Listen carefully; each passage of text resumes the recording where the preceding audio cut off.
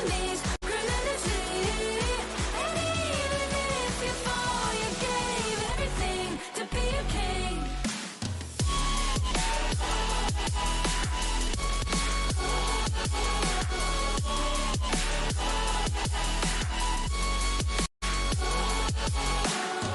Smallest lights become the brightest enemies criminality. And even if you fall, you gave it everything to be a king.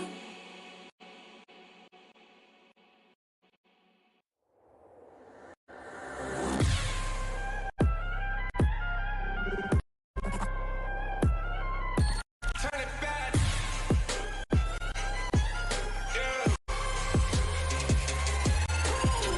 Gear out the weapon, getting ready, coming down. Pay attention to the challenge, tell me where you from. Gotta be tough, gotta be strong, gotta be savage like animal. Every time you tryna push me down. Look at me, I'll be lying down when I run, it'll make a sign, I will catch you. Watch out, it's better feel, got no mercy. Look at me, I'll be rising. Carry the season, you gotta time down, gonna win, one of the moment, but my bone is golden. I'm invincible, just let him know I can show you all the glory I own. To the drunk, go find a way to the daddy time waiting. Go, live from how can we go? It ain't a river, turn it back. Storm is coming, tide up your cold. It's my kingdom, fire going up. We the kings, it's our honor showtime. Honor kings. Guess it's gonna burn up. Honor kings. On a careless spree, I put ice on my enemies and go on silence. Wipe them out for only 10 seconds. We got honor. You wanna get me juice, kind of the one who made the rules. You have like the juice, only way I like to lose. I'm gonna shut down, but I got no cry. We burn it 5 as 1, crash in pieces, you can cheat. First blood, double trouble, then I take a pen, I kill. All you do is sweat and look at me still victory. Pace. I've triggered my soul On down. my pace. We the champions, spin it. I'm invincible. Just let him know I can show you all the glory I own. To the drunk, go find a way to the palace. I'm waiting. Go, live from how can we go? It ain't a river, turn it back. Storm is coming, tide up your cold. It's our kingdom, fire going up. We the kings, it's our honor showtime. Honor kings. Guess it's gonna burn up. Honor kings. On a careless spree, I turn to violence. All my enemies and go on silence. Wipe them out for only 6 seconds. We got honor.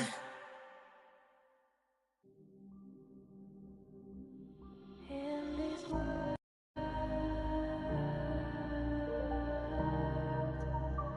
only ones in this world.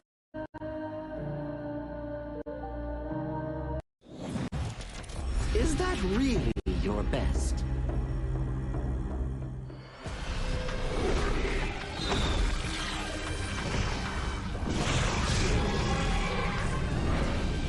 I reserve mercy for what's known as the masses.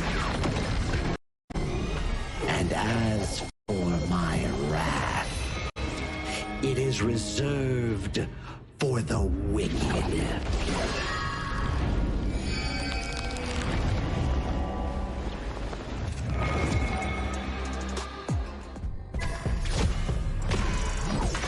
Only after enduring all 81 trials did I see how this world's hardships never end.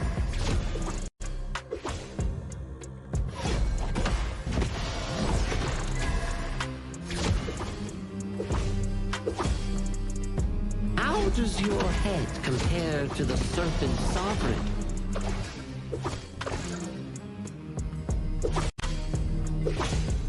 Yeah! Huh?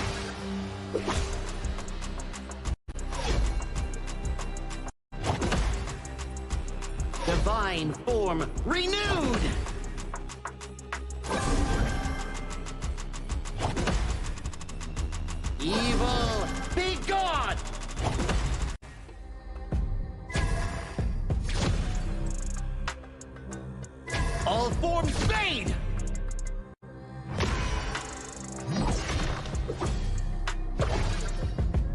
before the Lotus podium, all suffering ends.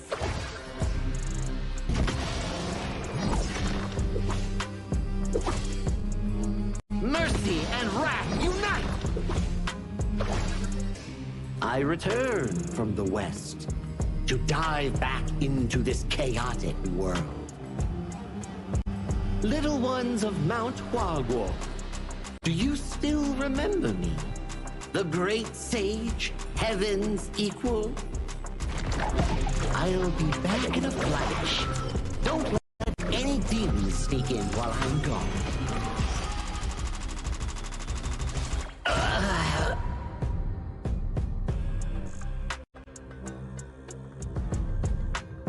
Time to leave the stone behind and see where fate takes me.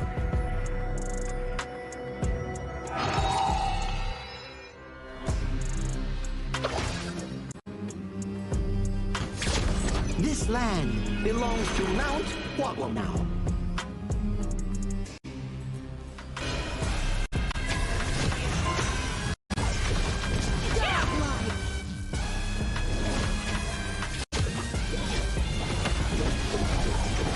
Legendary.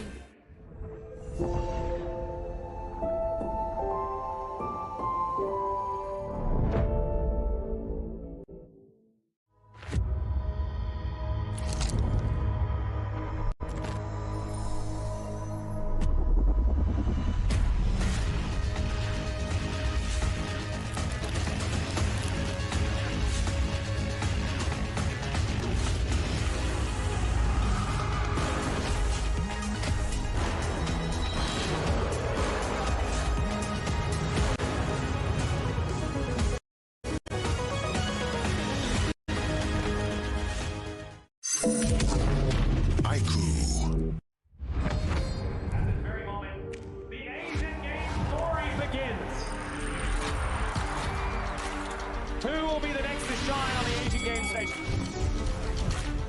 Contestants fight for the honor of their regions while we cheer them on from the stands. Double kill.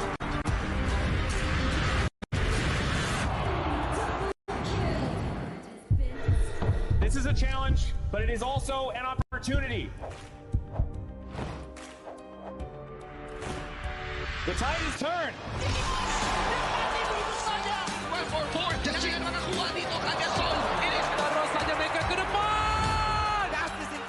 They're gonna use it, golden tide flows out constantly. And we pulled it off together. We share the same voice, the same radiance. This moment of brilliance belongs to all of us. Together, we shine.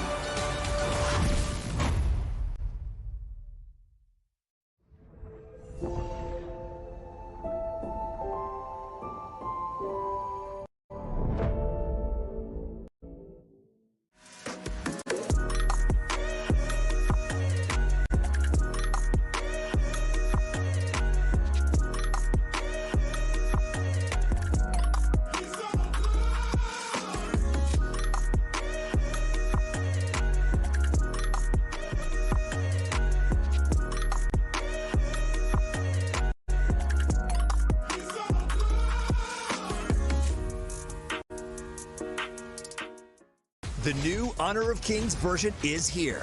Let's take a look at the two major areas of updates: hero control adjustments and battlefield balancing improvements. Basic attack targeting rules have been updated. If a player is crowd controlled for too long while using a basic attack, the attack command will now automatically be cancelled, preventing heroes from continuing to chase enemies after the crowd control ends. The movement wheel's dead zone has also been adjusted. After the improvements, there's no longer a dead zone in the center, helping prevent input interruption issues. After improving basic attack and skill targeting logic, even if base attack target priority is set to lowest absolute health, you still prioritize nearby epic monsters, and targeting will feel more intuitive. Next up is an overview of the battlefield balance updates. In the new version, The true damage value of the Crimson Golem buff has been adjusted, with the minimum value slightly reduced. The tower destruction slow effect has also been improved. When a tower is destroyed, nearby enemies will now be slowed. The teleportation portal cooldown has been reduced from 45 seconds to 30 seconds, allowing for more flexible tactical choices. A new lizard platform return mechanic has also been added. When a lizard leaves the platform's area, it will automatically climb back onto the platform. There are even more battlefield improvements waiting for you to experience in-game. See you in the Gorge.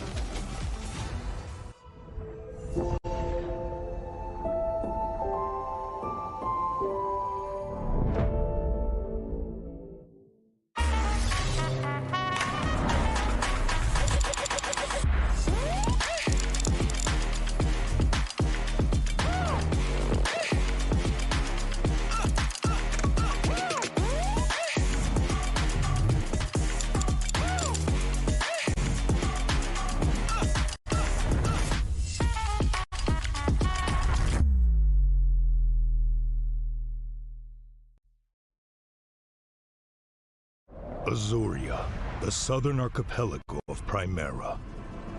Here, humans and great beasts live in symbiosis. How this came to be traces back to a never-ending catastrophe. 2,000 years ago, Azuria's mightiest great beast, Anita, merged with the power that fell from the Sky Dome. That power amplified Anita's strength, but shattered its sanity. Driven mad, Anita transformed into a massive vortex, the world devouring everything in its path. Where it passed, great beasts were torn apart and islands were destroyed. This was the disaster that would define Azuria's history, the Eternal Calamity. In its wake, Azuria stood on the brink of annihilation. This catastrophe became known as the Great Desolation. In despair, the humans and great beasts, once mortal enemies, became each other's only hope of survival. The great beast Devita and humanity's greatest champion, Devara, abandoned their conflict and chose to work together. The great beasts sheathed their fangs, and the humans let go of their hatred. All surviving life grasped at one final power, the churning. Deep beneath the sea lay Amrita, a force brimming with boundless vitality. Through the combined efforts of humans and great beasts, it was awakened, restraining the calamity at the center of Azuria and restoring life to the world. But the calamity was not destroyed, merely sealed within Azuria's center. It erupts from time to time, bringing countless disasters to the land. Devara collected his knowledge and power and passed them down through the generations, hoping that one day the calamity could be ended for good.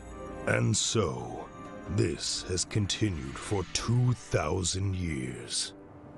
Chief Elder Devara! The calamity has erupted again! It seems trouble has returned. The secret to life is to just take every punch and keep going.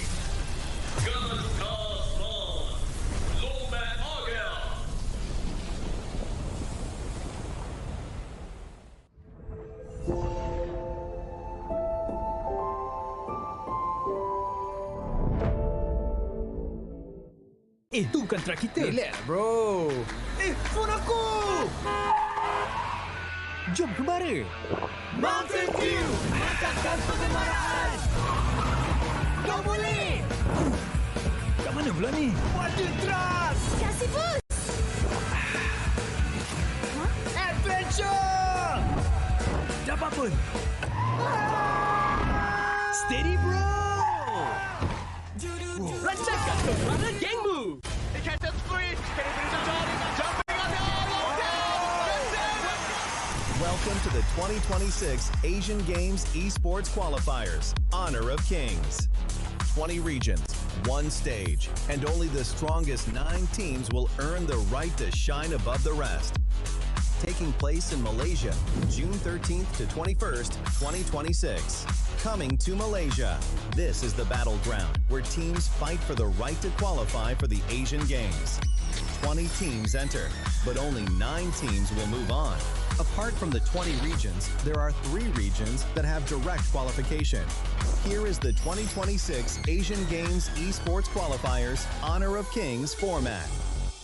First, the 20 teams will split into 4 groups of 5. In each group, every team faces every other team once in a single round robin, with every match played in a best-of-3 format. That means every match matters. Every game matters. Every single point matters. The point system is simple. Win the match, earn 1 point. Lose the match, earn none. At the end of the group stage, teams are ranked by the total points they've collected. And from there, the road begins to shine. The top 2 teams from each group qualify directly to the Asian Games main event. That gives us 8 teams advancing straight out of groups. But for those not through yet, the light isn't out. The teams that finish 3rd in each group still have 1 more shot. They move into the last chance stage. There, they battle through one final BO3 single elimination bracket until 2 teams remain. The 2 teams will then face off in a BO3 match to claim the 1 final qualification slot. So in total, 9 teams will make it through, 8 from the group stage and 1 through the last chance stage. That is the rule. Now it is time to see who can rise through it. From across the world, regions gather here in Malaysia. 20 teams, and only 9 will qualify. The path is set. The stakes are clear. Together, we shine. Stay tuned, and we'll see you at the stage.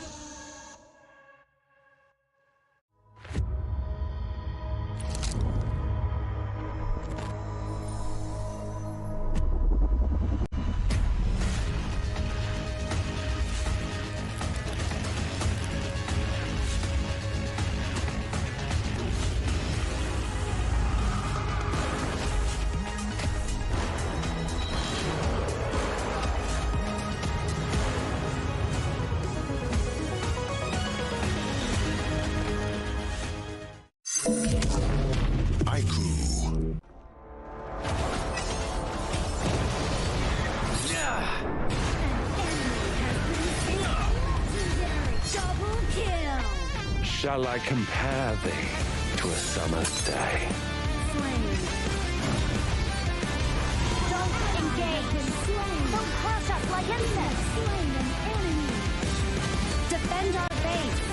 Our high ground tower under attack. Amazing! Unbelievable!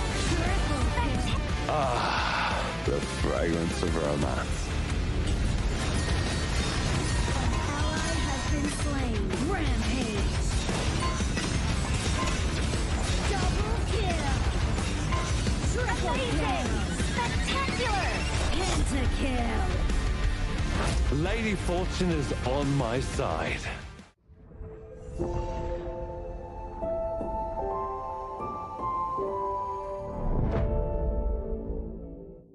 Itu bukan track kita. Relax, bro. Phone aku! Jom kembara.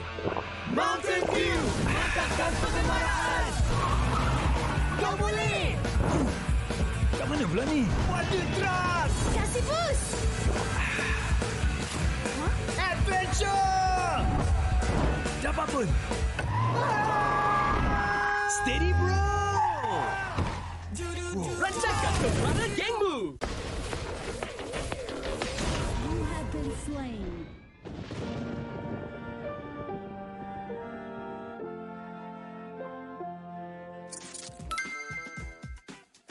With the new consignment market feature, both new and veteran players can earn consignment items just by staying active. Sell them to earn tokens and purchase the items you've always wanted. Players can head to Dragon's Hoard to get tradable appearances, chests, and more.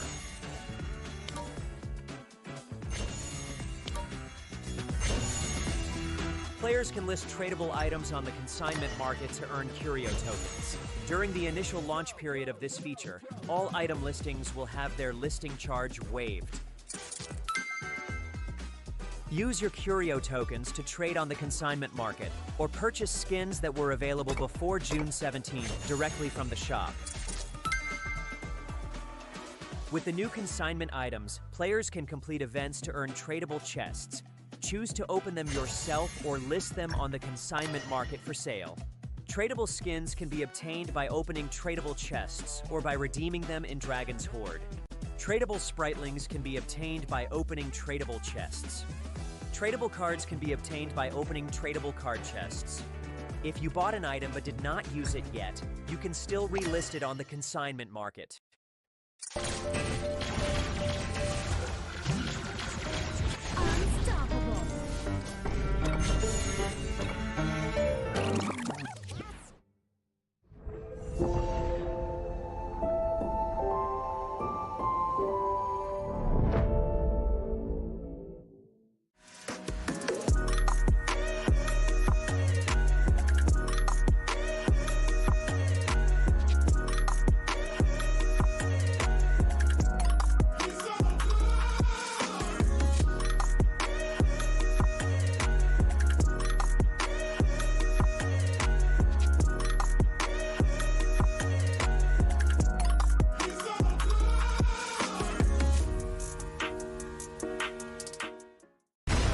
Ultimate not ready yet.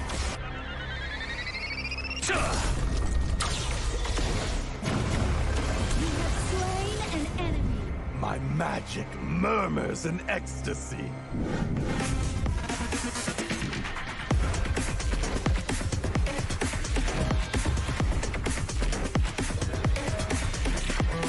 Legendary. There is no escape for you. Killing spree. Double kill. Triple kill. Spectacular kill. Don't worry. I'll be back for your life soon.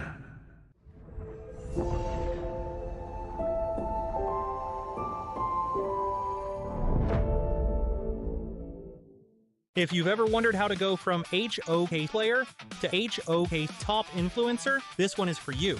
HoK welcomes all creators. First things first. When you start as a HoK player, your in-game highlight can become your content.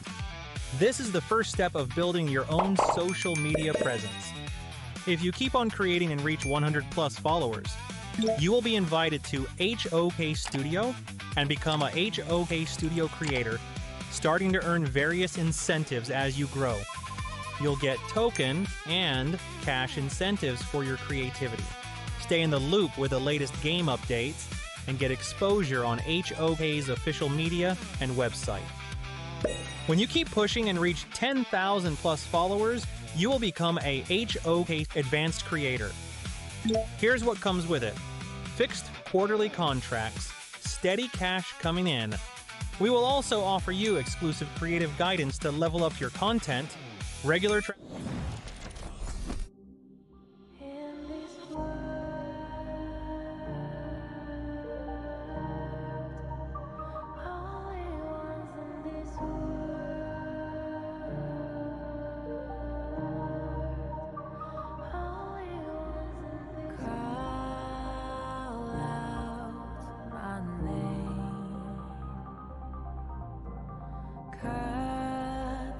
sound of the rain. No matter how I feed the flame, you know I feel the darkness and the pain. All of the ways we tried to break free from the night, you know we made it out, we found the light. I fly so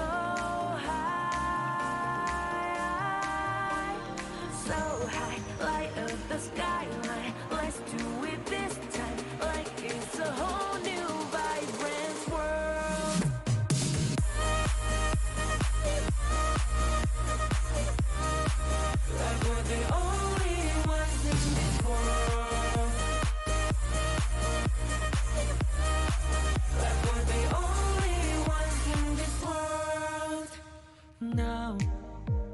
Now I see that I got everything I need.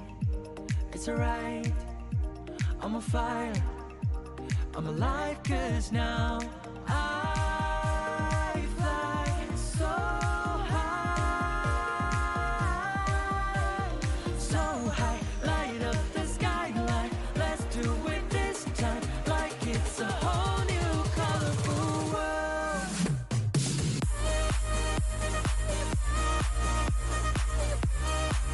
Like we're the only ones in this world. Like we're the only ones in this world.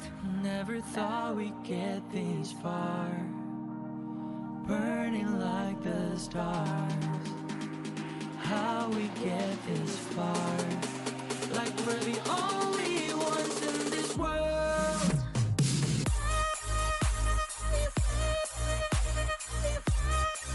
Like we're the only ones in this world. Like we're the only ones in this world.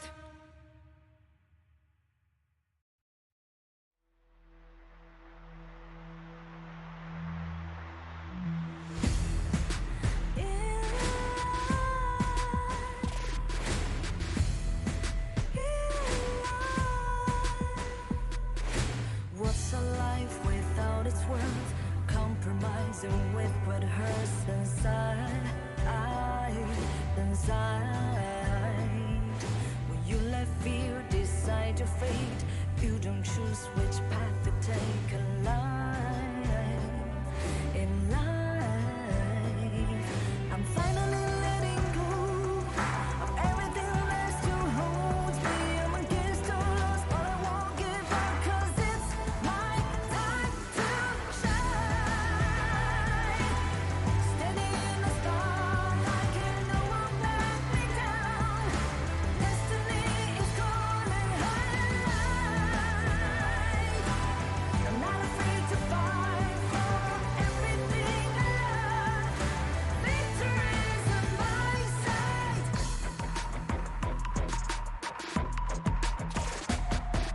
The more we lose, the more we gain. The more that nothing stays the same in time.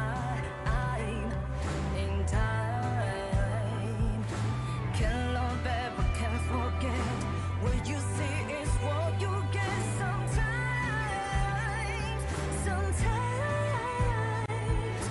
Gonna show the world tonight the light that shines inside us. We're against the odds, but we won't give up, 'cause it's our time to shine. Standing in the spotlight, can no one back us down. Destiny is calling high. We're not afraid to fight for everything we love. Victory's on our side. Takiki-takiki-takitao. Takiki-takiki-takitao. Takiki-takiki-takitao. Takiki-takiki-takitao.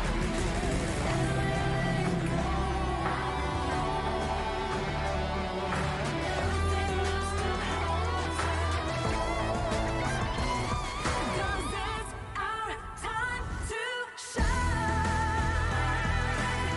Standing in the spotlight, can no one back us down. Destiny is calling high. We're not afraid to fight for everything we love. Victory's on our side. It's our time to shine.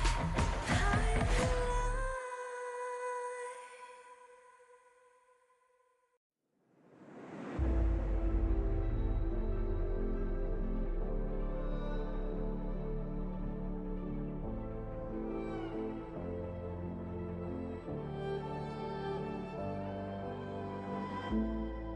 We're no strangers to the fallout. It's what got us here. Ever changing, some chameleon. Blood, sweat, and tears. We'll never make it if we fall to everything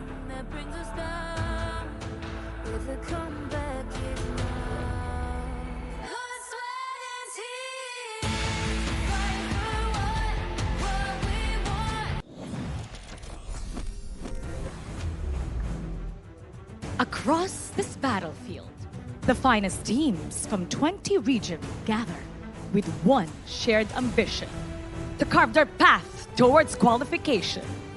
These competitors are prepared to leave everything on the stage in pursuit of honor and a chance to represent the region. And now, as the journey begins, we invite all of you to witness the start of unforgettable battles.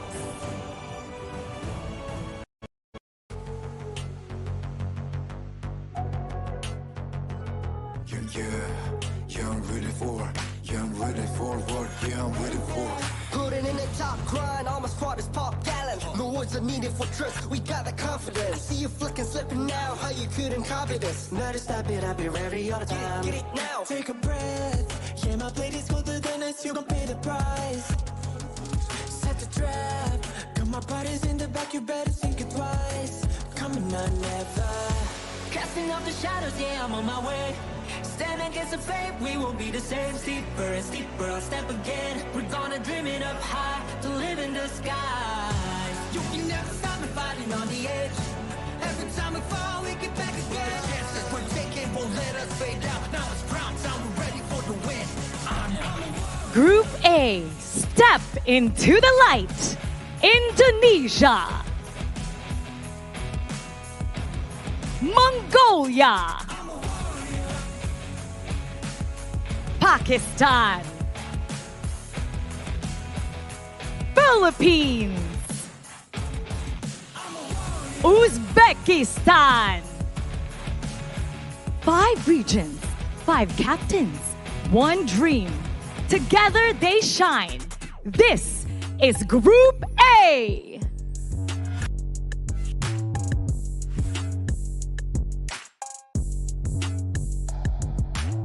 I gotta be calm, I gotta be strong. It's time to take down all these enemies. My willpower, infinite. We're surpassing the limits, we're running the game. We're the breakers, breaking all the ties and borders. Game changers, just sit back and see me conquer. We're stacking up, I'm on the killing spree. Now ain't nobody can stop us, we're chasing the glory and nada. Catching all the shadows, yeah, I'm on my way. Stand against the fate, we won't be the same. Steeper, step again. We're gonna dream it up high, to live in the sky. You can never stop me fighting on the edge. Every time we fall, we get back again. Chances we're taking won't let us fade out. Now it's prime time, we're ready for the win. Honor.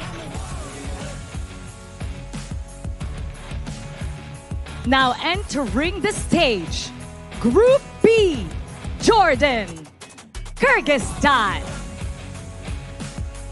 Myanmar, Nepal, United Arab Emirates. Focused, fearless, ready for the fight. Make some noise for Group B.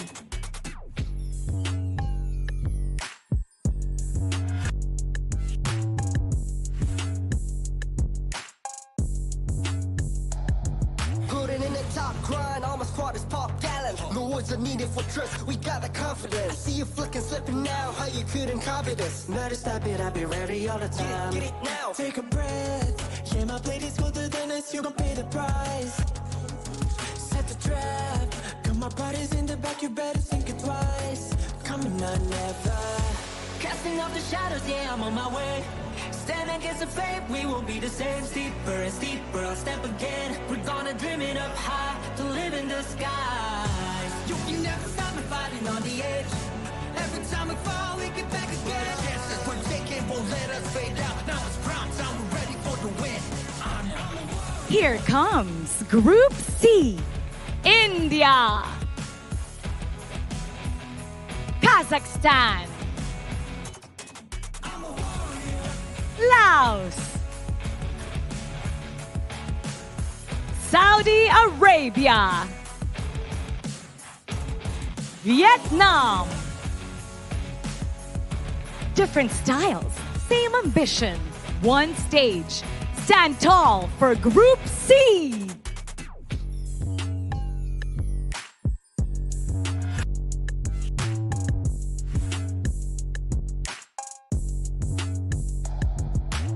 I gotta be calm, gotta be strong.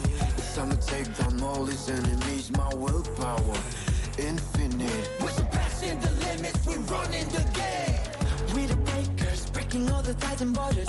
Game changers, just sit back and see me conquer. We're stacking up, I'm on the killing spree. No, ain't nobody can stop us, we're chasing the glory and nada. Casting out the shadows, yeah, I'm on my way. Stand against the fate, we won't be the same. Steeper, step again. We're gonna dream it up high, till live in the sky. You can never stop me fighting on the edge. Every time we fall, we get back again. Chances we're taking won't let us fade out. Now it's prime time, we're ready for the win. Honor. And now, Group D takes the stage. Hong Kong, China. Republic of Korea. Singapore. Sri Lanka. Syria. The final group, the final five, ready to shine. Give it up for Group D. Ladies and gentlemen, welcome to the 2026 Asian Games Esports Qualifiers for Honor of Kings. 20 teams, 9 qualification spots, and 1 road to the main event. Today, we compete together. Today, we rise together. And together we shine. I'm Mara Aquino, and let the 2026 Asian Games Esports Qualifiers for Honor of Kings begin. Casters, lead the gorge. Thank you so much, Mara. Today, together we shine indeed. The name is Sagi here, your desk host for today. Welcome to the day 1 of the 2026 Asian Games Esports Qualifiers for Honor of Kings. And it's not just me alone. I'm with some handsome, beautiful gentlemen right here, Sir Cloud and also Holler. How are you doing, dear buddy? I'm great. I'm excited, and I'm super happy to be here. I think that there's going to be some amazing games ahead of us. I am absolutely pumped up. It is day 1. It's going to set the tone for the entire tournament. Exactly right. Day 1 is always about what Sir Cloud mentioned, setting the tone, because in later that we will be bringing up the format, you want to be winning early to build that momentum, that confidence to get to the main event of this prestigious tournament. I think the craziest part about all of this is the fact that there's 20 teams and only 9 are going to move on. So there's going to be a lot of pressure even from day 1. Yeah, that's more of half of them will be eliminated. And it's going to be a best of 3 series. So we have a ton of games for us to enjoy. Exactly right. We are splitting it to Phase 1 and Phase 2, which we will be seeing later on in the tournament format graphic. But this is the Asian Games version here. We will have 85 heroes for this exact patch, but all this wouldn't be possible. This tournament is proudly sponsored by our official venue partner and hotel partner here, Marriott Petaling Jaya here. It's our 2026 Asian Game Esports Qualifiers Honor of Kings official venue sponsors, so we do say our thank you to our official venue sponsors. It's been nothing but great at the Marriott, right? The people here have been so very welcoming, as well as the rest of Malaysians that have been kind of, taking care of all of us, of course. Not you guys on the that's for sure. Yeah. I was about to take a bit of credit there, but okay, that's fine, that's fine. But food has been amazing here, gotta say so. Of course, it's Malaysia.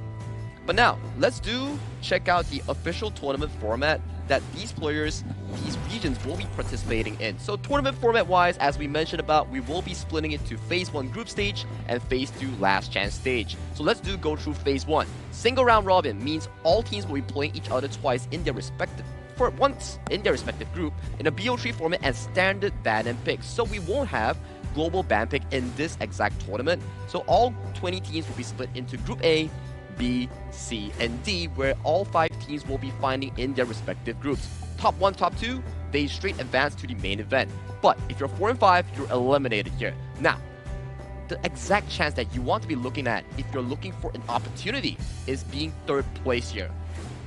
4 3rd place teams, they get 1 last shot in Phase 2. Same, single elimination, BO3, standard ban and pick. Out of these 4 teams, they get 1 single shot to advance to the main event.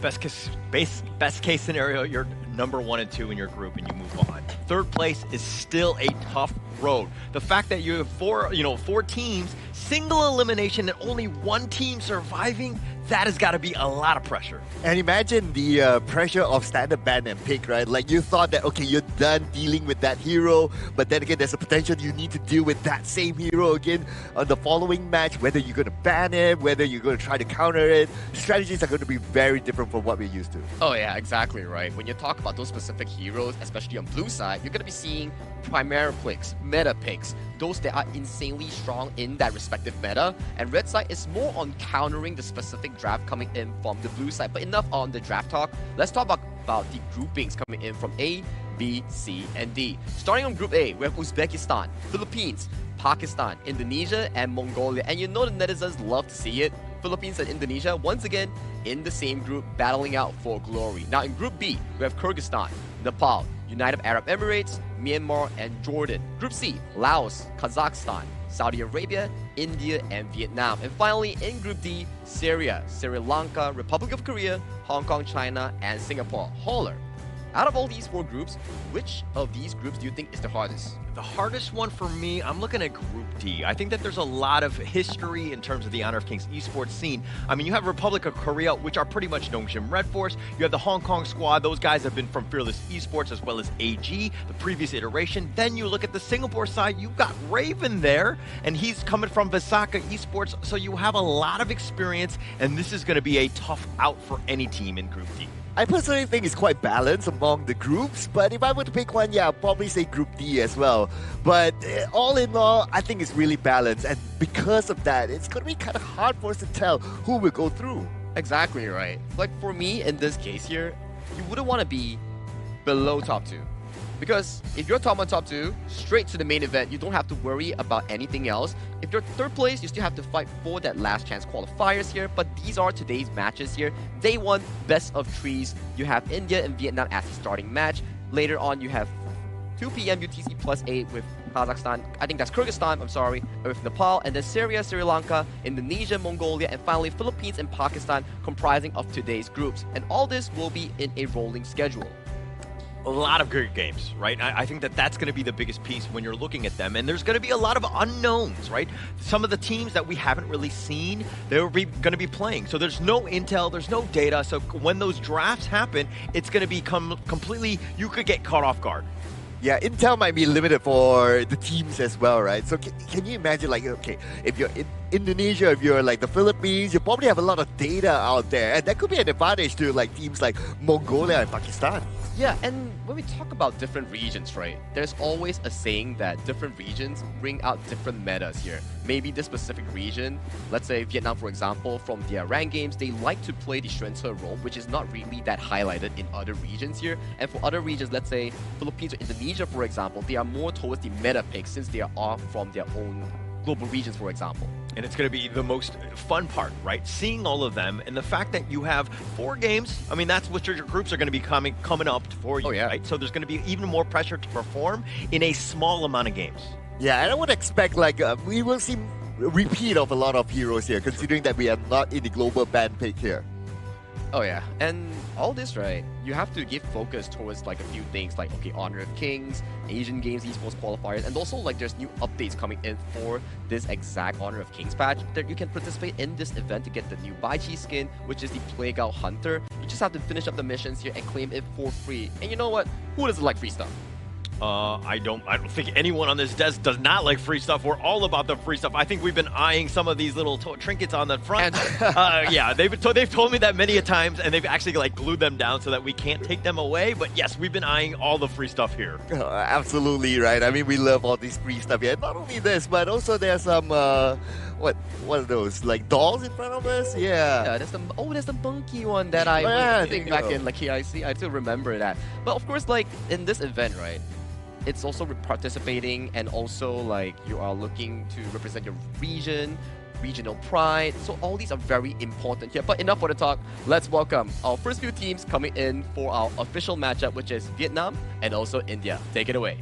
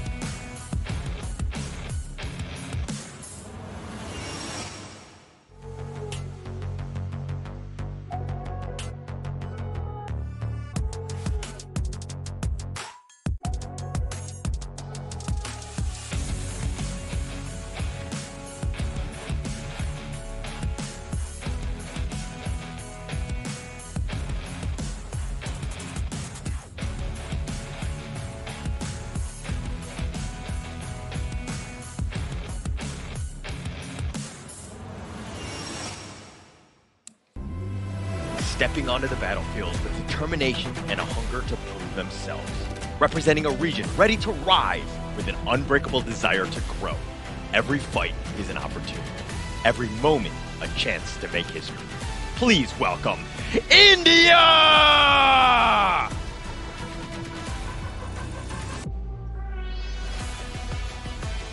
Their reputation precedes them, forged through years of competitive experience and the confidence of champions. A team many consider among the favorites of this competition. Make some noise for Vietnam!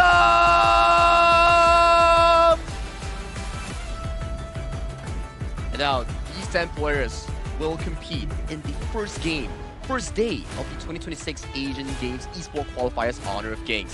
So, gentlemen, let the games begin.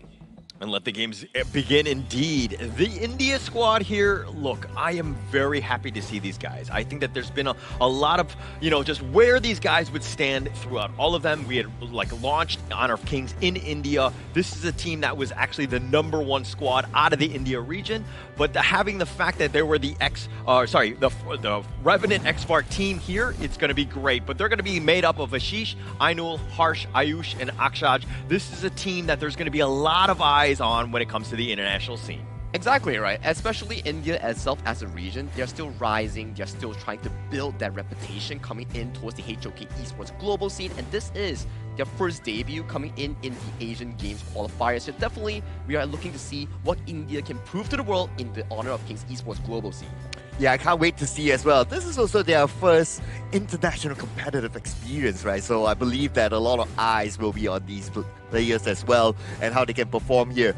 Not only at an international stage, but in an offline setting where you're right in front of your opponents. Exactly right. It actually builds up the momentum and the excitement here, not only for the players itself, but also the Indian fans supporting their regional team coming in towards this tournament. But across them is definitely Vietnam.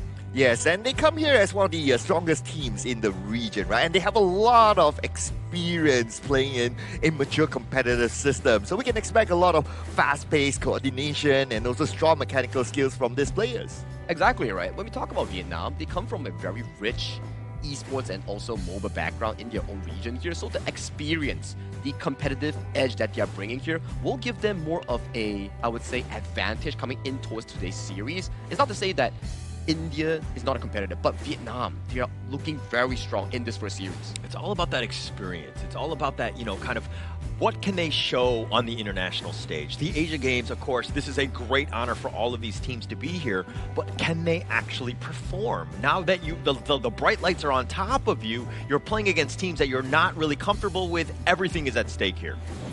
Well, these players here, they're definitely getting geared and warmed up right now for the first game of the series here. And you gotta be feeling a bit jitterish, right?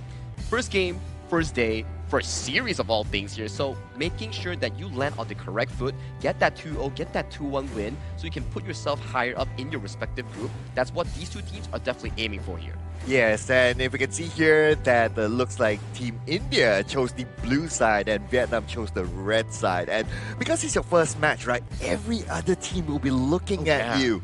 Yeah, everybody wants to see like, okay, what's going to be the meta of this tournament? How's the field going to be like in preparation for the upcoming matches? So it's going to be real interesting to see what happens. Yeah, and of course, with India picking first, they've got the blue side. This is going to really set that tone. You were talking about meta. Well, we're going to find out exactly where these teams want to go in terms of direction and of these drafts. Yeah, 85 heroes available for selection here coming in for both of these squads here, and then you may see some more important blue side heroes like the Dolia, potentially like the first pick Arlie here coming in for this respective meta here. We have to find out what is the meta shape-shifting going in for phase 1 and also phase 2, because maybe this certain meta works for you, maybe it doesn't work for someone else. It's your signature here, but we are still playing on standard ban pick here, so whatever they tried and have succeeded with, you can always repeat it until you find a victory. Personally, I kind of expect that the Dolia will be a top pick and ban here because of the combinations that can be done with the Dolia. You can combine with the Dune, you can combine with the Elaine, you can combine with a lot of other heroes as well. So you don't want to leave that ambiguity by allowing your opponent to pick Dolia. Yeah, you can't go wrong with the Dolia. I think that it just adds so much flexibility, plus the fact that you could pick it almost any single time. I mean, there's no global ban pick, right? So it's available whenever, the other team isn't banning it or picking it themselves. So you have that opportunity to do so. And you also have a lot of rich hero pools coming in for the roamer pool here. Zhangfei, Lapu Lapu, standard picks here so far coming in from the respective pro leagues here. Very strong and very consistent as a 1-2 pickoff here on either side. So it comes down to how they plan their first two bans coming in on the first phase. Are we looking to ban specific counters towards your own matchup, or are we looking to ban certain things that you do not want to face in the draft itself? Yeah, and if we're talking about the chess match, that is the Honor of Kings draft global ban system, where you need so many different heroes because they might be banned or picked ahead of time, so you don't really have too many choices, or you have to go quite deep in the hero pool. This is very streamlined, right? You have a best of 3, you don't have that opportunity. So if you basically have this amazing composition, I think that it'll really set you off. Well, time to find out this chess match here between these two coaches. We will be jumping into the first pick and bans between India and Vietnam of the first series of day 1. Starting the pick and bans, we do see Mai Shunui and Liang being locked away from Vietnam. And from Vietnam's side, they do choose to ban out the Dolia that Sir Carl mentioned and the Guan Yu. Yeah, I think this will be a consistent either ban or pick. Well, for the most part, it might be a ban because on the red side, you're going to pick second, right? So you don't want to allow your opponent to pick that one first. Now, off stream, we did talk about one of my other predicted top picks. It's going to be the Zhang Fei here, and it's going to be picked up by India, and I think this is going to be a strong frontliner. Exactly, right? It's one of your favorite picks as well, Sir Cloud. Oh, yeah. Definitely being locked in here for India here. You can start to see the heroes here. It does remind me of the previous few seasons, how the pick and ban actually favors here for both teams. You can see Arlie, Zhang Fei, and Musashi being locked in from India. Very straightforward. These engagers want to look for the backline here. But for Vietnam, you're drafting in the very smart way. Dharma to lock on towards the Arlie. Find those re-engages here. And the Yu Huan Di Renjie to counter out the laning phase against the Arlie. The best foot is being put forward by both of these squads. Both of these, the compositions thus far, really setting you up. You have a lot of sustain on the Vietnamese side. You also have, the Dharma with that truth to really kind of take over some of the team fights. The Di Renjie is going to be the old tried and true from the farm lane. You have a lot of good picks on that side. India, on the other hand, I mean, these are high-flying, team-fighting, just in-your-face, bursty type of composition. You have a lot of opportunities already. Yeah, and I see that Team India, they can play this in a very, very fast pace. Imagine after Zhang Fei hitting level 4 and you have the Unbridled Outburst, they're good to go. Yeah, they're definitely good to go here, but there is still a lot of different spell sets here coming in from Vietnam to actually build themselves afterwards safety. The Legal Immunity coming in from the Untitled Spell 2, or the Unending Sorrow coming in from the U1 Ultimate. All these provide them a good leeway here. And Vietnam locking in that Ata here, potentially going into the jungle here for the side of Bao Huang. And you can start to see this specific composition looking really solid.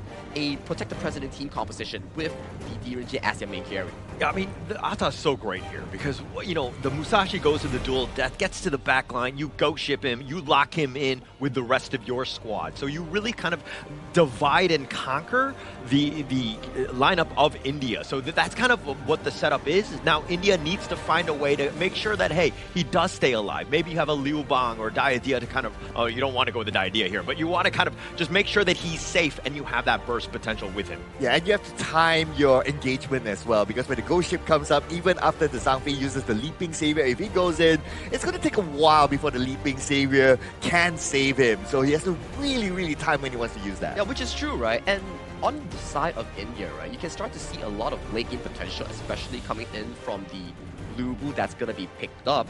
And we know for a fact, in Honor of Kings, true damage pierces through any form of shield. Shields, defensive stats, it goes through. So if this Lubu gets to scale in towards late game, he's going to be a crazy late game monster that will potentially over-triumph Vietnam's composition here. Because so far, as we do look over to Vietnam's composition, there doesn't seem to be much of a late game factor here for their team composition. Yeah, I think the final pick here by Vietnam is going to be a good counter engage, right? So imagine India goes all in, and then Vietnam, they have all the tools to really counter engage. They're ready for it. I kind of feel that Vietnam and their draft here is almost like a counter pick. Exactly, right? And we look at the entire draft, right? Yes, in a sense where we look at the early to mid game, it's pretty much of a counter here. Arlie doesn't get the best DPS room to actually deal all the damage here. But if you look into a late game statistic here, Ashish on that Lubu, if he gets this goal towards that late game, he's practically unstoppable with that true damage here. Just really good drafting, I think, overall. I think that going in with this, again, you want to put your best foot forward. I think both of these two teams have kind of acquired that. But if we're going into this matchup, Sagi, who do you give the edge to here?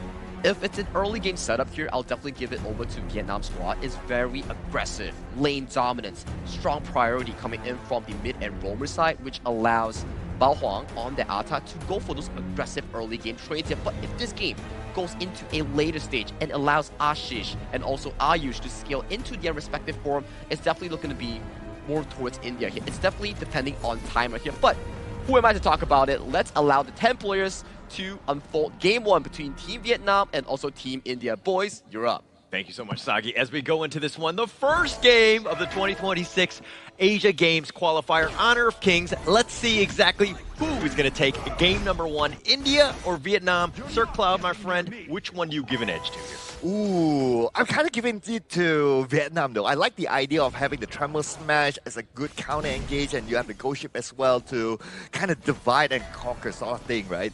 And if I were to look at like the spells, like Akshaj, he brings the heal spell. So the idea of India here is they want to sustain a team fight as long as possible. Yeah, and they need to. I think that for me, on the India side, a lot of eyes on Ashish, on this Lubu. How much is of an impact is he going to have with that Tremble Mortals? Is he able to find the perfect spot to really kind of ensure that they win the team fights? Because many a times that all gets landed or it gets used, and then they literally just walk on out of it. But looking at the start of this game, right, it kind of looks like both sides kind of be kind of respectful of each other. I guess there's them kind of feeling like the game, like what kind of pace are you going to play with and all that. But I would expect a lot more engagement to happen the moment India gets the Zhangfei to level 4. Yeah, I think it's going to be interesting to see which of these two teams wants to go a little bit aggressive to kind of set things up. I mean, if you're talking about like a heavyweight fight, the first time the fighters walk in, they kind of just like feel each other out, right? They have a little bit of a range to see exactly where they're actually going. Nobody's going all out right away. Oh, but it looks like Vietnam is going all out though. They're trying to do this jungle invasion, and that will force India to come towards the middle, opening up more space at the side lanes for them to farm. It's one thing to be aggressive, and it's also you're forcing some sort of rotation, right? This is the biggest piece where you're forcing them to play your game. Vietnam just kind of testing the waters, seeing what's out there, trying to potentially steal a board or two. Yeah, we can see them kind of teasing it at the slight bottom area of the middle. But now they're making that rotation towards the top, so they're going to try to win that lane for their team. And so far, so good by Vietnam. I mean, that's shown by the amount of gold that they have now. I mean, they've been completely dominating the the early game. I mean, it's 2 minutes in, they've got a 1K net worth lead. They're getting so much value, and they're kind of, gold sharing. You can kind of see that on the top side right there, ensuring that they get as much farm spread throughout the team as much as possible. Yeah, that's a really good strategy here deployed by them. And because of them moving together, not only to get the advantage of the gold sharing, but they also force Team India to play with their pace. Yeah, and look at this. They're being aggressive. They want to take this Azure Golem. It's going to be super annoying. The first ram is going to be on point. The Tremor Smash on top of that. And now Ayush is on the run. The Azure Golem has already been taken out. Hayduk is getting a little bit low. He needs to run away. Ayush does get to safety. And through that all, the Tremble Mortals is going to be topped on top of it. But Namfung will literally just walk away. Yeah, I noticed the duel to the death towards Limban as well. And impact is kind of minimal from there. So it's more of Team India just shooing Team Vietnam away because they need the space to farm. Yeah, and they need to kind of, again, you need to figure out a way to weather the storm. Vietnam is coming out firing. They're doing a great job of just putting the impact on. India, on the other hand, on the back foot. They need to find ways to get back into this. Right, this is going to be the big one, right? The 4th minute mark here. I'm very sure both teams will be eyeing the first objective. And it's going to be up in about 10 more seconds. Vietnam, they don't look like they're prepared yet, but I guess they're going to focus on to getting as much goal as possible before that starts. Akshaj waiting in the bushes. I mean, he's got his ult ready to go if he wants to use this one, but the Tyrant is going to be started by the Vietnamese squad, and it looks like they're already going on this one. They have so much control, and look at this on the backside. The Tremor Smash is zoning him away, and that's a free Tyrant. Oh, that's a really good Tremor Smash there, just to buy a little bit more time. And you can creatively use it, right? Like, you don't really need to use it in a team fight. You can use it to zone, secure objectives, and that's what you want at the early stages of the game. Great start for them. I mean, the lead is just going to grow. It's going to compound. They've already got a 2K lead. This is looking rough for India, and now they need to find a way to get back in. Maybe you take an Overlord, but right now, Azure Golem under threat. Ooh, and Lingbang is ready with the Venomous Staff, so they are ready to engage further. Speaking about an engagement. All the Umbrella Outburst, the pushback, and it looks like Vietnam is going to take that one away. The Unending Sorrow is going to be used. He's going to get on back to safety, but it looks like Ayu's just way too low, trying to make the play. Not enough as he gets bursted down as well. Oh, and India, they tried to do that fight and conquer sort of thing, but it didn't really work out for them because Vietnam made the first engagement. Their engagement was really, really fast. And that's actually helped by, ooh, had that thought for a second. That's a good counter down there. But then again, what really helped Team Vietnam in that fight early on was the Venomous Staff. Yeah, and this is why India picked the early first for them. Aino understands how to play this hero, uses it to the maximum, gets that value. They get themselves on the board as well. Yeah, so good start by actually both teams, you kind of think about it. But right now, Team Vietnam, they're pulling away in terms of goal. They are about 2.5k ahead. They're doing such a great job. They're getting so much value, and they're basically dictating the pace, right? They have a little bit of an advantage, and look at how Lingban is pushing all of them away. He says, hey, you want to come at me? I mean, bring everyone. Oh, but look at this rotation. Like what you say, bring everyone. They're bringing everyone to the bottom. They're going to go. The Tremor Smash. It's going to go under the tower. They don't really care. The Tremble Mortar's off to the side. They've already gotten Akshot. Hayduk is looking to just run away. He's a little bit low, but they've gotten what they wanted, which is that kill. Oh, that was a beautiful one, though. But nevertheless, Team Vietnam, they disengaged just at the right timing. They're looking to take down the tower, but the minions are not there. Yeah, Team India, I mean, they've got the numbers, right? They've cleared the wave. That's the biggest piece. But now the Crimson Golem under siege. Bao Heng is looking to go for that steal and looks like they've got the smite. And Bao Heng does take that away. Ling Van is going to be up front with that. Unending Sorrow gets the pickup on the Ayush, finding him out as well. And now they need to be a little bit careful because here come the reinforcements. They're on the run. India, no way to catch. But it's going to be hard for them to take down the Lampo, though. They kind of put a little bit too much focus on the Lampo, but got to give credit to Nampong as well. Like, he puts himself in front as the target man, absorbing as much damage as possible, and that's how he opened up the opportunity for his other teammates to deal the damage back. Yeah, he's just been so annoying. He's so difficult to deal with. I mean, Namfong understanding the limits of this hero and ensuring that everybody else stays alive, plus they have the control when you decide to maybe team fight into them. Alright, and I noticed the Venomous Staff is ready as well by Harsh, so that's going to be an important purchase by him. But are they ready to engage in another team fight? Kind of. It's just that it's better if they can find a pickup instead of an entire 5v5 team fight, just because of the Lampo counter with the Tremor Smash. Yeah, and Vietnam, they're ready to fight. They have such a huge net worth lead. They've taken the top T1 as well. They have everything going their way, and it's so difficult to fight them when you're behind in terms of the gold, as Team India is here. Oh, wow. Team Vietnam, they took away another objective just like that, and Team India, they can't get close just because of Lampong playing the right position in front.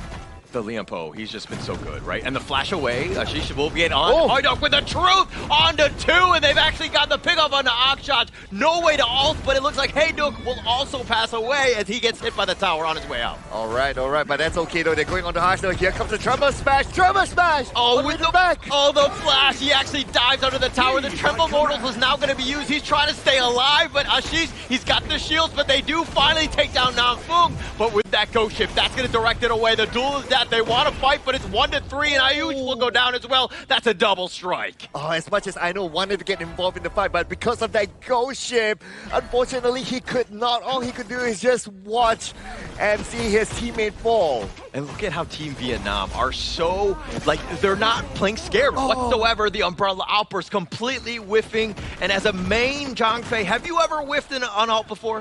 Be honest. Not that often. But I understand the pressure, right? Like, you're playing in a high-stakes tournament as compared to, like, me playing this rank. But look at this replay, right? I really love the ghost ship. Just give it a moment. We're going to see the ghost ship. And the moment the ghost ship came up, you can see that Aino can't do anything. Yeah, it can't at all. I mean, it's when you're down a member, you're trying to continue to fight, and it's not paying off for India because they're so far behind. Another tyrant going the way of Vietnam. They're just exerting their will on this team. They've done everything well. I mean, they've got a 5K net worth lead, huge at this stage of the game. Oh, it's not only the net worth, my man. They have control of the map as well. They're ready to engage anytime soon because the Lambo is ready with the Tremor Smash. It looks like he's going to go with a burst ram. The Tremor Smash not actually going to connect on that one. That was like the first time he didn't hit at least one or two members there. Okay. You gotta look at the bright side, right? He's probably thinking about just zoning. Yeah. At the end of the day, it's an objective gameplay, right? It's not about getting the takedowns, but you can get the objective, get the towers, you're good. Yeah, and it's all about objectives. That's the biggest piece, right? India, Akshal. He's going to get jumped on right here. He gets pulled back.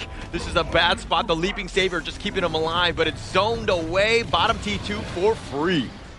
And again, it's all about the zoning game here for Team Vietnam, if you think about it. Now they have about a 6K goal lead. They are way ahead.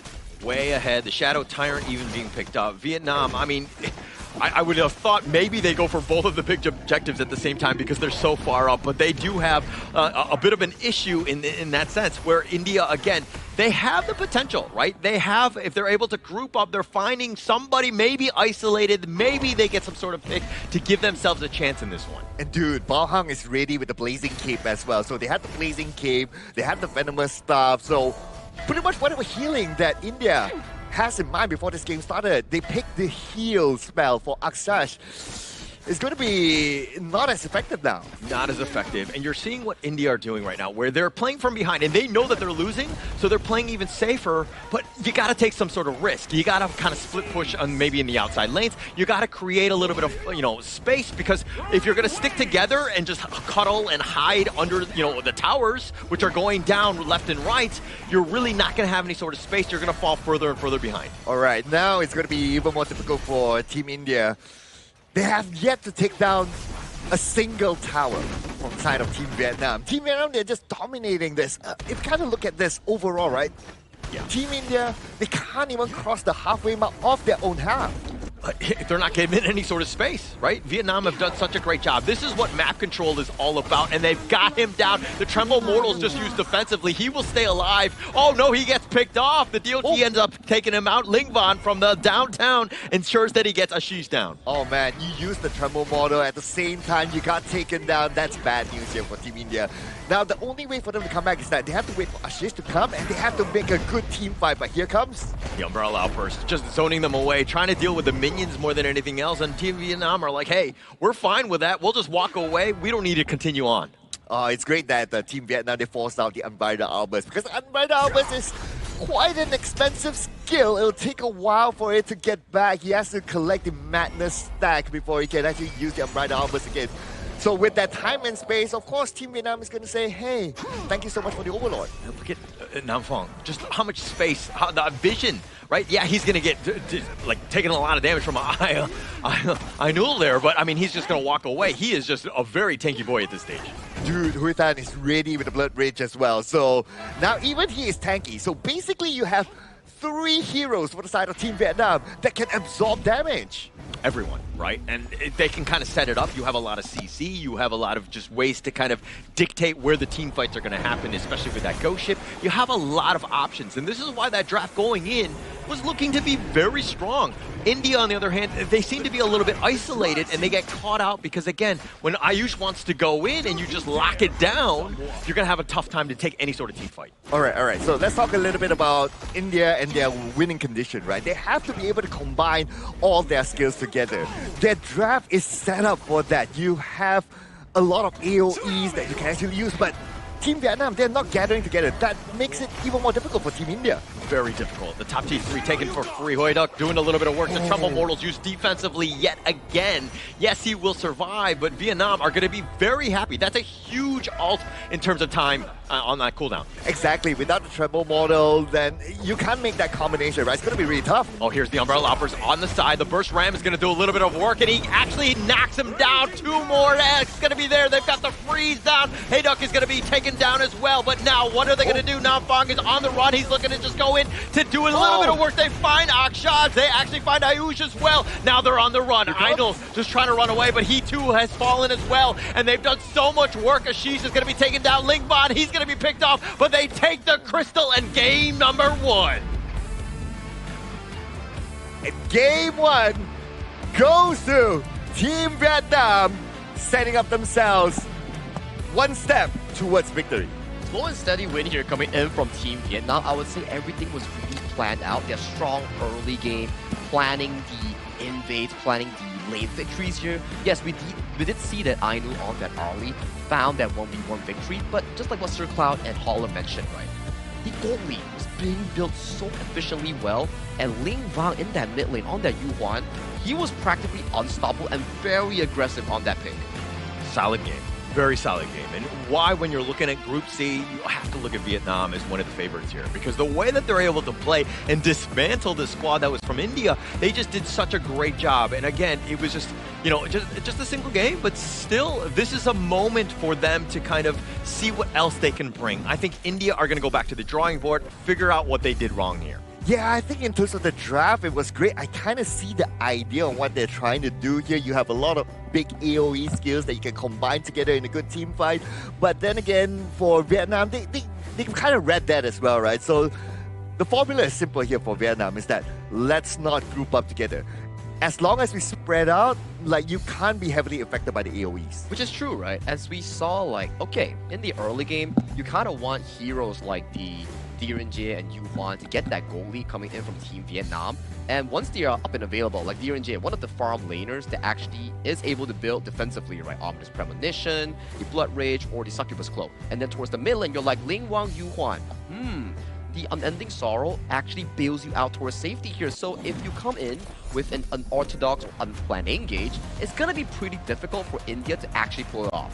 Just a great game by Vietnam. I mean, if you're looking at the KDA's side, like, you know, Hayduk, he died twice, but he's trying to set up the plays. He's trying to initiate, so that's where he's going to be for that. But, I mean, the rest of the guys just understanding the assignments and ensuring that, you know, everything was in control. Those team fights that they started and kind of forced out, you know, the Tremble Mortals from Ashish many a times. This is really well played by Vietnam here. Yeah. Now that we get to look at the items, right, I would say that in terms of offensive items, Team India, they're still kind of okay, especially with Idol able to farm. But in terms of defensive items, it's a little bit lacking. Yeah, we did see some pretty good fights, especially at the later stages of Team India and their high ground. Some good freezes coming in from Harsh to find those key targets here, but Team Vietnam, from start to finish, they were really consistent here, especially Ling Vang and also Hui Tan. These two players on those two core carries were well protected by the three main tanks coming in from the Roam, Clash, and Jungle from Team Vietnam, giving them more space to actually perform in those big team fights. This is a wake-up call, right? I think that that's the biggest thing. If you're looking at India, be like, okay, how would we do? How would we react? Well, you got hit in the face. Game one, right? It wasn't great for you. I mean, Ling Van, like, with 113,000 damage, just really set things up for this game here. And he's been taking most of the gold with a 100% team fight rate as well. If anyone is MVP, I'm personally giving my vote to Ling Van on the Yuan. Yeah, Ling Van, and yeah, look at his goal, look at his team fight rate. He's basically involved in every fight. It was something that I thought that, okay, Namboon would be the one, because I always see him like kind of engaged. He's always the one in front, trying to open up the space, open up the map. But then again, well, Lim Van is always there. You're saying that because you're a fellow Roam player. I mean, you can only see Nam Fong, right? You don't even see Ling Van. Like, are there any other players on your team in terms of the? All right, let me justify in Sir Cloud's perspective here, because most of the fights were initiated by Namfong on their Lian Po. He had so many moments to set up greatness for Hui Tan and Ling Van to comfortably do that DPS in the backline here, so it's definitely understandable. But let's do check out back on like Team India's composition here. We did mention, if they did manage to find that late game marker on Ashish and Ainul, then they can definitely have a better game going into the potentially 12 to 16 minute mark in trying to dominate those team fights. I'm going to judge this a little bit more on the draft, right? When you saw that the Yuhan and the Dharma were picked, and you're kind of like, oh, why would I pick the Musashi? Because that's the type where you want to jump onto the backliners, and then if there's anybody squishy, great. But they didn't really have any of those, right? And so kind of Vietnam, they pivoted, and you exactly see how they reap those rewards by this gold grab that went completely in their favor because it started from the draft. Yeah, that's a good point though. I think the Musashi didn't really have a good time here. Every time he tried to jump onto the Yuhuan, and then, well, we all know that Yuhuan can easily escape, right? And even it's probably going to be the same case if he tries to target the D-Ranger as well. Strategically speaking, Musashi did have a pretty good presence in the early to mid game, but when it comes to the execution-wise, you want the Unbridled Outburst, Tremble Mortals, and the Musashi Ultimate to all land in one go and then get that big team fight moment. But it's coming down to the Yuhuan pick on lane 1, right? He gets to reset, dodge the Dew to the death, dodge the Unbridled Outburst, which allows him to actually play the team fight slowly, which goes much more in favor compared to Team India. Yeah, and we're going to see the highlights here. If you're a fan of Team India, I suggest you close your eyes or go get a drink right now because they're not going to be favorable for you. Vietnam fans, of course, you're going to love exactly what happened, how they were able to dominate the team fights, ensure that every single player that got, maybe a little out of position actually paid with their lives, usually. And there were a couple of whiffs here with the Unbridled Outburst as well. So I suppose that if they were to go for the Zhang Fei pick again, they have to really time how they want to combine everything together. I think if you're on the Team India side, coming into Game 2 of this BO3, since you're not affected by the global ban pick, sure, revisit the Zhang Fei, revisit the Princess Frost. We did see some pretty good plays coming in from Game 1. The main idea in this series, if you're on Team India, is to try to facilitate an early game, a good laning phase, so that you can match toe-to-toe when you go for that 4th minute fight, the 10th minute fight on those tyrants. Yeah, and I think that moving forward, right? I think that I know you're going to be happy on the early. Maybe you stick with that. Harsh did a great job on the Princess Frost as well. The Zhang Fei always open, always good. So it's kind of, for me, it's the other two, Ayush and Ashish, in terms of the Lubu and the Musashi. I think that they needed a little bit more well-roundedness, some way for them to have some sort of balance to deal with this onslaught that was Team Vietnam in your face. Yeah, one other thing as well is that the Tremor model always gets baited. He's forced to use it defensively, and after he used that, then Team Vietnam will be like, okay, you don't have that anymore, so we can take advantage of it. And that's a 40% damage contribution coming in from Vietnam's very own Ling Van.N on that Yuhuan in that mid lane here. 418 on that KDA, 14.2% damage taken, and a total goal of 23.1%. Definitely the hyper carry of this game one for Team Vietnam. Just such a great job. I mean, that 40% damage, it really just softened them up. And I mean, they had to constantly just run away. They could never fight because they would always just be kind of, softened up before they could take any sort of team fight. They never had that perfect wombo combo that India was looking to do when they drafted this lineup. Yeah, no doubt. I mean, the Yuhuan, based on stats, based on performance in the game as well, is definitely the MVP here. But at the end of the day, I kind of felt that it is a team effort, right? Like how they coordinated each other, who takes the front, who kind of opens up the map, and just don't gather with each other because they know, they read the draft here from Team India that they want to try to catch them all together clumped up, and Team Vietnam did not give them a chance for that. Which is evident, right? Instead of just focusing on your draft itself, you have to also plan for those team fights here. It's a very common saying, carries don't stand together. If you stand together, you are bounded as one target to be jumped on by the multitude levels of engagers. So for this game one, especially for Vietnam's mid and also their farm lane, they did extremely well under the protection of the other 3 tanks here. So for Team India, what can they strategically do to come back from game 2? So my idea is settle the laning phase first.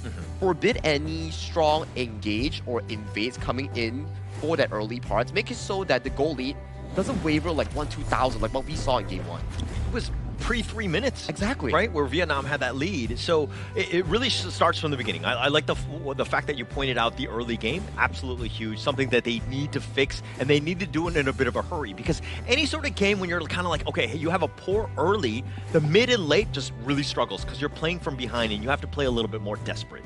Yeah, and it looks like Team India is going to be still on the blue side, and Team Vietnam will still be on the red side. So Team India, they have the first pick, they have the opportunity to set the tone. And just riding on Sagi's point, right? Perhaps Team India can consider to pick those kind of heroes that can have early jungle invasion. Early jungle invasions, as we see towards the available heroes here, potentially look towards the Dun, for example, Hansen, or even the Ata that we saw just now coming in from Team Vietnam. All those are strong jungle choices that they can go forward to. But for Team India, if you are on the blue side here, it's back to the question here. Are you trying to go for a utility roamer style? Or are you going for the standard Zhang Fei Lapu, for example? We saw it in game 1, right? The biggest piece was when Team Vietnam were like being aggressive. They were threatening. right? And India would have to respond in kind. Instead, maybe if your boars are being taken, maybe you look to take their boars. Like you kind of, you kind of wushu your way out of this and find other opportunities, because there are definitely gaps from where the enemy is moving around them. I thought you were going to say that you got to jujitsu your way there. Yeah, I was going to go there. I wasn't sure if everybody would understand that, but yeah, Yeah, but I kind of agree as well, right? Like if you kept playing defensively and you allow your opponent to dictate the pace of the game, then over time it will kind of eat into you. Yeah, I mean, it's about pressure, right? It's the opening game, it's the first series of the day. Team India wants to put their stamp in Group C along with Vietnam. So for now, it seems to be much more in favor of Team Vietnam as we observe in Game 1. It's bound to how Team India restructure themselves and calm their nerves in trying to combat in that Game 2 to equalize out the series. If you're Team India, I don't think you need to worry too much. Yes, that Game 1 was, a loss. It wasn't the worst. There are definitely mistakes that you're making to give yourself a chance. It wasn't a complete blowout, right? So this is something that you can build on. You have that foundation. I just think that they need to kind of shore things up. I mean, you're going up against the powerhouse that is Vietnam in Group C. Not going to be the greatest of times, especially when you're, riding high and trying to be positive about what you're doing. But understand that this is not the end. You have many other games ahead of you. You got to learn your lessons and you got to move on from them. Yeah, Team India, they have the idea, right? Like, we could see their draft. It's not just like some random picks here and there. They kind of envision themselves like, okay, this is how we're going to execute stuff. But learning from Game 1, perhaps the pace of the game, especially brought by Vietnam. We know that they're a very aggressive team, right? The pace of the game might be a little bit too fast for them to handle, so they either need to take the fight across them or they must find a way to try to slow down the pace of Vietnam. Which is true, right? As we observe from the Vietnamese region in their esports scene, they really favor aggression as their primary playstyle and aggressive team fights, 5v5s, in trying to get those early leads. So for India, try to equalize those fights, find those better moments in the early game so you can slow down the aggression coming in from Team Vietnam, and then try to face them head on in those 4-minute marks, 10-minute marks with the outgoing 5v5s. Do you change things up where, as India, that Game 1 wasn't great, but are you like, hey, let's draft something very early game centric, let's take the fight to them, let's change things up and let them react to us? I would say that if I was on Team India's side, I would prioritize heroes like the Lapu Lapu and Zhang on my first pick, and then try to reap in towards something like Chana or Direnjie that gives you more of an aggressive laning phase and a comfortable mid to late game that you can play around with. Because early in this specific patch itself, we're referencing towards Season 13, there's still a lot of different counters in this specific Asian Games patch that allows this early to be not as efficient as the first pick. I'm kind of thinking the other way, right? Like, what if you set up a draft for yourself that is like, okay, I can do split pushes.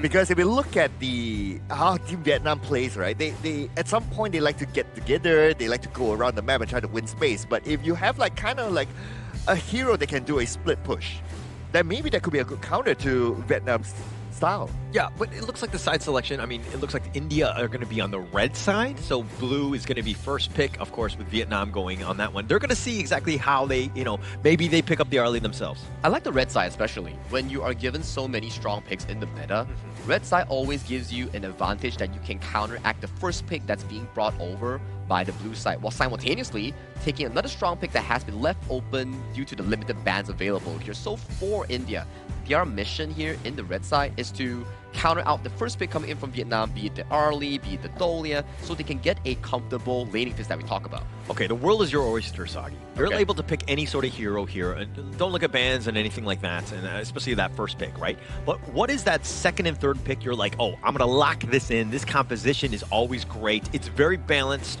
You're not going to be penalized because there's no global ban. Like, what sort of heroes are you looking for to kind of, have that tried and true, especially when you're picking second here?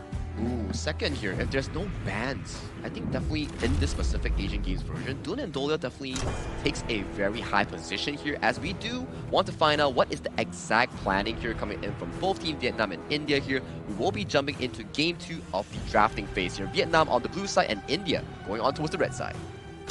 I'm kind of holding on right now because I want to see what's going to be the ban. Okay, it's going to be Dolia. It's gone. Okay, it's gone. Dolia is going to be banned the entire tournament. Here, mark my words, guys. If there is a game that the Dolia is being let go, I'm buying her own coffee. And for me as well, I think the coffee won't be available because I do agree as well that it won't be available. But I do like the Yuhuan pick. It kind of reminds us of 2025 where Yuhuan was always first pick because it can always swap between mid, roam, or even the jungle per se.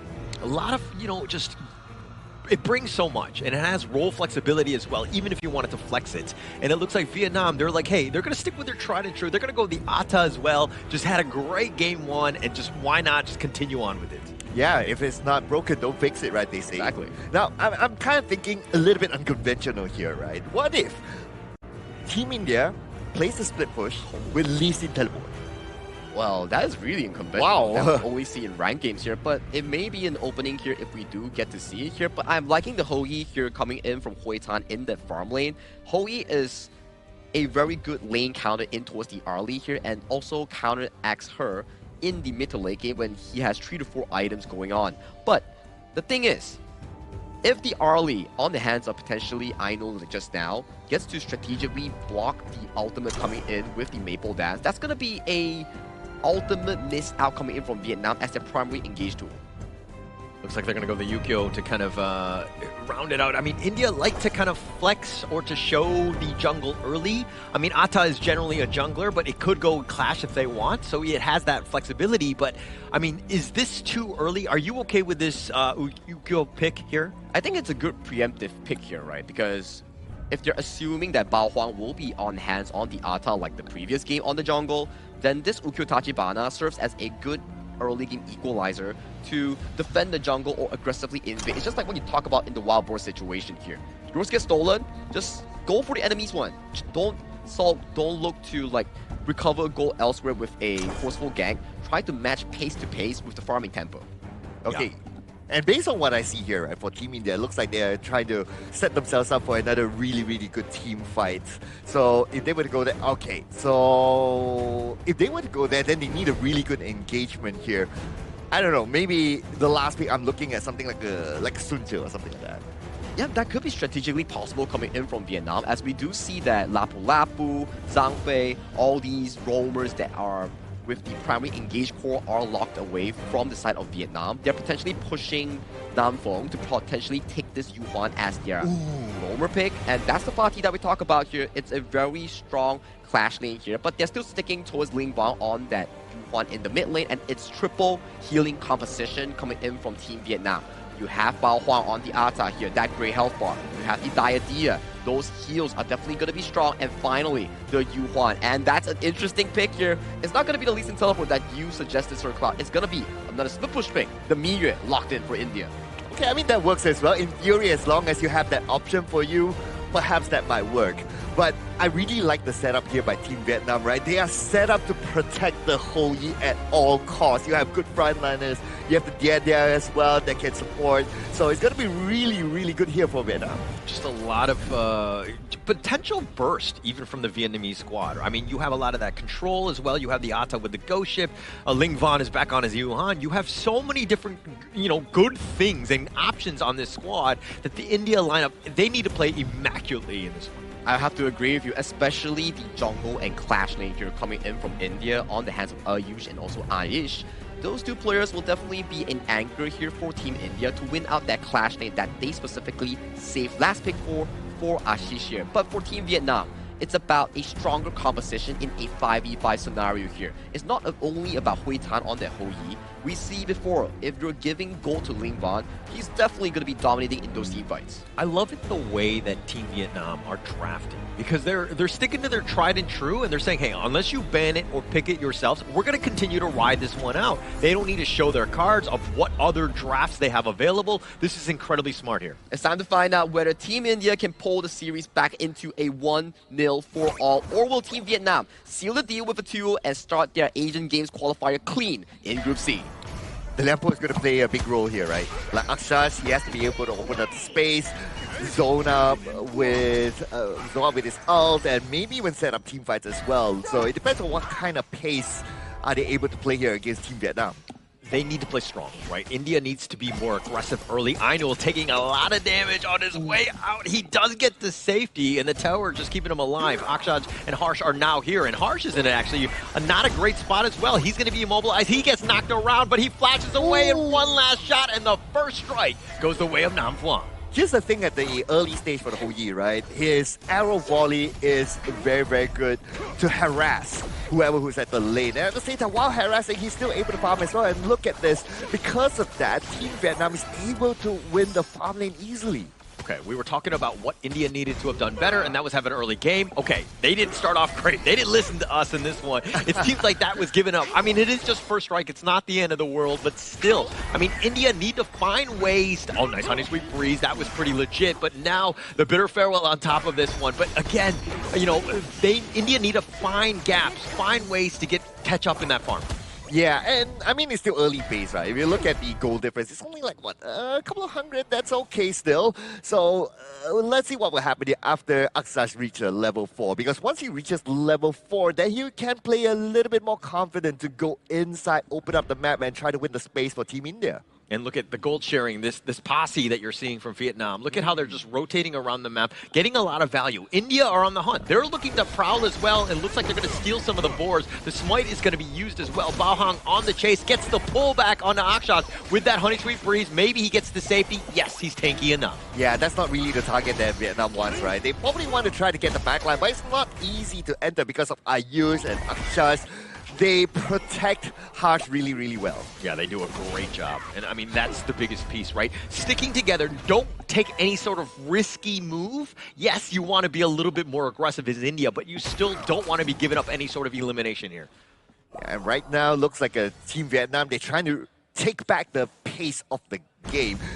I really like what Team India is doing, though. They kind of heard like what we say. It's like, okay, you gotta dictate the game, and they're doing exactly that. But Vietnam is reading this really, really well, and they're trying to win back their own map. Yeah, it's all about tempo, right? Because what you saw in the last one was India were behind in tempo. They played a little bit more passively. They were sticking together and not really able to take any sort of the farm that was across the map. And that's what you want as an opposing team. You want to be very oppressive. You want that map control.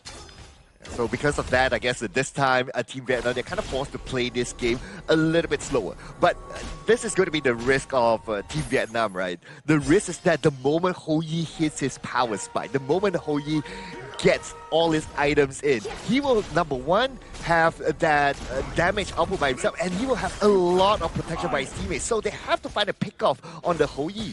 You got to get to the backline.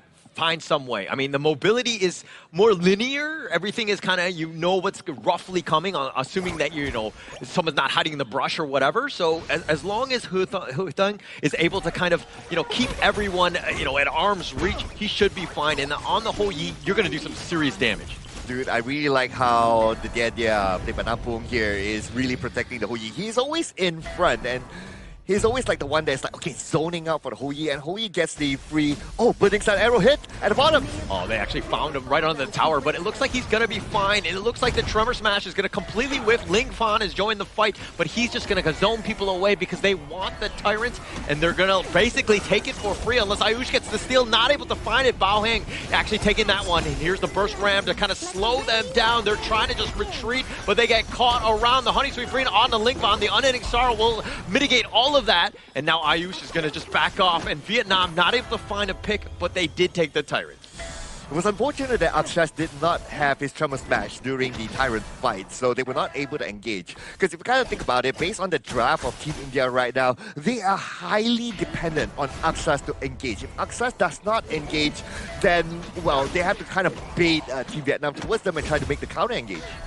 One thing to engage, and it's another thing to basically initiate and get the control. I think that the control was the big piece that they missed in that last fight because, again, he missed that Tremor Smash. That was absolutely huge because it's a big ult. Now it's not there, and now you have to run because you don't have that control. Okay, now he will have another chance because the Tremor Smash is back up again. But looks like the Team India, they have been very focused onto their lane in the past few minutes. Yeah, and it looks like the heart, well, he's just going to get on back, making sure that he stays alive. India, this is the aggression that they want. They have a numbers advantage in the bottom lane. They want to push this wave out, put a little pressure on that bottom T1 because they have not really done a great job.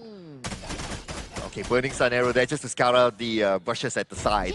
But looks like the engagement is happening right now with Akshash going in. But then again, the other teammates are not really ready yet. What I'm seeing right now is that Team India is starting to pull the brake.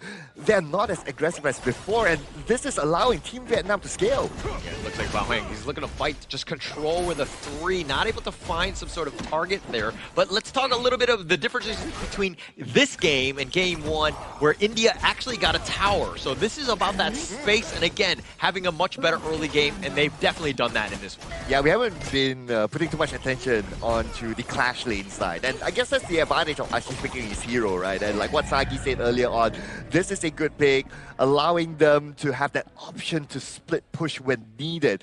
And I kind of predict that Ashish will just stay at his lane and just pressure at the side while Team Vietnam might be going across the map. You have a lot of advantages when you're talking about the clash lane, when you have that range. The Mie is going to be super annoying to deal with as HoK. He's done a decent job in terms of the net worth. He's keeping on pace, but when you've lost that tower, that's a little bit of space. Now you've been pushed back, and Ashish can continue on with that split push.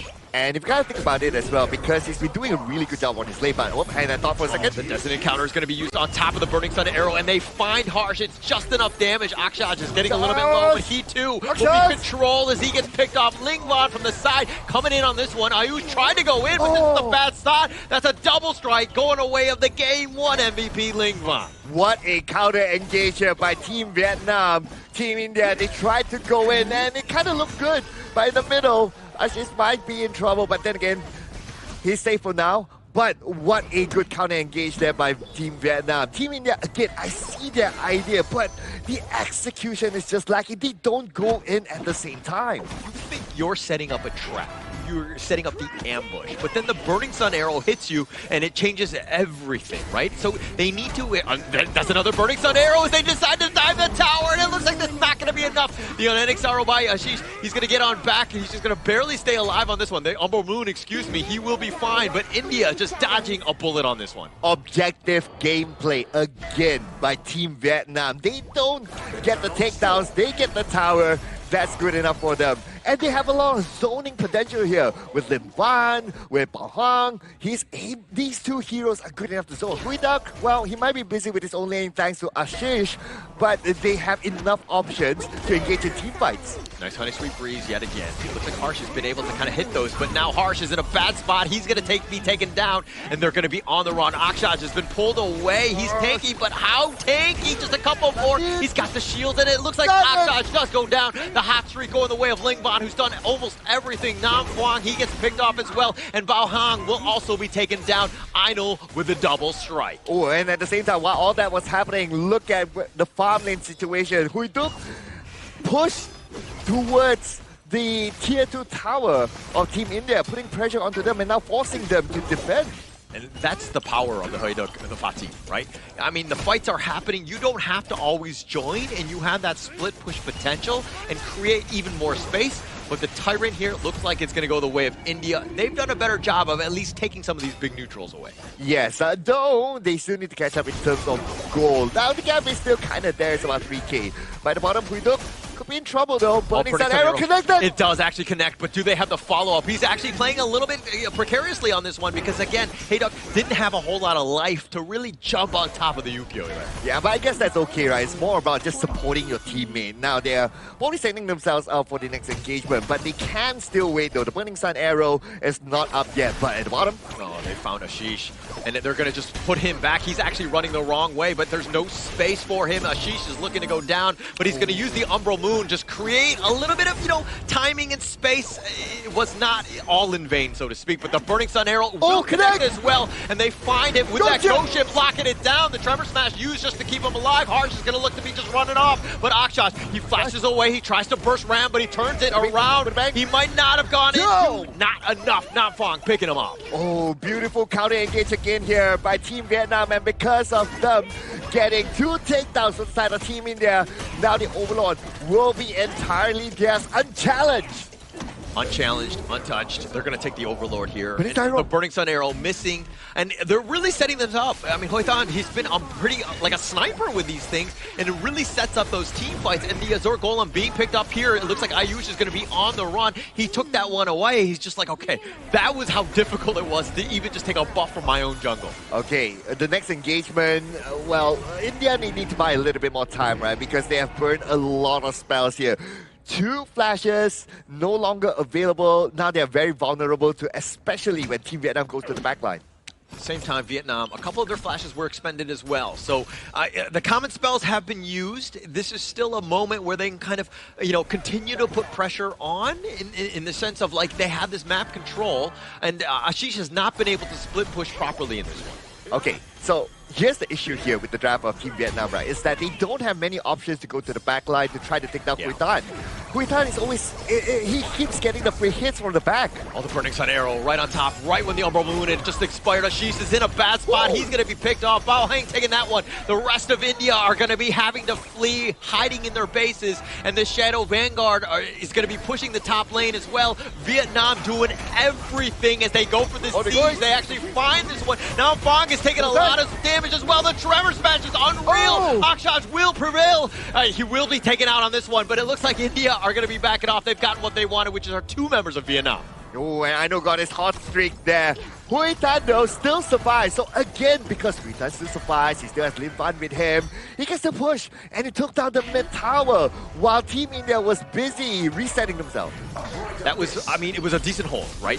You're trading 2 for 2. You didn't lose the top T3. That's a small win for India on this one. But now, the Shadow Tyrant here, it looks like, I don't think Ayush wants to go. The Burning Sun arrow right on top of him. No. Finding him, he's just trying to dash away. They're going to lose the Azure Golem. The Tyrant is going to be leashed back into his lair on this one. They're looking to kind of flank on the side. India don't want to give up anything for free. Harsh is looking to join as well. And it looks like Vietnam are going to skedaddle on out of there one. But the Tyrant here, it's looking to go the way of India. And Huido and Apong is on their way. Oh, he gets pulled back in because the charge in. He's got him and they find Ayush. He was just trying to go for the flank, but it was all a bait. Einul is looking to do his work, but Ashish is going to be picked off as well. And now they're going to be on the run. They've only got 3 members up. They find Nam Phuong on the side. The cavalry from Team Vietnam arrived at the right timing. They lost Nam Phuong, but they got 2 takedowns out of Team India. That's what they were looking for. And because of that, right now, the Tyrant will be theirs. That was like straight out of a movie. Like the timing, they think, oh, this is going to be a free time. We're going to look to go. But then you saw Bao Hong with the perfect 3-man charge,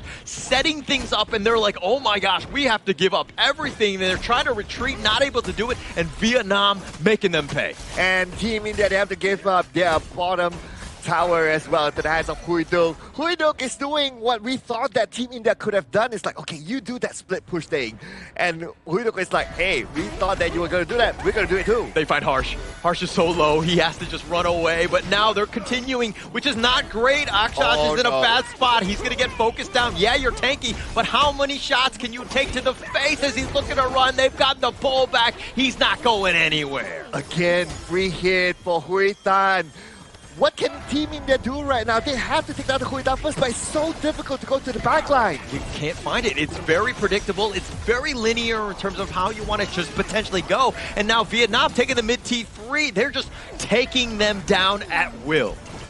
And they're just taking tower after tower right now. And Huido is just doing Huido things, standing at the front line. They will engage. They find it with a Burning Sun arrow. Harsh, you can't shake that one off. And now they're just waiting for the minions to close game 2 out. Vietnam doing everything well. Ling Van even taking the crystal shots because they find Ayush, who gets back to the fountain, but they're going to take the crystal, and Team Vietnam with the sweep. And that is a clean sweep there for Team Vietnam to take home the first win in the qualifiers.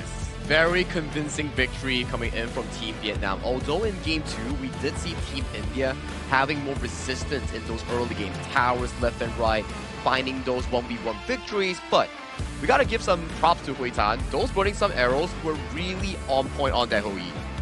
Very, very, very good with those Burning Sun arrows. I think that he was, for me, every single time he set things up, like got a connection, it was just like an instant team win.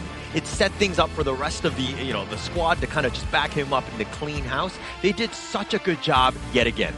There were good setups and there were good defensive Burning Sun arrows as well. And because of those defensive Burning Sun arrows, as much as Team India wanted to engage, they stopped at their tracks. Yeah, which is a bit difficult, right? We did mention that in the pre-game draft, we need Team India, especially their top and clash lane, jungle, to win out the early game. Yes, they got the tower, but the Burning Sun arrows that kept landing on towards the enemy team, those are very heavy. Everyone that hit, they were like, okay, what's next? Oh, one more member down means our early to mid game power spike that we planned for is gonna be dragged back here. So for Team India, early game was great. But the Burning Sun arrows, those were amazing. Yeah, so like you're coach of Team India, right? Like, what do you tell your team? You're like, hey, we got to do a better job of dodging Burning Sun arrows. Like, what do we need to do? Like, give me some sort of pointer that I can really kind of, improve on. Okay, so Burning Sun arrow on Ho Yi, right? First things first is like, okay, in rank game setting, for example, right? You'll tell like team like, okay, he has Burning Sun arrow, so watch out. Yeah. And then like you have like an inner timer in your brain. It's like, okay, it's about like 30 to 40 seconds for each interval here. So when Ho Yi disappears from the minimap, you have to be careful here. It means he's planning to shoot his Burning Sun arrow either from the bush, either from a segment of the lane, or somewhere else. So you have to be careful in the 30 to 40 second interval.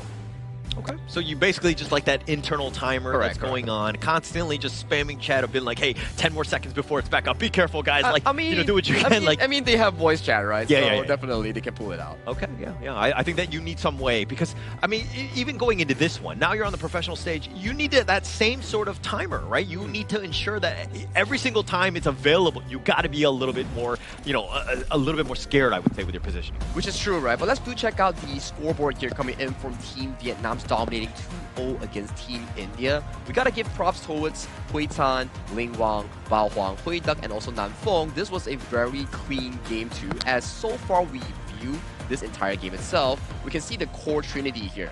Bao Huang, Ling Wang, and Hui Tan. Yeah, they're so good. I mean, the way that they're able to synergize with one another, they're able to support each other and understanding when they need to go in. But let's talk a little bit about the positives, at least from the India side. Ainul really showed up. Game 1, Game 2, had a pretty decent game. And dare I say, if I was Ainul and I was in this game, I would be reporting my teammates, huh? Whoa, well, that's harsh, man. I mean, not the player harsh, but that's really harsh.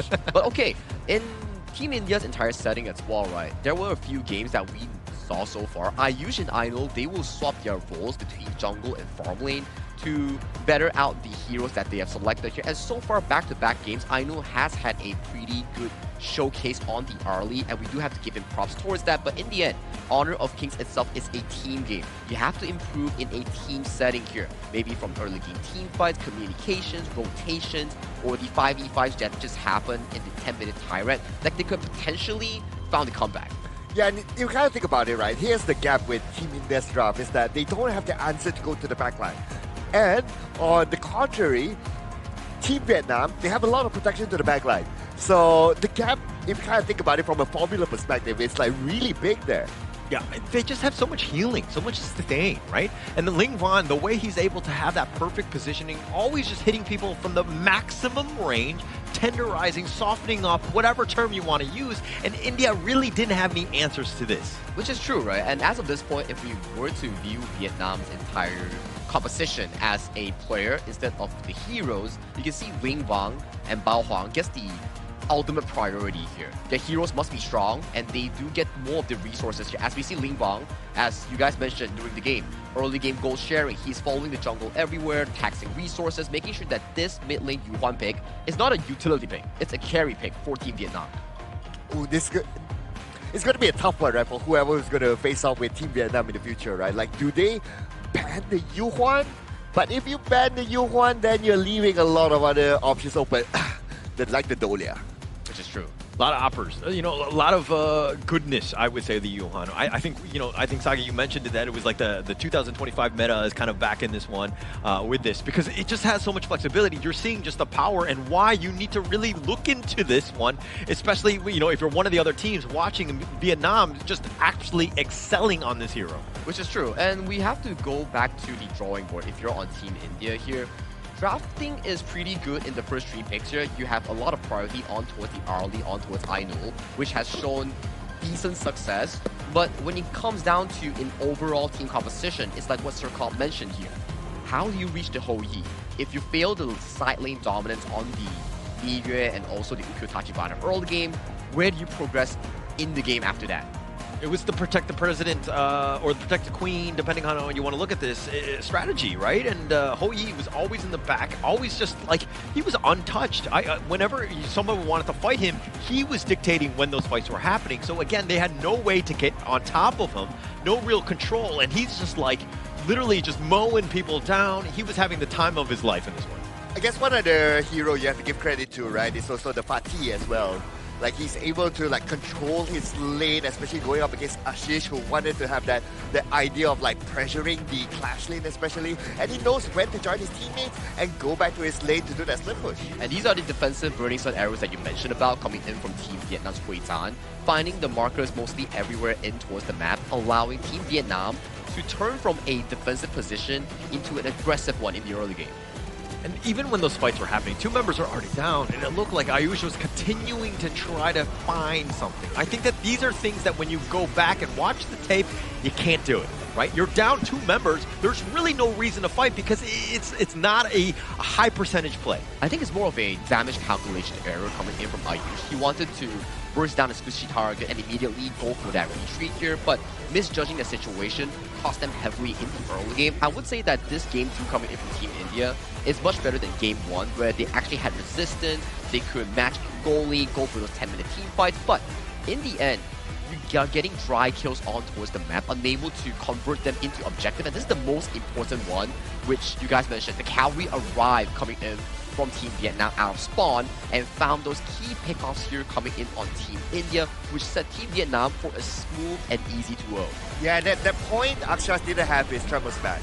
So the Tremor Smash is one of the more important skills here for Team India. If he doesn't have that, then, well, unfortunately they can't even counter-engage.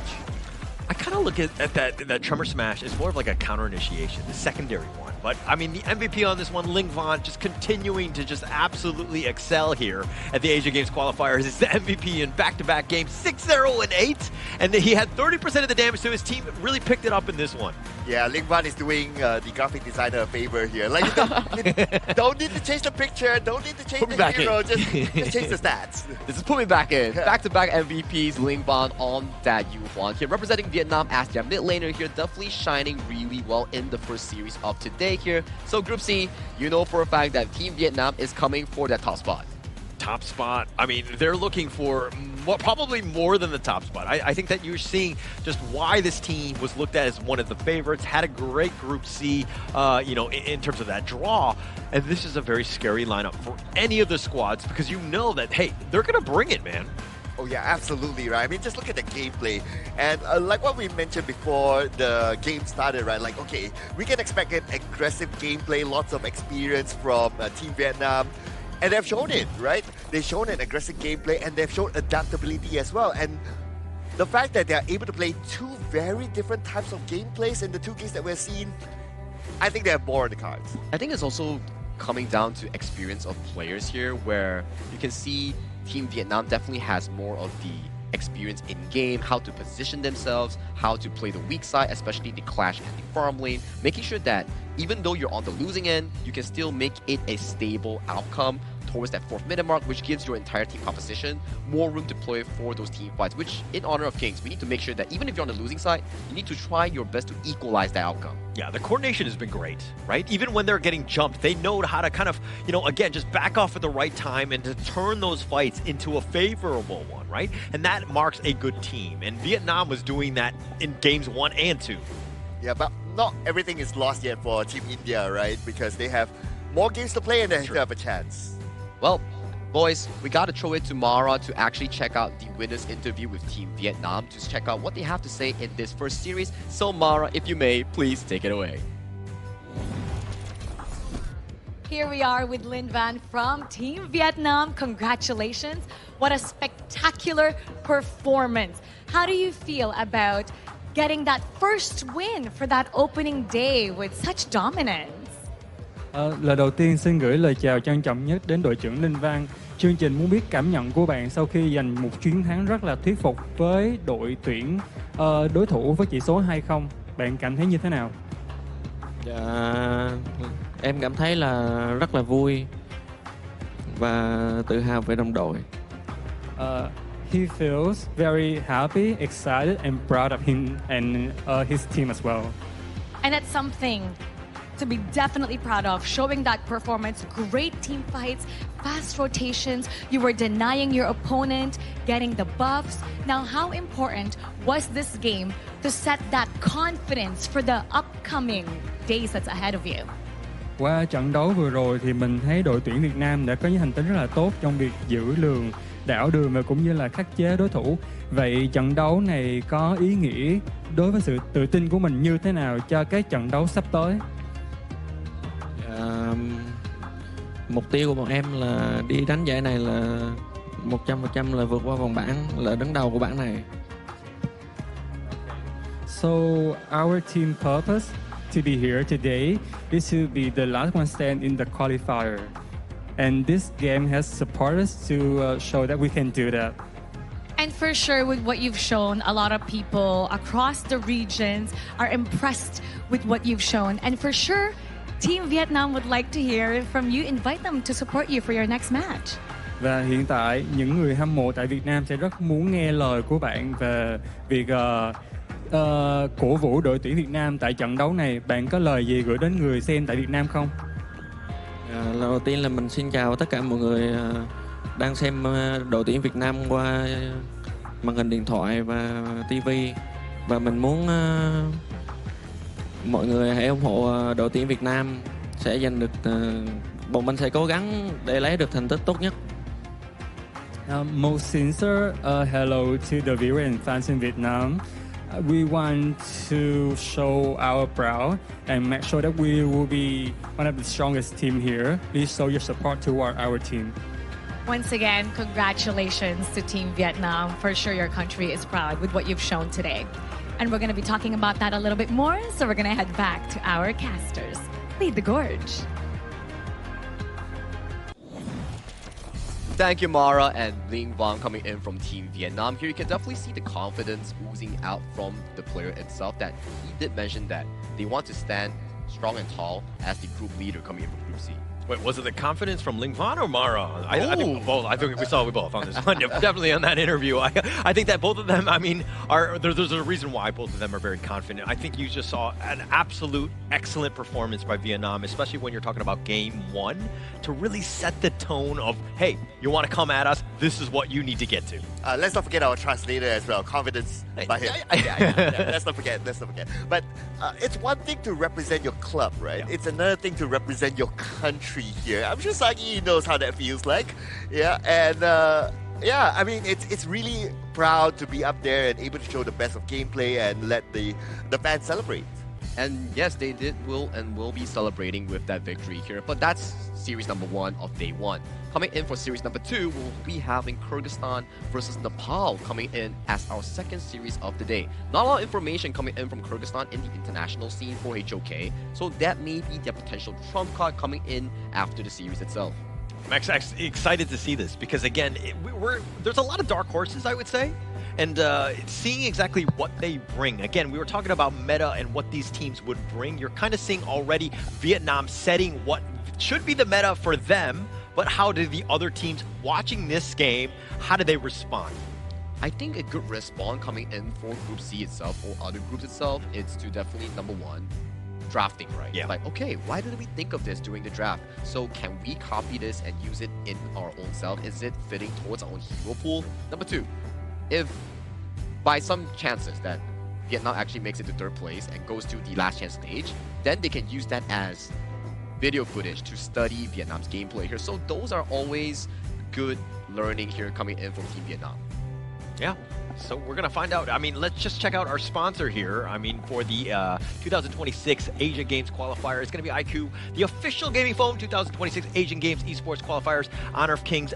The phones are just set up on stage. I don't think we have any on standby for us to use, but we've been using them throughout, and it's been just great in terms of the gaming here. Yeah, 120 FPS stable here if you're on an iQOO with like very good settings here. So if you're interested in a stable gaming phone, do check out iQOO itself. But of course, like for me example, if I were to use a gaming phone and it overheats, I'm not a big fan of it. But iQOO, definitely your choice. Yep, absolutely right. Definitely a choice, and the choice of our players as well. Yeah. But thank you so much so far for viewers to actually enjoy the first series of the day. We will have to go to a short break before we come back into the next series of the day featuring the next two regions. Take it away.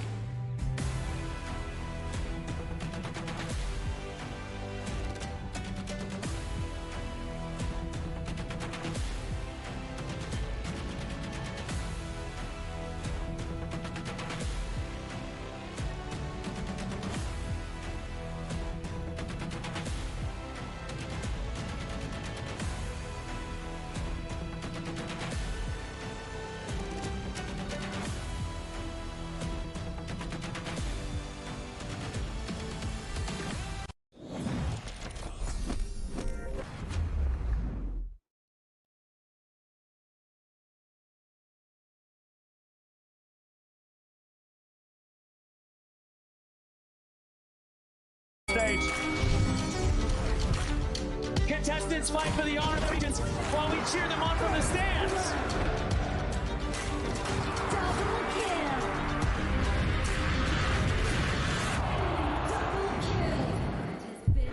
This is a challenge, but it is also an opportunity. The tide has turned.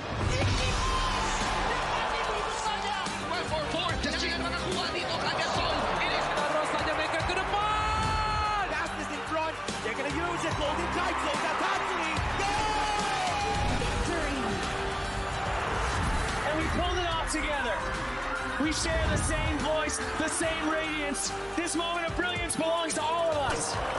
Together, we shine.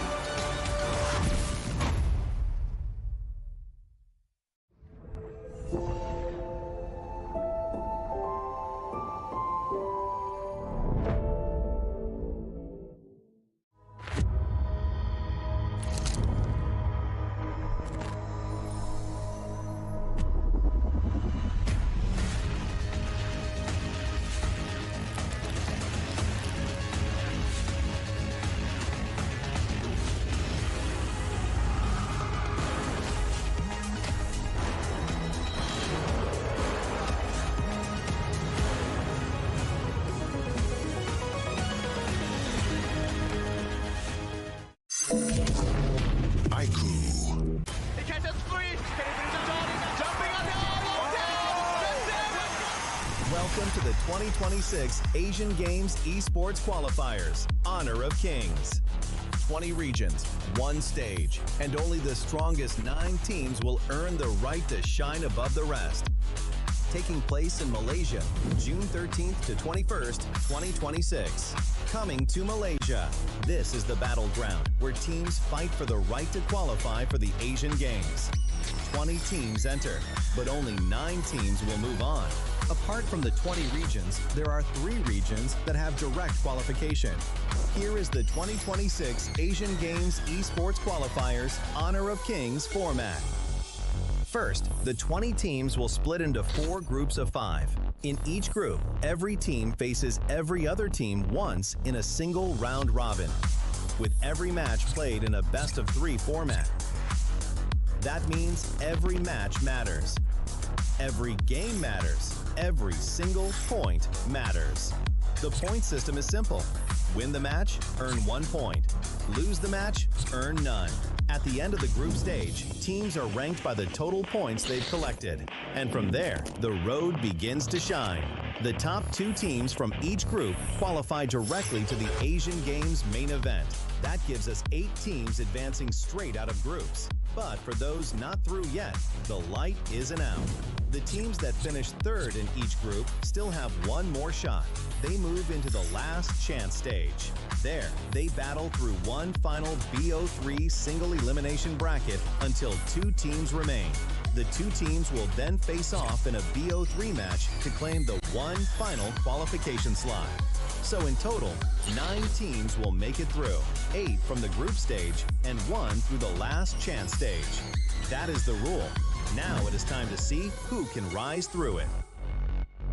From across the world, regions gather here in Malaysia. 20 teams, and only 9 will qualify. The path is set. The stakes are clear. Together, we shine. Stay tuned, and we'll see you at the stage.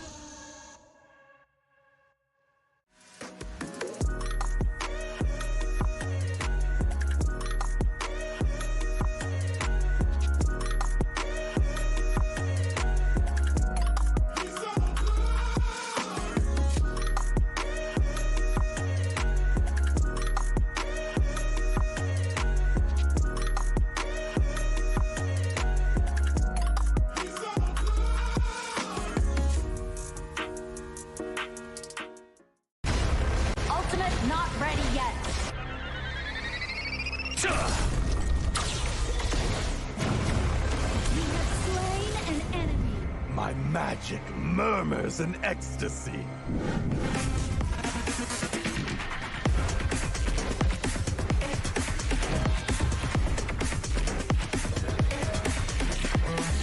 Amazing! There is no escape for you. Killing spree! Double kill! Triple kill! Spectacular! Kill! Don't worry. I'll be back for your life soon.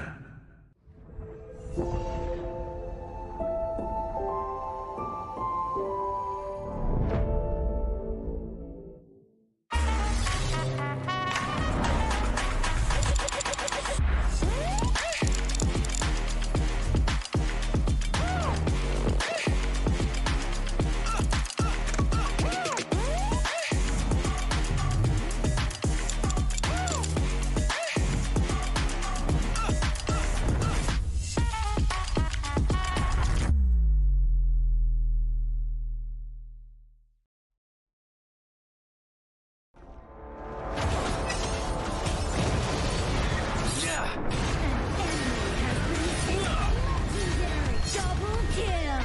Shall I compare thee to a summer's day? Slain! Don't engage! Don't crush us like insects! Slain an enemy! Defend our base! Our high ground tower! Under attack! Amazing! Unbelievable! Triple Ah, the fragrance of romance. ally has been slain! Rampage! Double kill! Triple kill! Spectacular! Pentakill! Lady Fortune is on my side.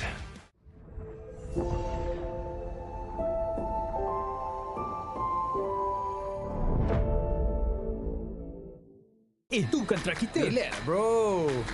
Phone aku! Jom kembali.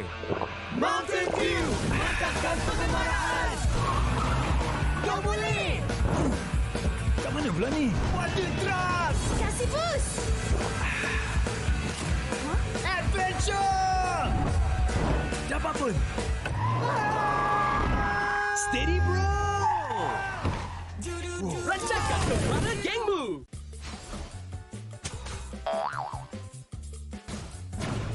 They tried.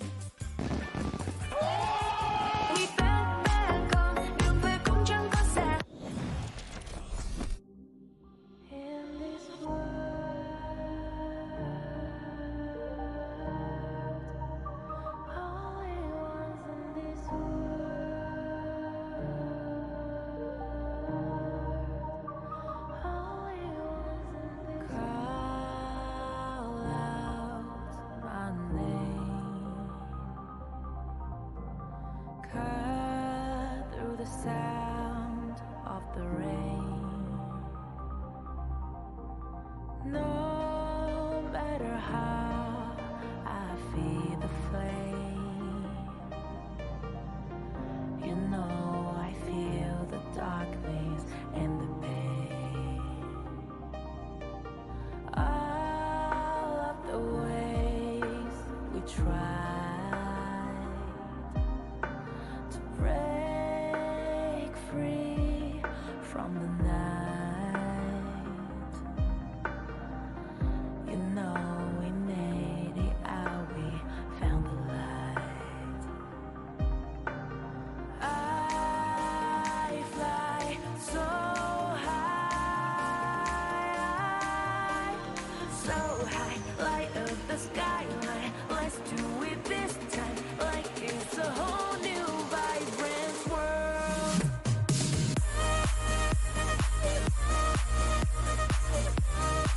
Like we're the only ones in this world. Like we're the only ones in this world. Now I see that I got everything I need. It's alright. I'm on fire.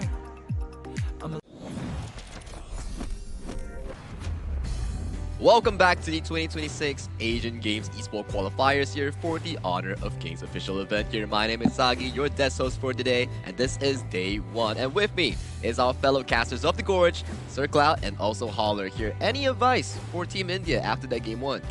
I think that they're going to go back to the drawing board and kind of, limit what some of the Vietnamese players like Ling Van was bringing. I think that you need to be very targeted in terms of like ban and also play and execution, because those are the things that will really let you shine. Those are the players that are scary and you need an answer for them.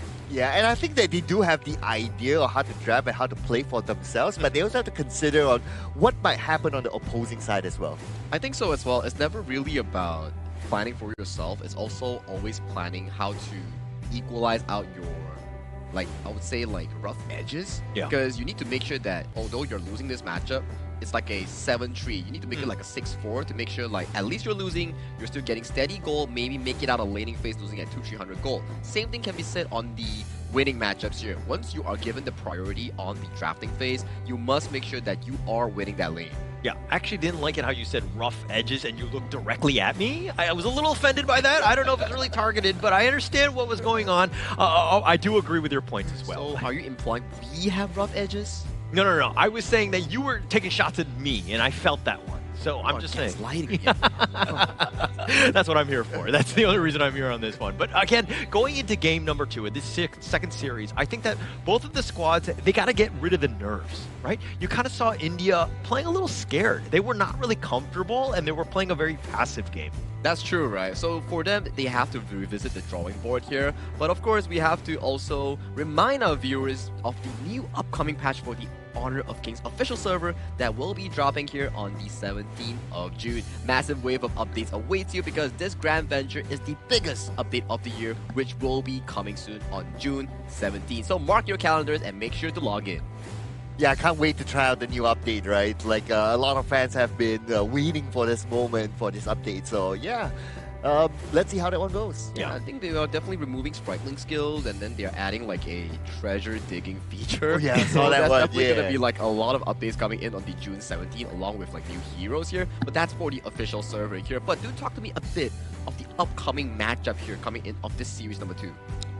You gotta have 2 dark horses, I would say. I think that both of these squads, there's not a lot of data and information in terms of what they like to play, how they draft, all of those things, which you kind of want when you're talking about doing a little bit of scouting on some of the other squads. Like the other one, India, we knew, right? Vietnam, we knew, right? But I think that these 2 teams, Kyrgyzstan and of course Nepal, there's not as much, I would say, out there.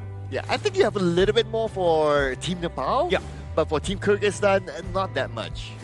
Yeah, exactly, right? So with limited information, the only way to find out is to actually play it on stage to see how far these 2 teams can actually go. But without further ado, let's check out the team teaser videos coming in for Kyrgyzstan and also Nepal. Let's check out the big screen.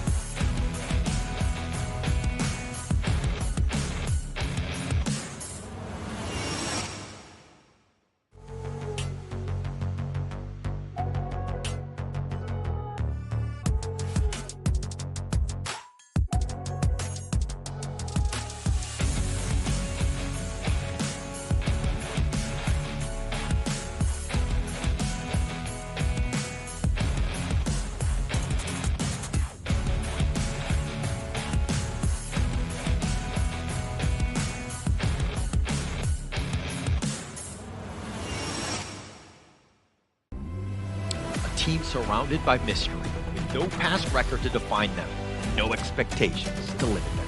Their unpredictable strategies and fearless approach make them one of the unknown threats in this tournament. Please welcome to the arena, Kyrgyzstan!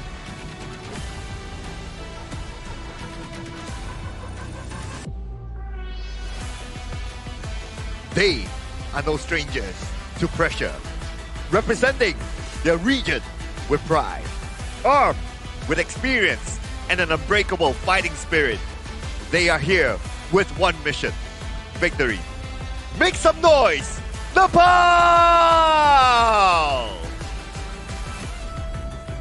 And there you have it here, folks. Two teams with one mission. Make it out of their groups and aim for the main event. This is Kyrgyzstan versus Nepal, our second series of day one of the 2026 Asian Games Esports qualifiers for Honor of Kings. Let's get to the game. We're going to see the first lineup. Kyrgyzstan is going to be up here. It's going to be Jamalbek, Dansan, Kubanich, Azad, and of course Marlin to kind of round out this team. This is a squad that, again, we don't really know too much, but that could be very beneficial for them. Yeah, like if you're coming in here as a team that you don't put out much data out there, right? So that could be an advantage to you as well. So right now we don't really know, like, okay, what kind of gameplay are they going to put on? What kind of draft do they really like? So it's like a Pandora box here. Yeah, it's like a double-edged sword. It's more of how you utilize those hidden strats to surprise your opponents with that hidden attack, right? But same could be said for Nepal because they do have limited resources, information available for the opponents here.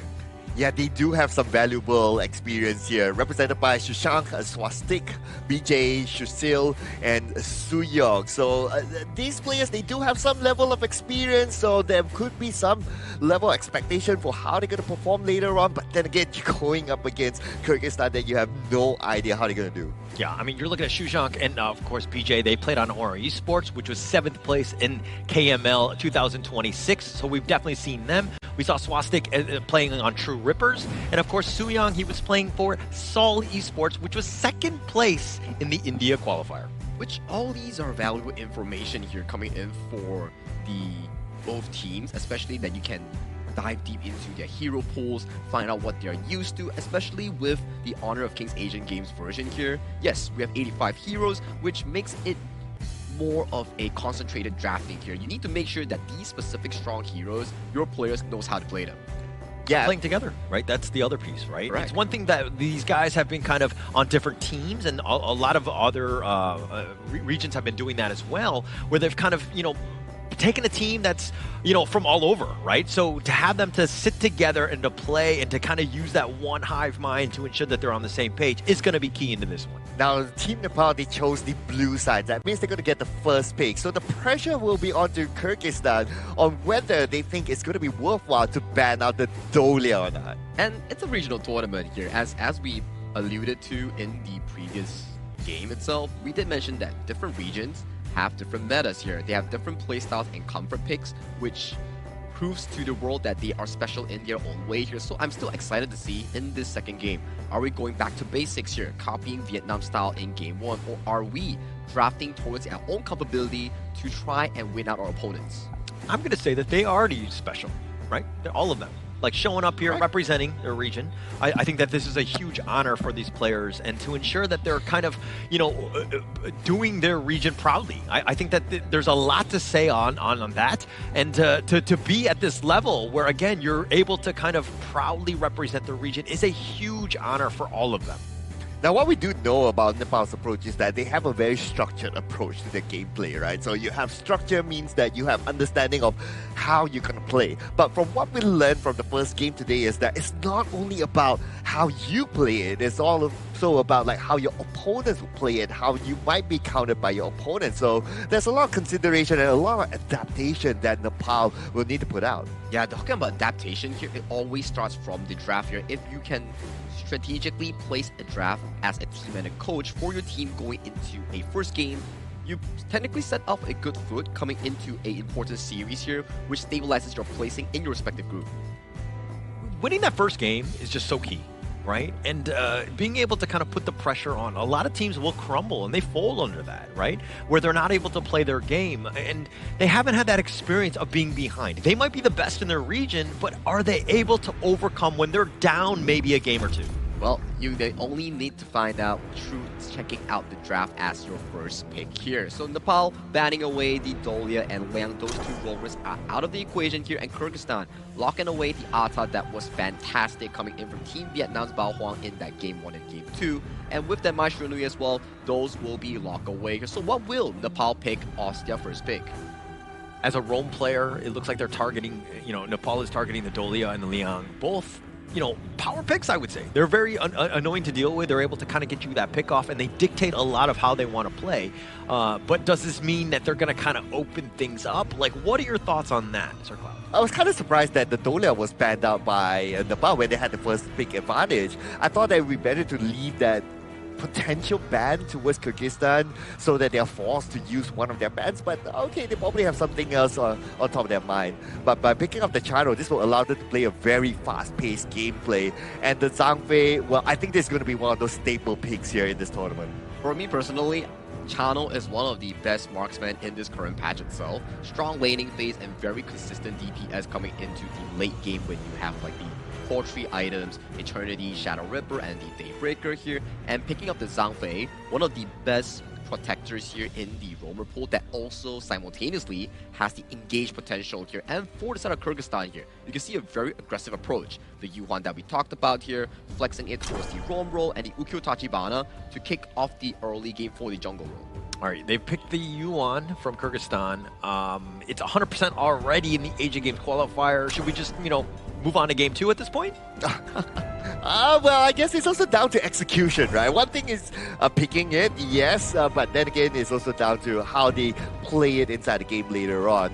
But it's also the first time that we're going to see the Chano, right? I do totally agree that with this patch, the Chano is really, really strong, not only in terms of team fights, but also able to take down towers really fast. Yeah, that's true. And the dominant laning phase coming in from Chano will be a strong factor coming in from Nepal Sushil here to actually dominate the early game against Kyrgyzstan here. But I'm loving the Lady Sun trying to equalize the laning phase coming in from Kyrgyzstan's farm laning here. That could be a potential approach that Kyrgyzstan will be coming in and looking for in this game 1.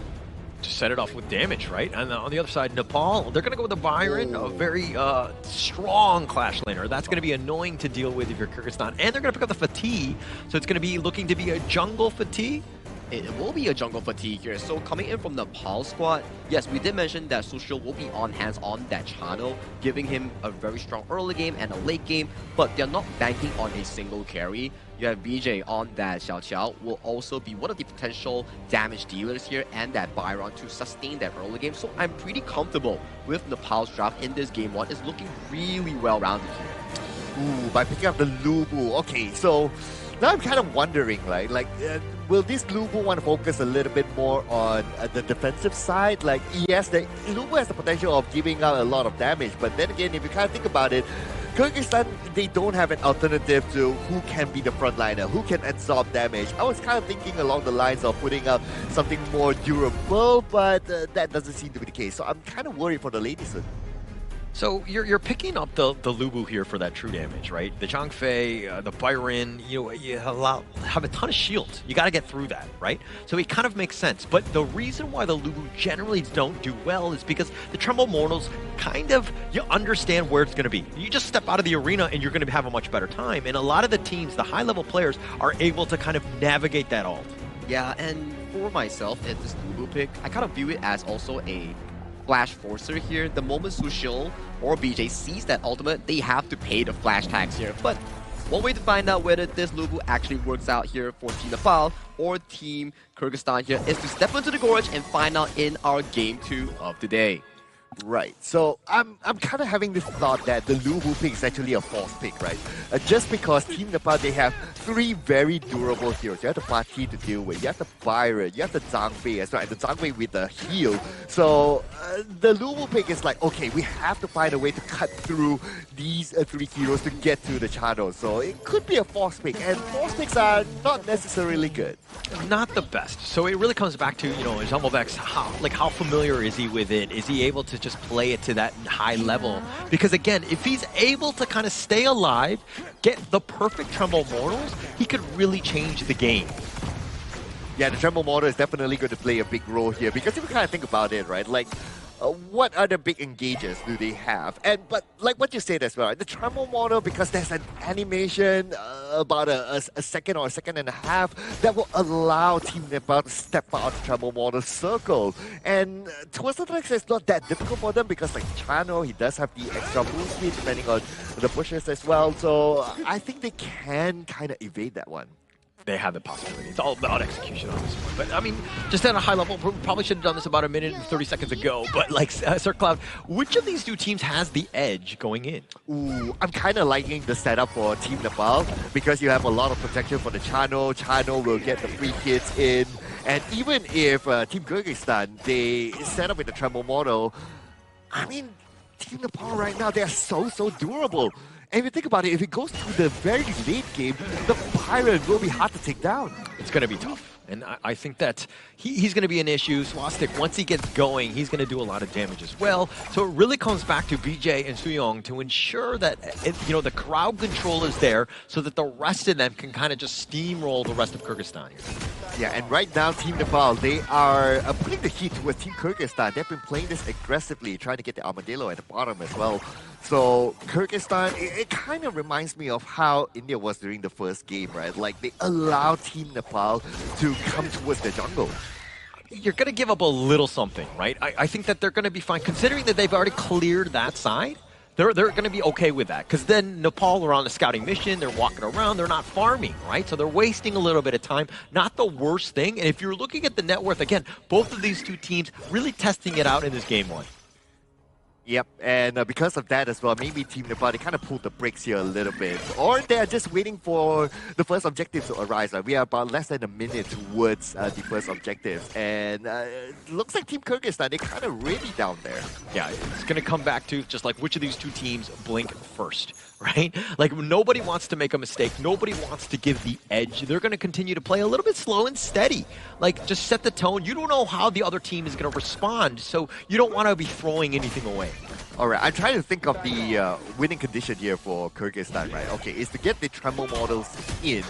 But to get the Tremble models in, they have to try to draw a few skills or dashes away from Team Nepal before they can do that. And if you're seeing exactly, I mean, this Blazing Brilliance is going to do a little bit of work. Just everybody gets on out. And now Marlon needs to be a little bit careful. Does not have that ult. He used it earlier. But the Yuan from, the first series of the day where it was all nothing but mid, walk me through at least the roam Yuan.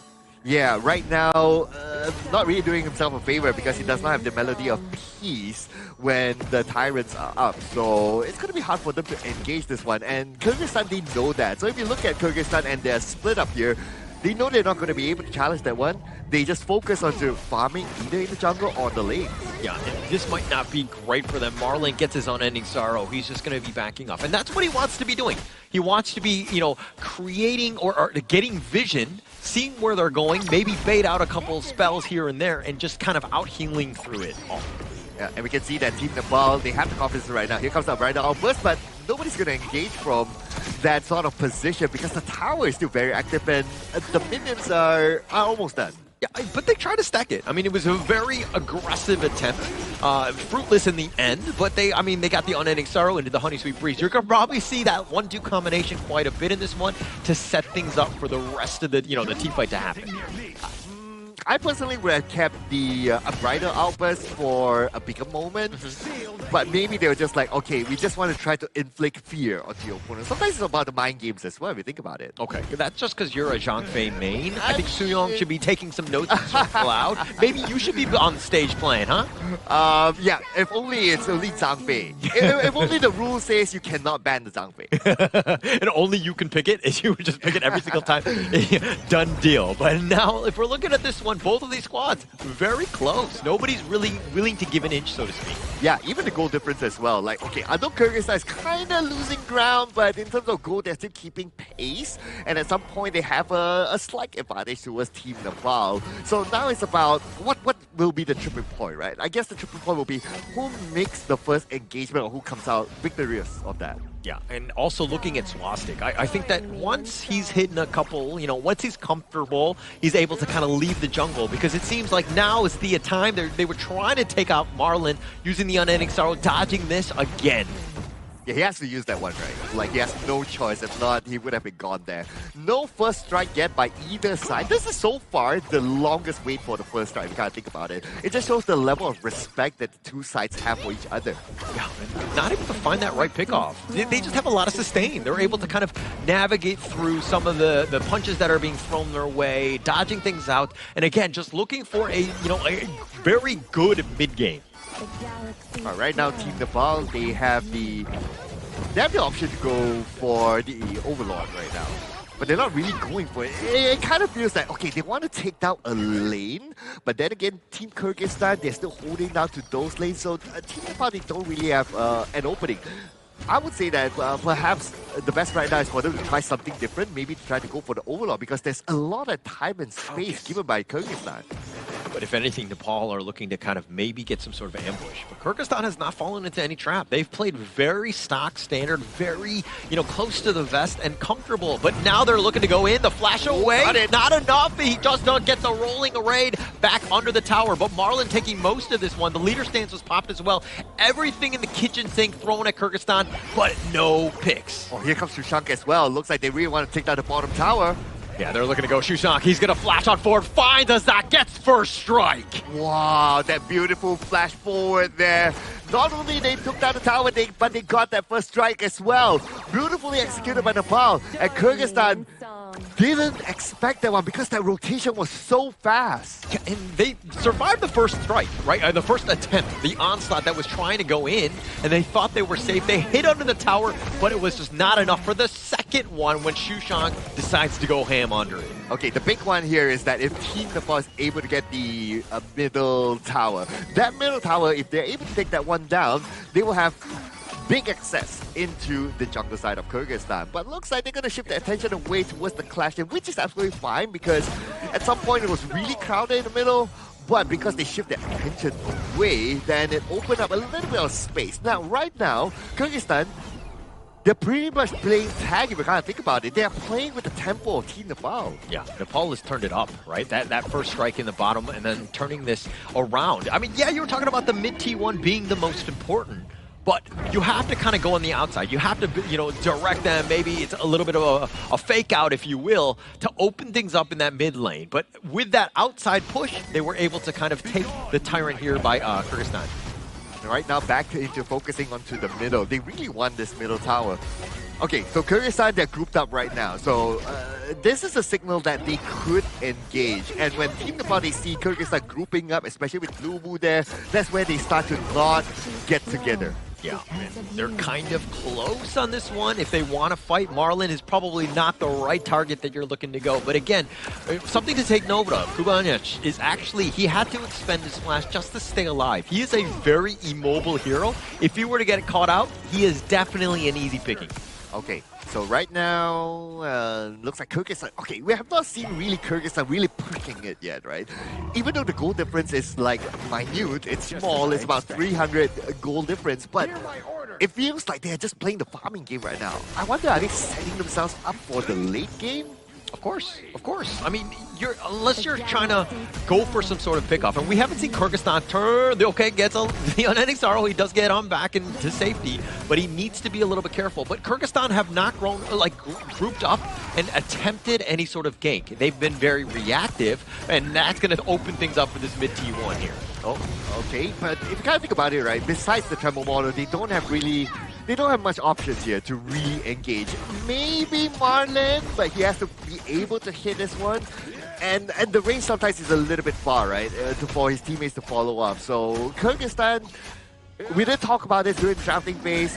Yes, they're very dependent on the Lubu, but if the Lubu doesn't engage, they don't have any other options. Not too much, but also it's a feels bad, man. When you're looking to kind of go with the Tremble Mortals as that first initiation, I kind of think Kumanich is kind of the guy. He's got to hit that Chaos Center to get a stun, attract, and initiate that team fight, and then you have the Tremble Mortals on top. That would be best case scenario, though. Okay, and still, again, Nepal is just really pushing it back. Oh, the Umbrella Outburst with the pushback. The Tremble Mortals used in return. The Honey Sweet Free. Marlon as well under the tower. Azad is going to be taken down as well, and they've taken down 4 members. Jamovek is the only one left standing.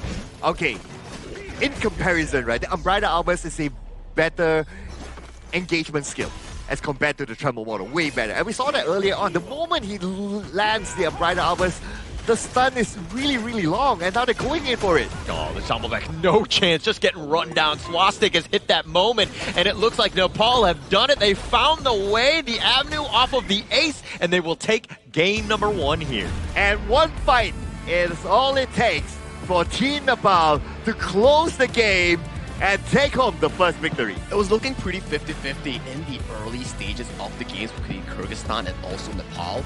Goal lead was neck and neck. Kill, takedown score-wise was only like, what, 1-0 at about like 9 minutes? But one team fight from that one unbridled outburst coming in from Nepal was all it takes to seal the deal for this game one here. So props to Nepal. Clean game thus far. For me, their rotation as a team is, for this game itself, much cleaner compared to Kyrgyzstan. Oh, incredibly clean. That was the biggest piece to this one, was that they were able to understand when they hit that item point, and they were able to kind of use that advantage to take over this game. Because again, it was like one team fight, they just won the game. Yes, and it kind of shows that the kind of skill that they're ready for, especially the unbridled outburst, it is key towards their victory. As compared to Kyrgyzstan, they have the tremble model, and how it was used is that, okay, unbridled outburst goes out first. The idea for them is that tremble model is used as a counter engage, but in their kind of setup, it's not really a good counter engage if you ask me. Well, in their planning here, if I were to envision what Team Kyrgyzstan was trying to plan out regarding the Lubu pick, in hindsight, it seems like a logical pick because, number one, Lubu's true damage goes through double shield coming in from Byron and the Zhang Fei, but it requires ultra late game. Number two, Xiao Qiao and also the Chano coming in from Team Nepal, they don't have solid mobility to actually escape from a tremble model if their flash is on cooldown. If this game were to, per se, go into a 15 to 16 minute mark, then maybe Team Kyrgyzstan could win big with the Lubu. They had their opportunities, right? I think that especially when things were close, it was going to be a moment, like it made sense on paper, but it's all about the coordination and the actual execution, because you're seeing some of the KDAs here, and there's not a single kill to Kyrgyzstan's lineup. That was a bit of a rough one for them. Yeah, but if you kind of think about it, right, how are you going to drag the game to the late game if you're Kyrgyzstan, right? Then you're going up against Chano, you have to deal with the Wolves, you have to deal with Byron, who's very sustained on the lane and able to push independently. So it's going to be really, really tough to just hold on to that. I will have to agree, but let's give some props towards Kyrgyzstan, right? I would say, although they did lose on the early game with that one kill, they were matching gold for gold really well, especially on towards Dastan. You can see his gold, although 0-1-0, he's 8.1 thousand, which is almost like, what, third in top of the gold chart, despite on a losing advantage. But when you're kind of been getting pushed by Nepal, and yes, he's getting all the farm, what about everybody else? Everybody else was suffering. Like, if you're looking at the Nepal side, he's like, the net worth was kind of closer, and you're seeing a better spread out, a disparity of the gold within the team itself. I mean, Chano, like Sushil, look at him versus Swastik. Like, those guys were like neck and neck on their own team. You need a little bit more of that economic prosperity across the team. Yeah, if you kind of think about it overall as well, like for Kyrgyzstan, they didn't really dictate the pace, right?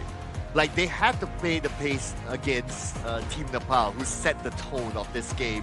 So it was, from what we learned today so far, right, is that you have to be the one to dictate the pace. If you're not able to, and if you're forced to back, then you have to find a way to just work around it.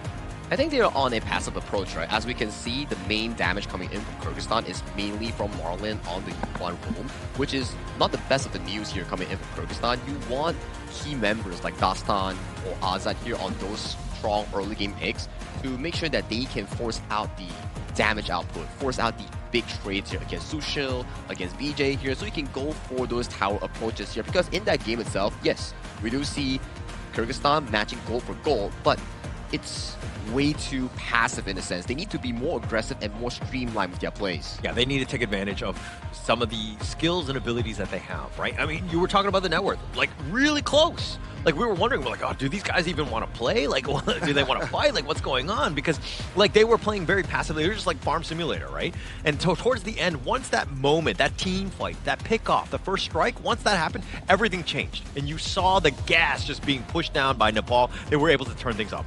Yeah, and there was only like 6 takedowns here in the entire game. Correct. So that last team fight there was like, well, almost all the takedowns here in this round. Yeah, there was one first strike in towards the early game at about like 6 minutes or so, and then that one beautiful unbridled outburst coming in from Nepal's roamer that really sealed the deal with a 0-5 exchange in favor of Nepal in getting that 11 to almost 12-minute victory for Team Nepal. it's like you blink and you miss it. Right? Exactly. That once you hit that moment, it was just like there was no coming back. They were able to just steamroll the rest of it, and they were to clean it up. And we'll check out most of these in the highlights here. Yeah, as a Zhang Fei of Asia, I will approve of the brighter opposite. This is the one. This is beautiful. Yeah, you just get one in front, you get 4 of them, it's good enough. Because at this point of the game, the Lubu is not able to do much. Correct. And you can see I would say the simultaneous entrance here, right? The moment Suyok was like, okay boys, I'm gonna pop the Umbrella Outburst, you guys follow me in, we will get a clean team fight here. 100% kill participation here from Suyok, 105 on the KDA, with almost 40% damage taken on this Zhang Fei pick. Definitely the MVP of this game 1. After this series, Sir Cloud, I want you to talk to Suyong, because you were giving him some tips, but he doesn't need your tips. He's the MVP, my friend. Oh, what are you talking about? He looks like me. Oh, I didn't know. Imagine my picture there with the Zhang Fei behind. Yeah, you're living vicariously through him. I get it. But of course, this is still game 1. We still see signs of life coming in from Kyrgyzstan in trying to make a comeback here, potentially shifting their gears from a more passive approach to a more aggressive one, because so far, every single play has been commenced on the Nepal side. So for Kyrgyzstan to make a bounce back is to make more of a riskier play, put some stakes on the line. I'm like execution, definitely. There are probably some moments. This is really hard to tell because it was like losing that team fight. You get your team wiped out. You just get completely steamrolled, right? So I don't want to say it's like one mistake that got you, but for me, it's kind of going back to the draft. I feel like the draft was just a little lacking. It was more of kind of like, oh, they're picking that hero, I'm going to counterpick. It wasn't about the synergy. Yeah, and we did talk about this, right? Was Lubu a force pick? So if you're force pick, then sometimes you might wonder, like, okay, are you comfortable playing this hero in the first place? Does it suit your team chemistry that you have practiced? So if you're forced into that sort of situation, then pretty much when it comes to the draft, your opponent has won it. Seems like the first 2 series thus far that we are having here between India, Vietnam, and also Nepal and Kyrgyzstan, Lubu seems to be I would say, a first pick, I would say. Or maybe we haven't seen to a level of completion from some of these teams, because we did mention, yes, Lubu strategically and by the description of the hero itself, yes, it pierces through shield, which is beneficial. But for that to actually happen, you need so much gold for this late game hero to actually make it happen in the late game here. And there's finite gold on the Gorge here for Honor of Kings. So for them to actually find a way, they definitely need to strategically push the game to a later stage for teams who want to pick up Lubu. It's kind of like false advertising, I would say, right? You're looking at one feature of Lubu and you're thinking, true damage, I just go right through those shields. But then the rest of it, it's like, oh yeah, but he's not like, he's got a terrible engine, he doesn't understand what it needs to be. Like 5 items, like level 12, you need like this, you need like the perfect weather, everything. Yeah, and you need everything to align properly for this hero to really excel. And again, we've seen it twice now, it hasn't done well. Yeah, I want to add one more point, right? So the Lubu super late game, ultra late game, like what you say, right? Even the Lady Sun as well needs to farm, needs to be ultra late game. So they are thinking of like, okay, if this game drags to, I don't know, 20 minutes, then yeah, it might work out in their favor. But from what we learned today, you have to be able to have that option to play this a little bit faster. Yeah, and we do have to give us a bit of a sponsor shout out as well to our official sponsor here, which is Marriott Petaling Jaya here. Us, players, everybody right now is in Marriott Petaling Jaya here. It's the official venue and hotel partner for the 2026 Asian Games Esports Qualifiers for Honor of Kings. We bid our gratitude to Marriott Petaling Jaya. Thank you so much for sponsoring this event. Yeah, thank you so much. And of course, thank you for allowing Lubu to use his Tremble Mortals in the hotel. I think that that's a big honor for them. Not so much in the games. I don't think that they have had a great enough time, but let's see exactly how they want to kind of, shift away from that, especially in game 2 here. I think to start things off, right, it's like what Sir Cloud mentioned here coming in for the Kyrgyzstan lineup. Yes, strategically speaking, that one Lubu is making full sense, right? But if you view it as a team composition-wise, you need something more solid here, with more room of error here. Well, you can say that, sure, Yuhuan does have the spell to look for those potential engages here, but it's not as solid compared to a Zhang Fei or Lapu Lapu that has like the great all-in potential. And I'm looking at the side selection, right? So Kyrgyzstan is going for the red side, while Team Nepal is going for the blue side. So that means that Team Nepal is going to have the first pick. Now, revisiting back the first draft, right, I was kind of like, you're getting the first pick potential, but you ban out the Dolia. So I don't know about that, man. I'll probably leave it to Kyrgyzstan to see whether they want to let that one go or not, if I was Team Nepal. I kind of look at Dolia as that if you're going to ban it out, you're just not comfortable on it. Correct. Right? Because it adds so much. It's like, why would you ever take something away where, you force the red side to ban it out and to allow it to go into your hands? Somebody needs to be a maestro on this hero. It's a smart way to approach it, right? If, let's say, you really don't want to play the Dolia or it's not in your drafting book, then sure, you have to ban it out and make sure that the enemy doesn't pick it up. And once again, the Nepal is back on towards the blue side, banning out the Dolia and Liang. If it works, don't break it apart, and they still lock in the channel here. For Kyrgyzstan, they're like, okay, that Zhang Fei from Suyok, that was beast mode. We gotta lock it away, and that's removed. And so far, the Maestro Nui as well for BJ won't be available for this game too. Okay, so if a Zhang Fei is being banned out, so Lapu on Lapu, paper, Lapu Lapu, let's go. We have not seen the Lapu. Yeah, correct. Yet. Yeah. Yep. Or maybe it could be like the Liampo.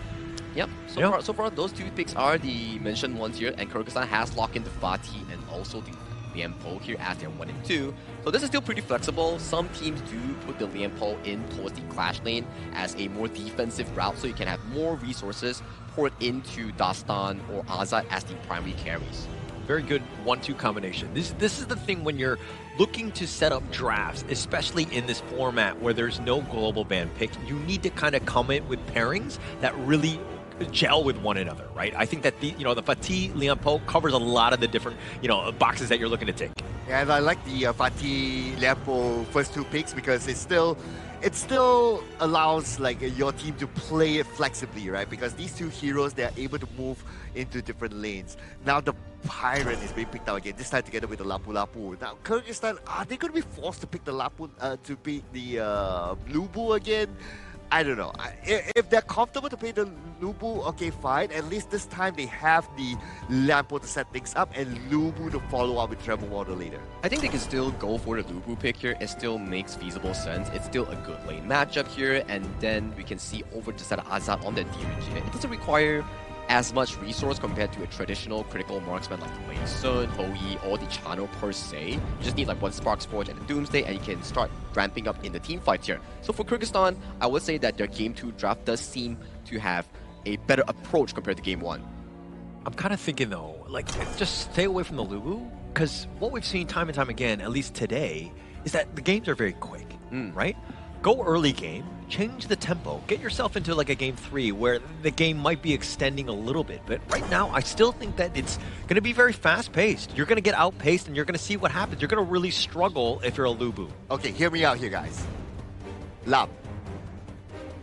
Right, if you think about it, right? So Lam, okay, if you want to play a fast-paced game, because Lam, over time, he kind of loses his relevance in the game, but if, like, from the early game to the mid-game, Lam can be pretty strong, and he can go to the backline as well, and he can take out the channel pretty quick. So as long as he can get past these 2 big tanks in front, which is the Lapu Lapu and the Pirate, maybe there could be something.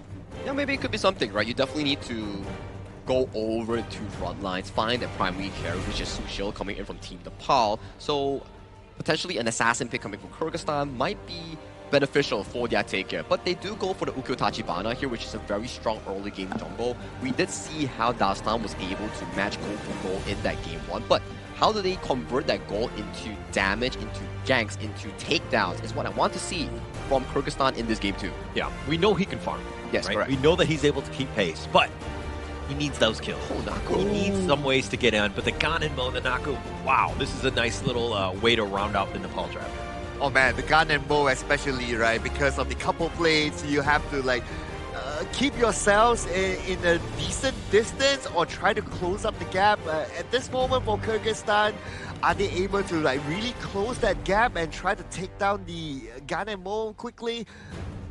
They don't have the option yet, so I'm pretty curious to see what would be their last pick here. I think potentially the Garuda might be an answer here coming in from Kyrgyzstan's mid lane here. But so far, after we observe the lane matchups, we do have the Fatih going up against the Byron. Sure, you do lose early game against the Byron, but once the Fatih scales into the mid game, you get 2 to 3 items here. That's where the 1v1 scenario will highly benefit Jamal back in that 1v1 matchup. Looking at this one, this is incredibly scary. The Ganemo and the Nakaru, just a potential burst, right? And then you have the Byron and the Lapu Lapu just like crowd controlling, making sure that they stay alive.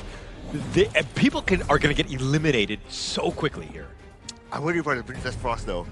Like couple blade, Princess Frost, Yeah. potentially be a one shot at some point, depending on how long this game drags. Yeah, if you see BJ on that Ganemo here, you gotta be wondering here.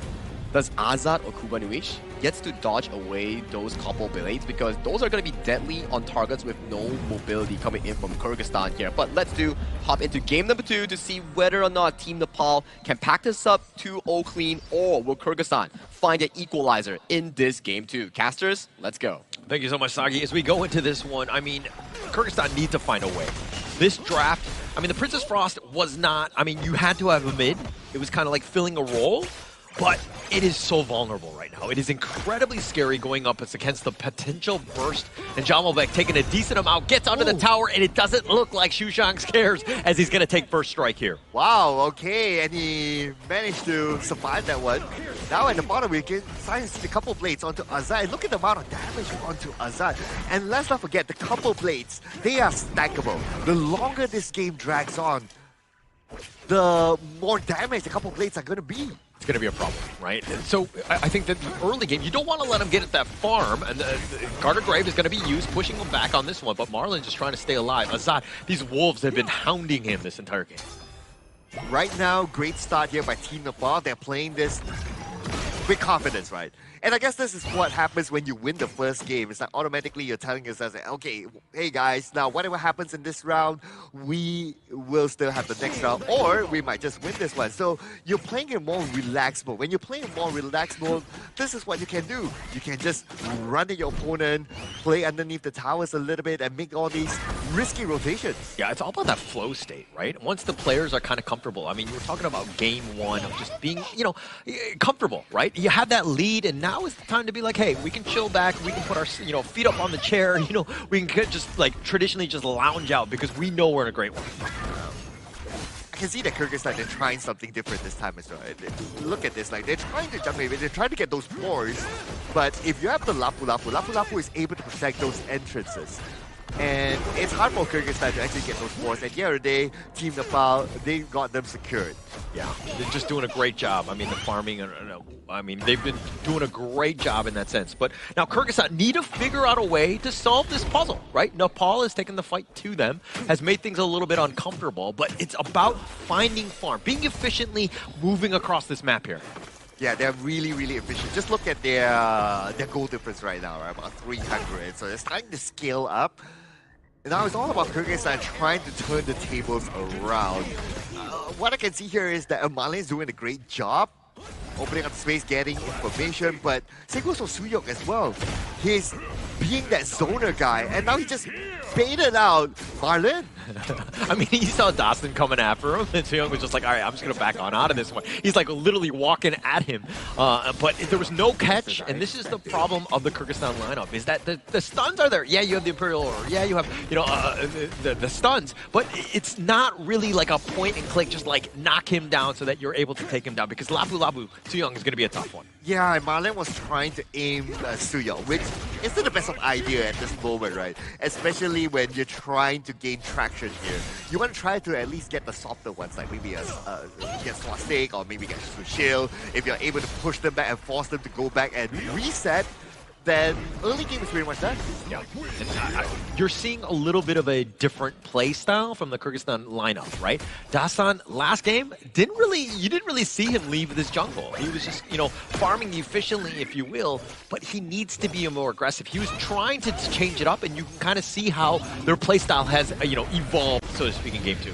Okay, the first Tyrant here. Okay, pretty much everyone has their own outs. So we'll see who makes the first engagement here. And the body do have options. Oh, they dive right in. He's trying to go for the backline. Marlon, that is. The Tremor Smash only on the one, fighting Shusang, but the Burst Ram on the Raging Sea used in return. He's going to flash away, but Jamalbek is all by himself, and he's going to be taken down. Dastan doing a little bit of work, finds Shusang in return, so they've got a 1-for-1. The Wolves are on. The Soaring Signal, not enough to kill Jamalbek. It's a 1-for-1, and the Tyrant is still open here, up for grabs. Now for Team Nepal, they still have the couple plays. They still have the Guardian Bow. So that's a very strong spell to try to zone out Kyrgyzstan. But it looks like Team Nepal, they're going to let this one go. Yeah, I don't think that they have the opportunity opportunity to really go in on this one. I think that they're going to give this one up. Kyrgyzstan will happily take this. But BJ and Swastik, these are the guys. Whenever they're nearby, they have that burst and they're able to take you down. Kyrgyzstan, a lot of their guys are vulnerable to these two. Yeah, and well, even though Kyrgyzstan, they got the objective, right? But in terms of goal, they're still slightly lacking behind. Yes, it's a good small win for them, but they have to find more. Yeah, definitely need to find more. But this is, it's not the end of the world, especially after a game one, which is a little bit of a confidence breaker. But Kyrgyzstan have bounced back. This is the way you want that team to be. You need them to be resilient and to be like, hey, it's just one game. Let's continue to grow. Yeah, I'm liking it. I'm liking not only the gameplay, I'm liking the drama a little bit more this time by Kyrgyzstan. I have a lot more expectation for them than this time. But what's going to be important when it comes to a team fight is for Kyrgyzstan to find the backline. Try to deal with the gun and Mo especially. Don't allow those couple plays to just get free hits. You got to get on top of them. So if you're looking at the Kyrgyzstan lineup, like, who's the guy that needs to make the jump onto BJ? Because if he's on the far back and nobody's going on him, he's going to have a field day. Okay, I am kind of thinking about Jamal back. Getting creative here.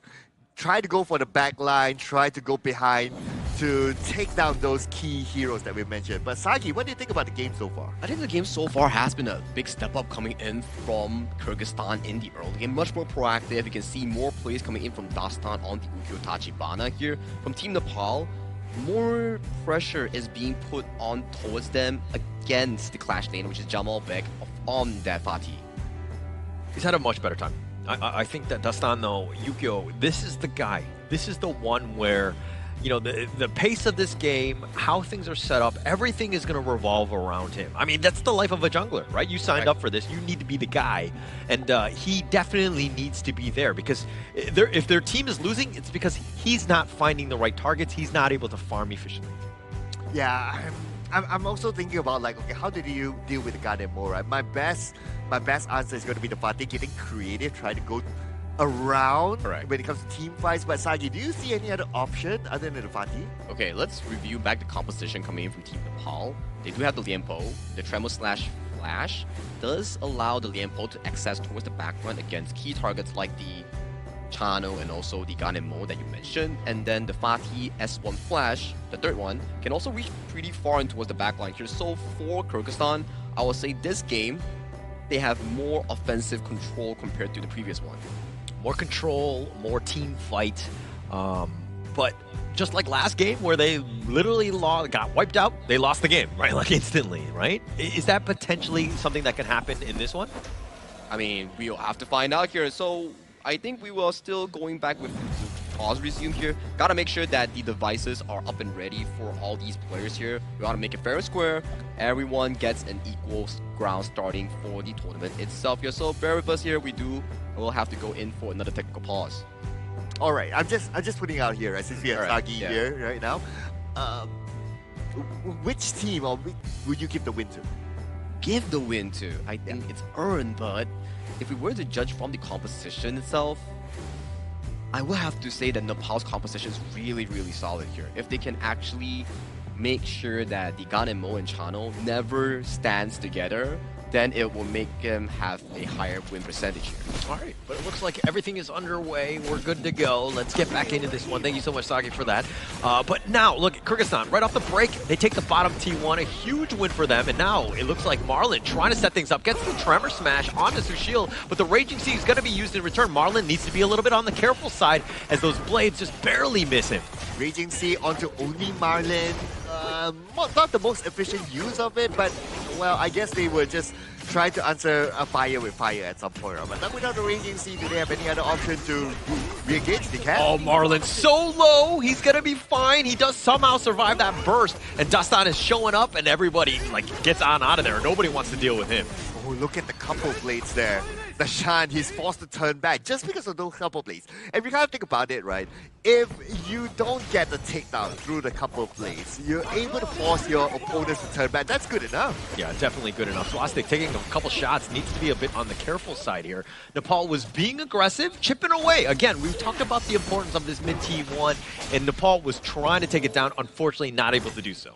Okay, I'm looking at the items right now. So Venomous Staff completed by BJ. That's going to be really important to try to get that win against Dastan especially, right? So that's a really good early buy there.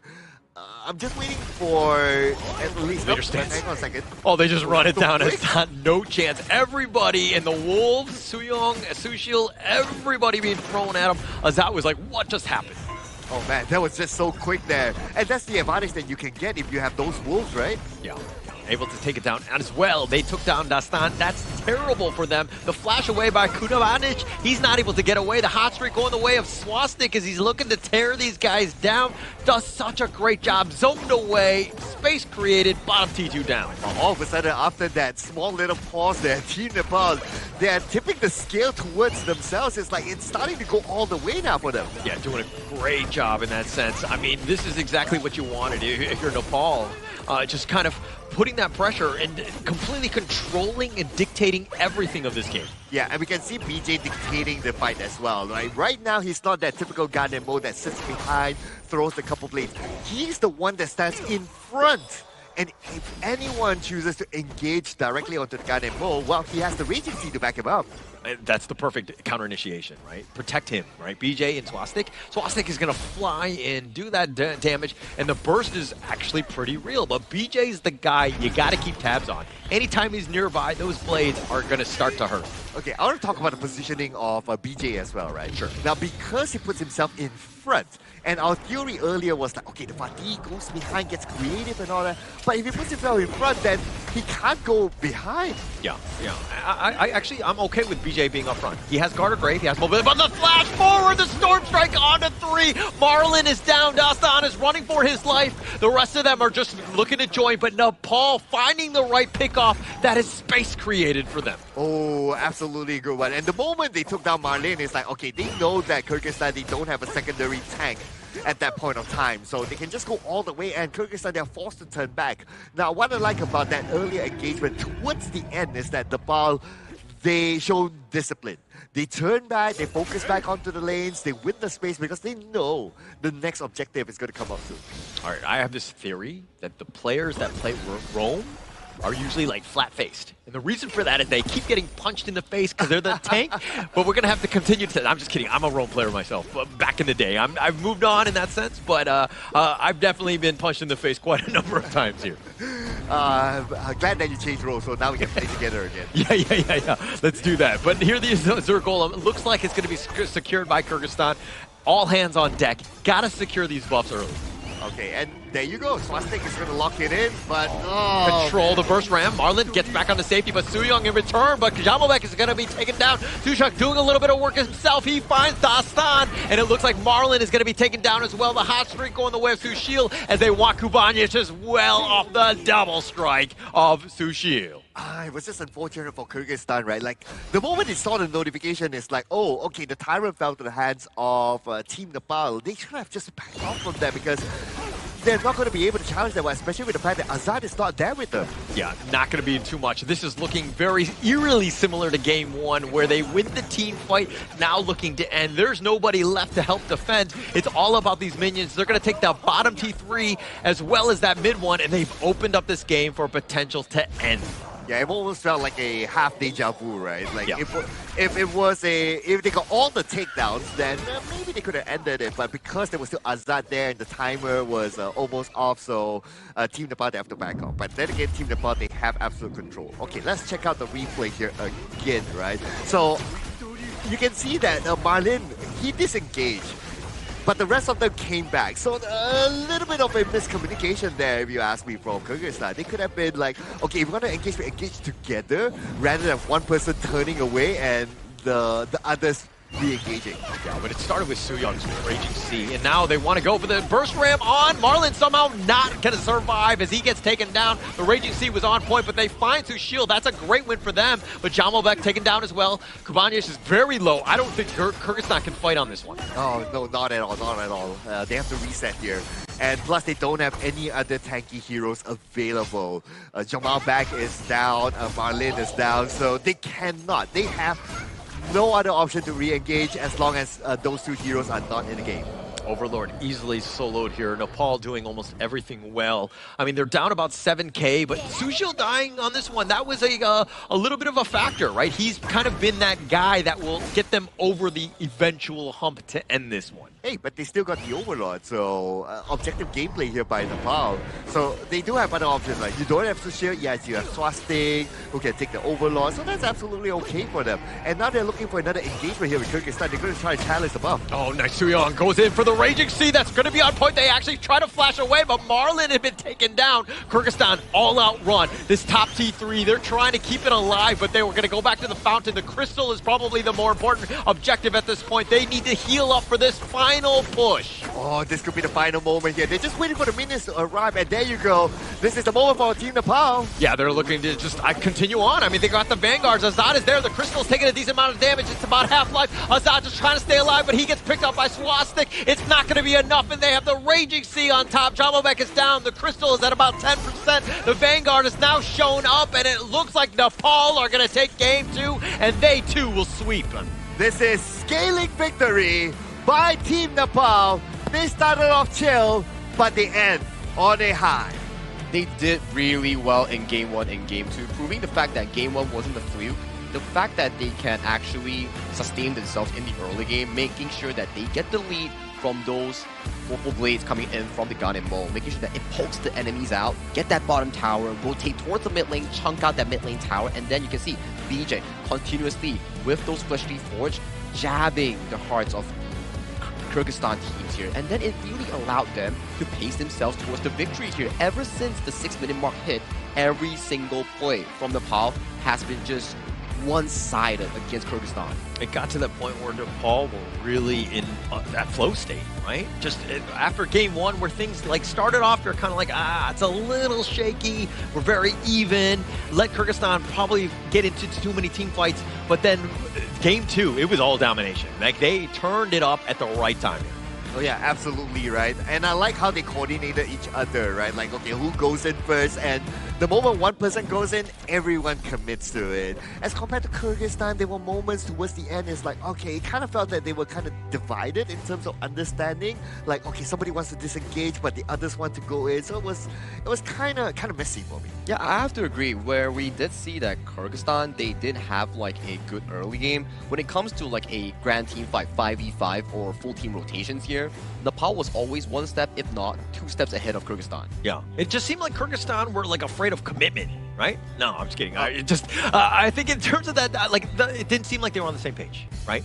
And some of those team fights that were happening were a little awkward at moments because one guy was trying to go in, the others are like, no, not just yet. We got to kind of pick our moments, but they need to be on the same page. Everybody going in together. Yeah, I felt that was a personal statement. Oh, man. But yeah, I guess, well, this is their first round, right, in this tournament. So if there's any improvement for Kyrgyzstan in the following rounds, it's to kind of work on their chemistry there. Yeah, I think chemistry is a very important factor. It allows you to move as one, team fight as one. And for this case, I would say that Nepal was really as one here. The team fighting was immaculate. Suyo coming in with the Lapu Lapu ultimate, and then you can start to see the remaining members just charge in and go in one go. I gotta say, BJ, he is really good with those freshly forwards. He is so accurate on those spears. And that's scary, right? When you have a Gan and Mo player against you, and the blades are on point, he's very accurate like he was doing there, it is incredibly scary because you're like, okay, how do I get around him? Do I need to find the right angle? It's very difficult when his positioning is flawless as well. Yeah, and it's hard to fight and find an angle to go towards him, right? Because he has all those protection, not only from the side, but also from the back as well. Oh yeah, as you can see in this post-game stats here, 5-1 and 4 coming in from Sushil here, still very steady on that channel pick. 0-0-9 on BJ, but you can see from the in-game pressure that he has generated along with Suyok, Swastik, and also Sushang, he was just poking down the enemies, softening up, battering up for Swastik, and Sushang just come picking up for the easy kill here. He was landing very crucial poke on the Ganemo. Doing everything right. And also, I want to give shout out to Suyo, right? Because his Raging Seas were so good. Not only in terms of initiation, but the counter initiation as well. When Kyrgyzstan, you're thinking, I got the numbers up, I got the 2-man stun. But then he was on point, ensuring that those guys would just stay alive with his Raging Seas. Okay, look at this, right? Sushil bought the Sun Chaser. Oh yeah. So because of that, then he can stay even further from any potential engagements by Kyrgyzstan. It's a big headache for Kyrgyzstan, right? If Sushil and BJ aren't too close to each other in team fight and they are separated well and have good positioning, you gotta be wondering, if you're Jamalbek or Marlon, how do you strategically go towards the backline and have your teammates follow up immediately? Because those are very long-range heroes that Kyrgyzstan has a very difficult time in actually accessing towards them in the backline. Have a much harder time, right? It's not as simple, right? Especially when Nepal had that map control, they were able to kind of, you know what I mean? Like when you're using that map control, you have guys that are forward scouts, right? So you have vision, so you know when things are coming. And when you're losing, it's the exact opposite. It's very dark, it's very hard to find the right moments to ambush. And you can kind of see how Nepal played that one perfectly here. Okay, I'm looking at some of the stats here, right? So Azad has a 0% team fight rate. So it kind of tells me the story of like, okay, they want to open up the space for Azad to farm and hopefully he's able to be the one to carry towards the late game, but clearly we didn't go that late. I think it's also very difficult for the DRNJ to actually perform when you are severely outranged by BJ's Gan and Mo. Every time you want to walk up for those golden tokens to dish out damage as a farm lane with medium range, you gotta be wondering, ooh, is that freshly forged aimed towards my face or somewhere else? Because if I get hit by one full set, I'm out. Yeah, if there was body collision, I would be like, oh, Sir Cloud, I would put him in front of me, right? Because I would be like, I'll let him take it, right? Because those things... Oh, that's fair enough. Yeah. So you're going to be flat-faced because you're Rome, where you got punched in the face with all... Anyway. But, I mean, this was a completely just dominant performance by Nepal here. I mean, the gold graph, it took a little bit to kind of get going. You're kind of... see this time and time again where they're happy to kind of extend the game. As long as they're not losing early game, they're finding ways to kind of accelerate from that fun. It felt like everything was under the control of Team Nepal. Like, they know that, okay, let's equalize out the early game. Once BJ gets the priority in the mid lane push, he comes down, start poking out every single member, and then we see Clash Lane from Team Nepal teleport down to assist the team. Yeah. And once that tower is down, we rotate towards the mid lane, pick up the mid tower. That's where we gain access towards the enemy jungle, where Suyo gets those beautiful Raging Seas to build the goal into a 9,000 full in the late game. It just seems like Nepal is built around a tipping point. Correct. Because once that moment happens, everything crumbles. Right? It's like the domino effect. I love it, right? Because they were completely pushed back, and then all of a sudden Kyrgyzstan, they were like stuck in their fountain. They were dead. They had the death timers or whatever, and they were kind of just hidden back, and they had no answers because Nepal, from that moment on, it was completely theirs. All right, I worry that these stats will work for Team Nepal for this game, but for the next game, I don't know, because it kind of feels that, okay, they want to farm up before they engage, before they start to do something significant, right? Other teams might not give them that space. I would say so, but it all depends on how they actually play around stronger opponents moving on in their respective tier. But in this game itself, in these two games, very calm and collected coming in from Team Nepal. Yes, we do see a form of comeback in early fights coming from Kyrgyzstan, where Dastan was able to get the kills. But as you can see, the map movement here coming in from Suyo, the engages here, which is really darn beautiful in this game too. One thing also to take note of is that Kyrgyzstan kind of went back to the well, right? They went back to some of the heroes that they previously played whenever you lose. I always feel like when you lose, there's a reason. Like, it's been solved. You need to figure something else out. You need to go in a different direction with the draft. Dude, 3-man Raging Sea, that was brilliant. That was beautiful there. And after hitting the Raging Sea, like, everybody from Team Nepal just come in. This is what I call chemistry. So Team Nepal, their advantage right now, or their uniqueness, is how they coordinate with each other. Correct. It never really relies solely on one person, which is like Suyo, for example. In previous life, we do see Su Sheng also find the Flash Storm Strike, which in these examples as well, the moment Suyo goes in, he finds a Storm Strike. Or Suyo is late to the party and Su Sheng starts to fight for the team first. So it's never about over-relying on one person, but it's a team effort in collaborating for this game to dominate win. Yeah, everybody's sticking together. I mean, but in the end of the day, Swastik is going to be your MVP with a monstrous KDA of 804. Yes, it was set up by the rest of the team, but I mean, he was able to clean up, and that's kind of what you want from a Nakaruru. Yeah, you must have a good finisher as well. Correct. But overall, it is a team effort. It's set up well by the Ganemo. Like what you said, the Ganemo just winds down the health of their opponents, and then Swastik just comes in and be the finisher. So he did what he's supposed to do. Correct. He found the proper positioning in putting himself to collect the takedowns for the team, and then when the team sets it up, they know for a fact that, okay, Swastik will be here to clean house, and that's what exactly deserving for this MVP. 8-0-4, 20% damage dealt, 17% damage taken with a total of almost 26%. So you know for a fact he's been sweeping the goal and delivering when he's needed. A lot of the teams need a great jungle, right? I think that just the amount of impact that he had throughout the entire game. When the team fights were not happening until you saw Swastik within the vicinity, right? He's always that guy that's been able to kind of come at the right moment. And I mean, clean house with 8-0-4, this is exactly what you want from a jungler. Yeah, and I guess because like, yeah, you have the kind of mode that can deal a lot of damage, but the moment you send your couple blades in front and your opponent's health is low, they will immediately back off. And who's going to chase them, right? So you always need the Nakaruru there to chase down whoever that target is and finish up the job. And sometimes it's not only about like Suyok or like Sushil like starting off the team fight for their team and also the clash lane, but sometimes you see as well the jungle Nakaruru comes in clutch with the early burst first on towards Team Kyrgyzstan's roamer. Immediately his health bar went down to like 10%, and that's where Suyok comes in, picks up the kills, or starts the team fight with the Lapu Lapu ultimate. So everything falls in line with how the team functions. It's never about over-reliance, it's about one team playing one full game, a beautiful victory for Team Nepal. It's all about execution, correct, right? Yeah. And the way that they were able to do it, everything, like the stuns, the skills, everything was stacked perfectly, right? And hitting those moments, and it's all about trust, right? Especially, you know, when we're guys on the desk, we're like, I trust you, brothers. But it's even better when you're seeing it on the stage and the way that they're able to kind of get to that, because those are the teams that are really going to rise here at the Asian Games qualifier. Yeah, communications is one, and also sometimes like, okay, there's only a certain amount of communications that you can have in the game. Right? Sometimes it has to be intuition as well. Yeah. It has to be like, okay, I see you like starting to move that way without even saying it. I'm already starting to do it. And this is where the strength of Team Nepal lies. I knew you were going to say that. I don't know how. I just got it. Okay, I think we have that same level of trust. Exactly. This is not pre-recorded, right? This is live. I can definitely do it. But he's reading up a script. Let's save the talk for now. We want to hear more with Mara and the representative of Team Nepal on the stage. So take it away, Mara.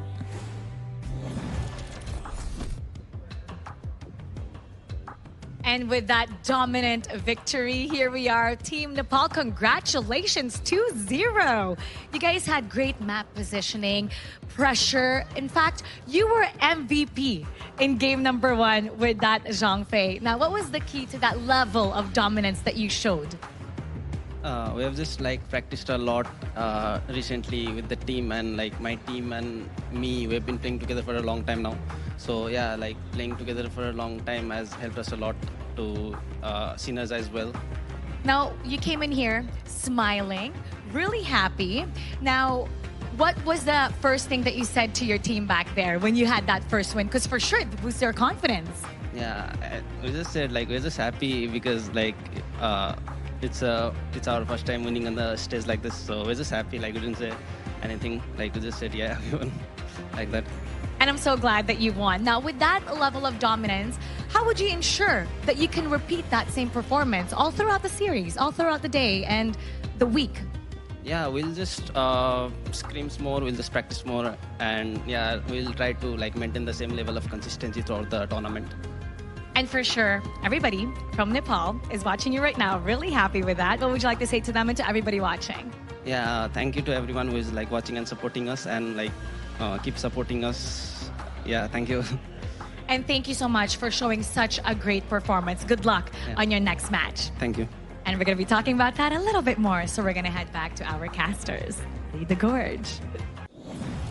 Thank you, Mara, and also Suyok here. Very nice man there coming in from Nepal itself. And I would say that you can see why Nepal is able to function as a collaborative hive mind is the way they play. And he did mention as well, is like, okay, we have been practicing together for a long time. Hence, you can see like in the gameplay itself, very strategic 5-man movements, and the way they move around the map, where we say macro movements, are very clean in this game. Very helpful. Very helpful. Execution and the way that they were able to kind of, you know, like trust one another. When they make a move, the other guy's like kind of following up with them, and there never was any sort of doubt with that. Yeah, I'm glad that he kind of referenced slightly on our Zhang Fei coaching session. It's kind of proud with that, right? Doing good. Okay. Find me at Sir Cloudcast, like just find me and then find me for those like what do you call that? The Zhangfei tips, right? But let's save that. The next upcoming series will be between Syria and also Sri Lanka, which is also their debut matches. A lot of debut matches in day 1, day 2, and day 3, but we want to find out how both of these regions play in the Honor of Kings global scene here. So I'm definitely excited for this upcoming series. This one's going to be an interesting one too, right? I think that, again, this is more of, we kind of knew Nepal, some of those players. This one is a little bit less so in terms of like what is the information, what do they like to draft. So this should be a very evenly competitive match here. Yes, and I do hope that we get to see the Tolia at some point. I might lose that coffee though, but I wouldn't mind having that Tolia on the game. Yeah, I mean, we want to see more variety coming in from the pick and bans itself so that we see like more potential drafts coming in for the later stages of the day, especially when we go into elimination matches as we move on in towards the Asian Games qualifiers. You know for a fact that the games are going to get even more sweaty. Yeah, definitely so. I think that we've seen them. It's been a little bit, a little bit of a feeling out process thus far, especially with the first 2 series. But, I think through that all, they've been very successful on the IQ official gaming phone for 2026 Asian Games Esports events, the Honor of Kings qualifier. The phones have been great. Thank you so much for supplying those as we've been seeing it all the players have been enjoying it on stage. Oh yeah, like we keep talking about 120 FPS. Who doesn't enjoy 120 FPS with the highest graphic quality settings here? And I personally own an iQOO, so it's pretty good. It doesn't overheat, and the players are using iQOO 15R if you're interested in the phone itself. So do check it out if you're interested in a strong gaming phone. But boys, lads, I think that we need a bit of a small break as the players itself to actually prepare for the upcoming series between Syria and Sri Lanka. So let's throw it to a short break before we come back with more Honor of Kings action in the Asian Games qualifiers.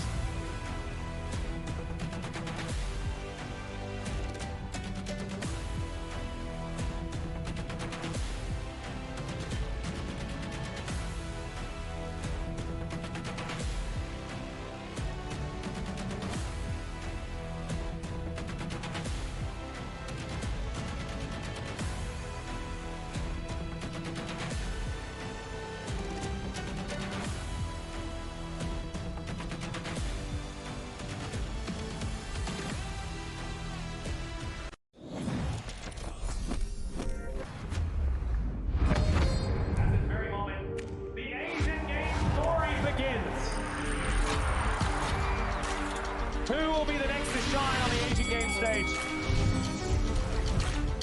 Contestants fight for the honor of their regions while we cheer them on from the stands.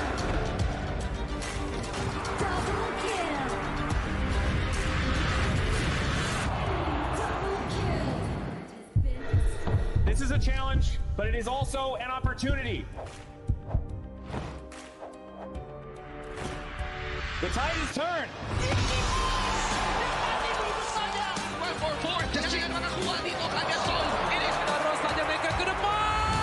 Fastest in front. They're going to use it. Golden Tide close out Hadley.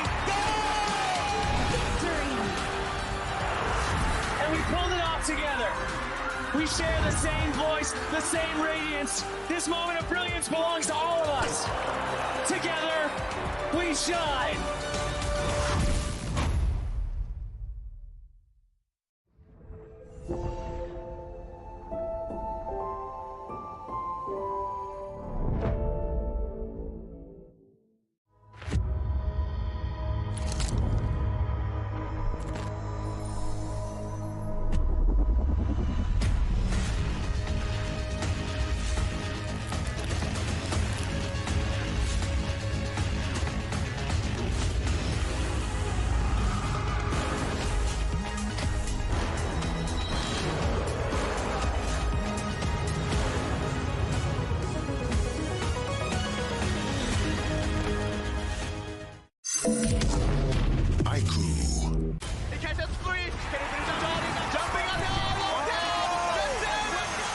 Welcome to the 2026 Asian Games Esports Qualifiers, Honor of Kings.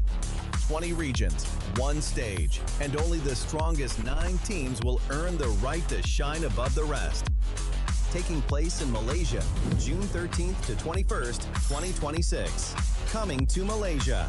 This is the battleground where teams fight for the right to qualify for the Asian Games. 20 teams enter, but only 9 teams will move on.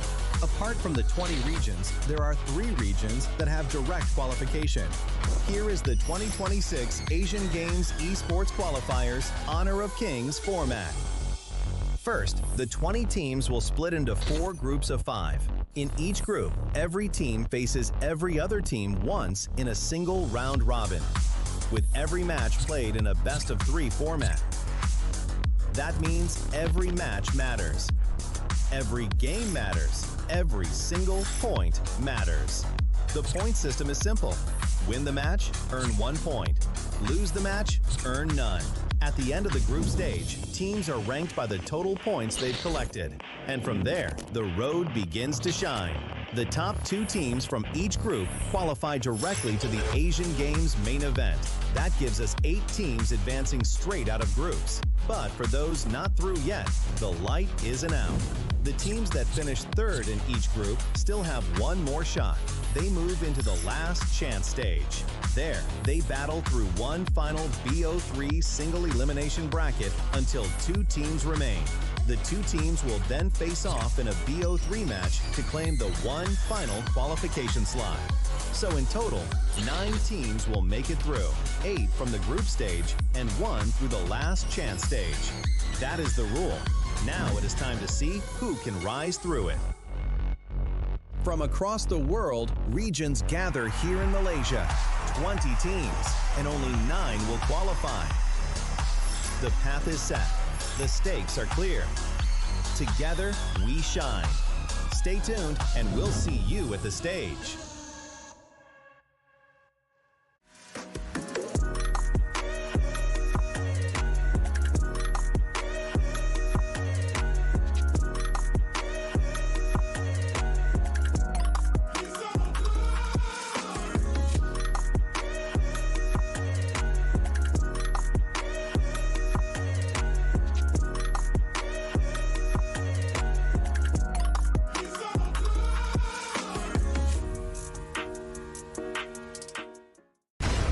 Ultimate not ready yet.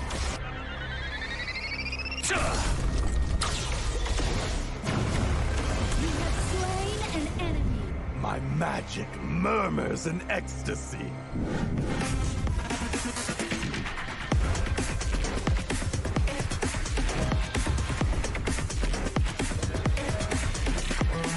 Amazing!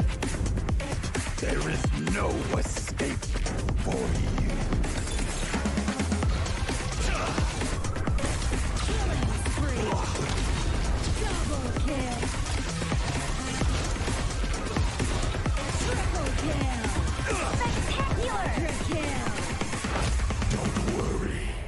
I'll be back for your life soon.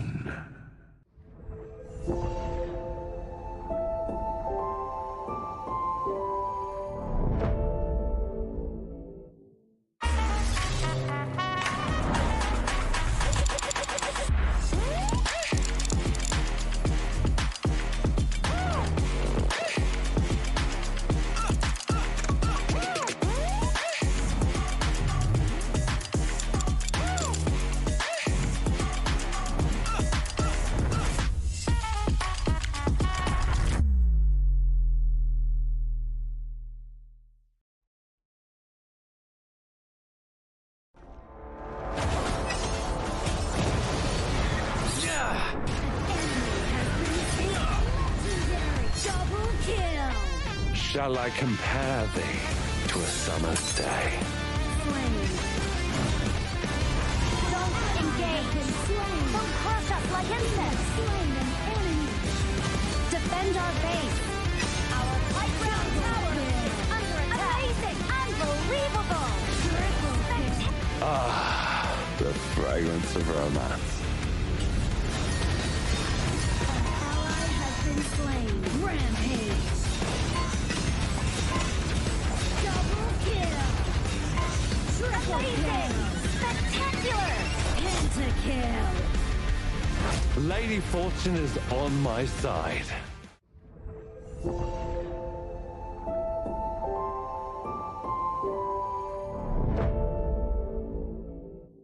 Itu bukan track kita. Relax, bro.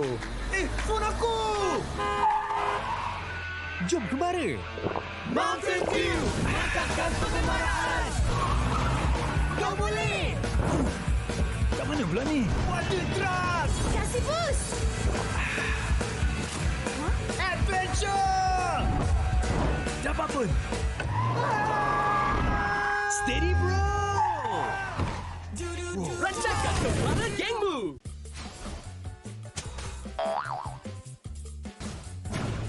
They tried.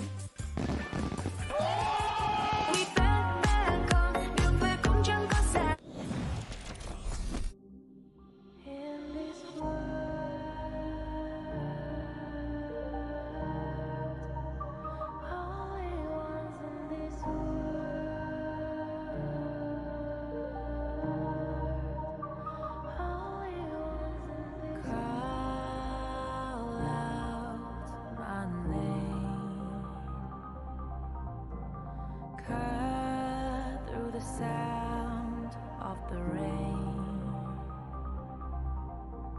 No matter how I feed the flame, you know I feel the darkness and the pain. All of the ways we tried to break free from the night. You know we made it out, we found the light. I fly so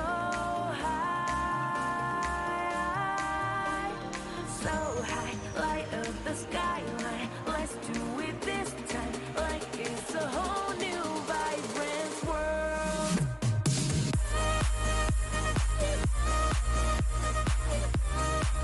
Like we're the only ones in this world. Like we're the only ones in this world. Now I see that I got everything I need. It's alright, I'm on fire, I'm alive. Welcome back to the 2026 Asian Game Esports Qualifiers for Honor of Kings. This is day one. My name is Sagi here, and we are on our way to the third match of the day between Syria and also Sri Lanka here. And we do have Holler on the broadcast and a new face joining us towards this show. It will be none other than, drumroll, Hello. Adam Spartak. Welcome to the broadcast, buddy. Thank you. I'm very nervous, but very excited to be here amongst you guys, the legends. I'm just happy you're on board as well. I think that we're going to have a great time. I think that, look, going into this one, there was a lot of expectations from this Asia Game qualifier, though. But, like, what are your feelings from this one? I mean, 20 teams, it's got to be a little bit of pressure for them, right? Yeah, for sure. I feel it's going to be very refreshing because we're going to be doing not global bans. So the hero picks are going to be very refreshing. It might look repetitive, but no, because it's very out in the open and we don't know what are the strengths of each players for every team. Just like what I keep repeating in this entire tournament, right? It's like the identity of different regions, some pocket picks, some difference in terms of the meta. Those are definitely going to be serving as a power coming in for different regions, especially in the BO3 setup. Yeah, and that's the biggest piece. I mean, Adam Spartak, you were kind of talking about this, about how things are much quicker, right? The games, like the best of threes, it's very different, right? In terms of the drafts. I mean, watching this one, is this something that you would rather play, or would you rather have global ban pick? I would rather play this one because we've been doing global ban pick for quite a while now, right? So to me, again, this is quite refreshing and it leaves a lot of unlimited possibilities for everyone to do, and I feel like it's gonna be very interesting. I will play this. Awesome. It's like a revisit back to 2024 before the implementation of the global ban pick here. So we're taking a trip down to memory lane itself, and right now we have like Syria and Sri Lanka coming in as our third match. But if you guys are into new heroes coming in towards Heroes Gorge or Honor of Kings on June 17. A new hero, Zavara, and the new AOV hero squad. We have Lorian, Annette, and also Florentino. These 4 heroes will arrive in the Gorge, meeting you on June 17. I'm actually super excited about that, right? I mean, this has been the best part. When those new heroes are available, I mean, yeah, sometimes they ruin ruin my rank games. Usually when they're on my team, they're like amazing when they're on the opposing teams, but it's a lot more fun. It makes things way more dynamic. I'm excited. I'm excited because I hear a lot about Florentino, about the skill sets that he can do. It's almost similar to Charlotte in some ways. And You're I a think Charlotte that, main. yeah, and I'm a Charlotte main, and I think that it's going to be a very interesting hero to learn and also to execute very well in future tournaments. And I heard that Florentino is actually one of the more difficult hero, and the difficulty is actually off the roof. And I can't wait to see once they get introduced. Some of these players will definitely pick it up and have like fantastic moments. Yeah, but that's enough about the official server heroes here. We're here for the Asian Games qualifiers, and especially the highlight is on match 3, Syria and Sri Lanka here. Talk to me a bit about this specific matchup. I think that both of these squads are not as prominent. They haven't had as much airtime, so to speak. So a lot of the data that we've seen is kind of like hidden in the shadows a bit. But at the same time, it's a huge advantage for both of them because they're dark horses. Like, we don't know exactly what they like to pick yet. So it could be a very interesting match here. It's not just that they don't know each other at this point. Also, other teams will be watching and they will try to learn as much as they can from these 2 teams. And I believe that it's going to be a good one. We're going to learn a lot from them. Yeah, interesting facts, right? We will only find out in the Gorge itself. So without further ado, let's invite both teams towards the stage to showcase us what they have prepared for this upcoming matchup. Let's welcome Syria and Sri Lanka.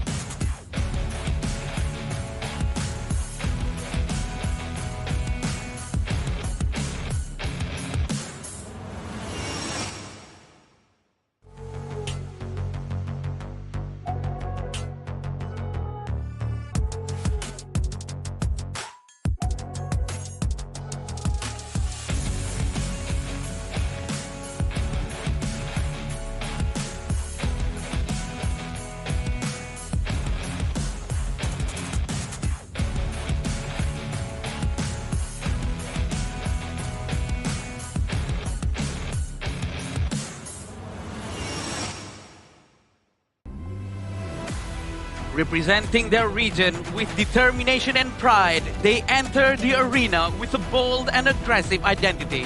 Thrives in chaos, turning quick decision-making and non-stop aggression into their greatest strength. Please welcome the Syrian Arab Republic! Nothing to lose, everything to prove. They've been new to the spotlight. Their adaptability, courage, and fearless spirit could deliver a surprise. Make some noise for Sri Lanka!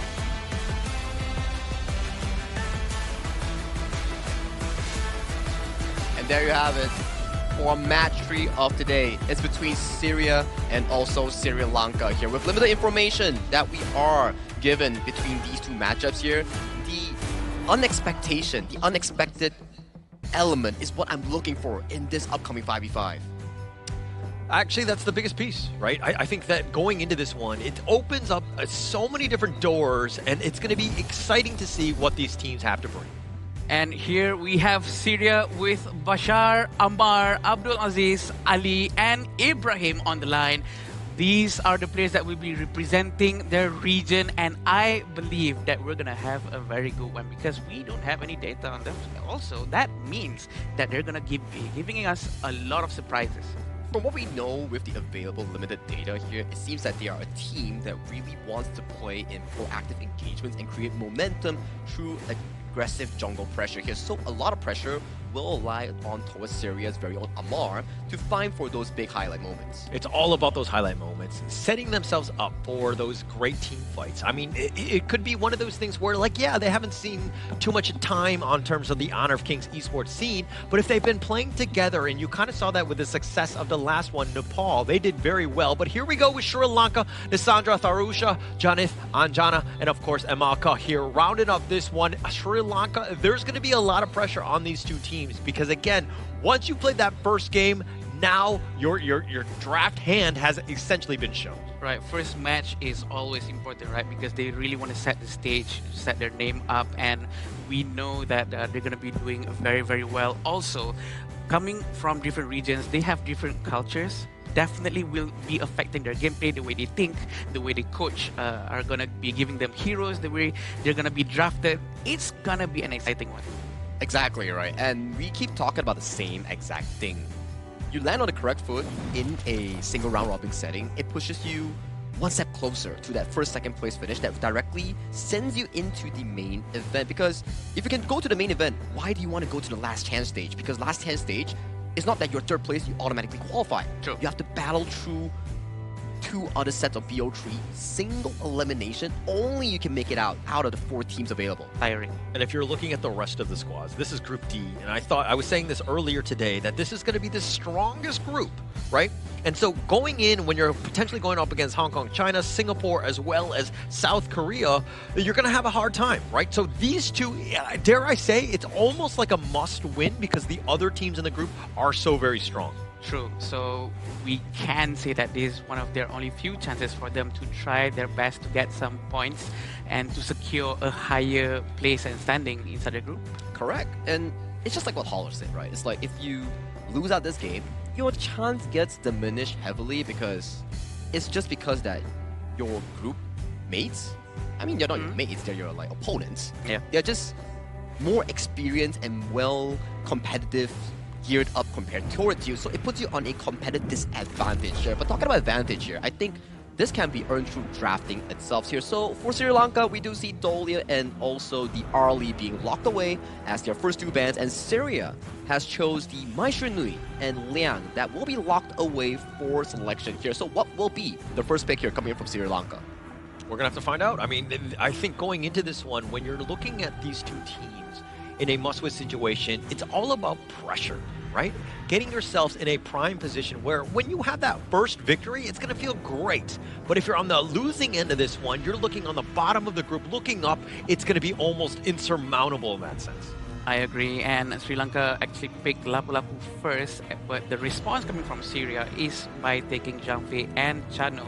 We've seen a lot of Zhang Feis today, and a lot of them really revolves around the gameplay of this Zhang Fei because of this S-tier ultimate coming from him, and I do feel like we are bringing back to our previous times where Zhang Fei has been picked quite a lot, and the win rate goes up all the way up to 70% even. Yeah, it's a very prized pick, especially in this specific patch itself.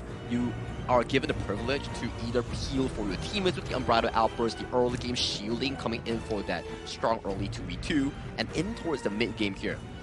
Instead of only playing protective, you can also go for those aggressive Unbridled Outbursts, which is the Zhang Fei ultimate, to look for that big play to get that gold lead for your team. Yeah, the only thing I don't like about the Zhang Fei is that Sir Cloud mains him, right? Everything else about this guy's kit is so good. He provides so much in terms of the team fight, everything that you want. He is such a good hero. Yeah, but he does have to get his stacks first, which is called Madness, before he can use the Unbridled Outburst.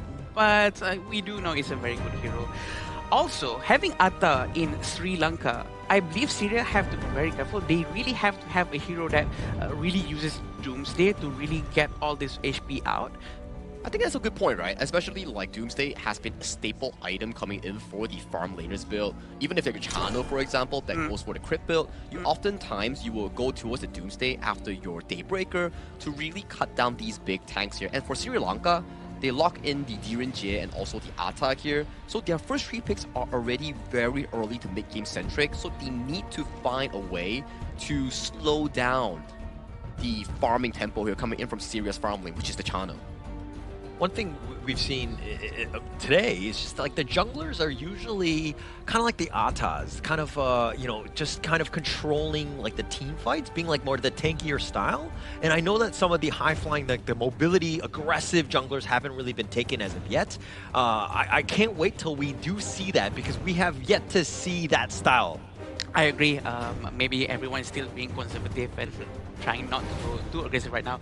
But it seems like Syria is trying to answer the Doomsday question with Fateh. Heavy Fateh with his ultimate is definitely going to be able to really cut HP from Atta. But they do have Byron here.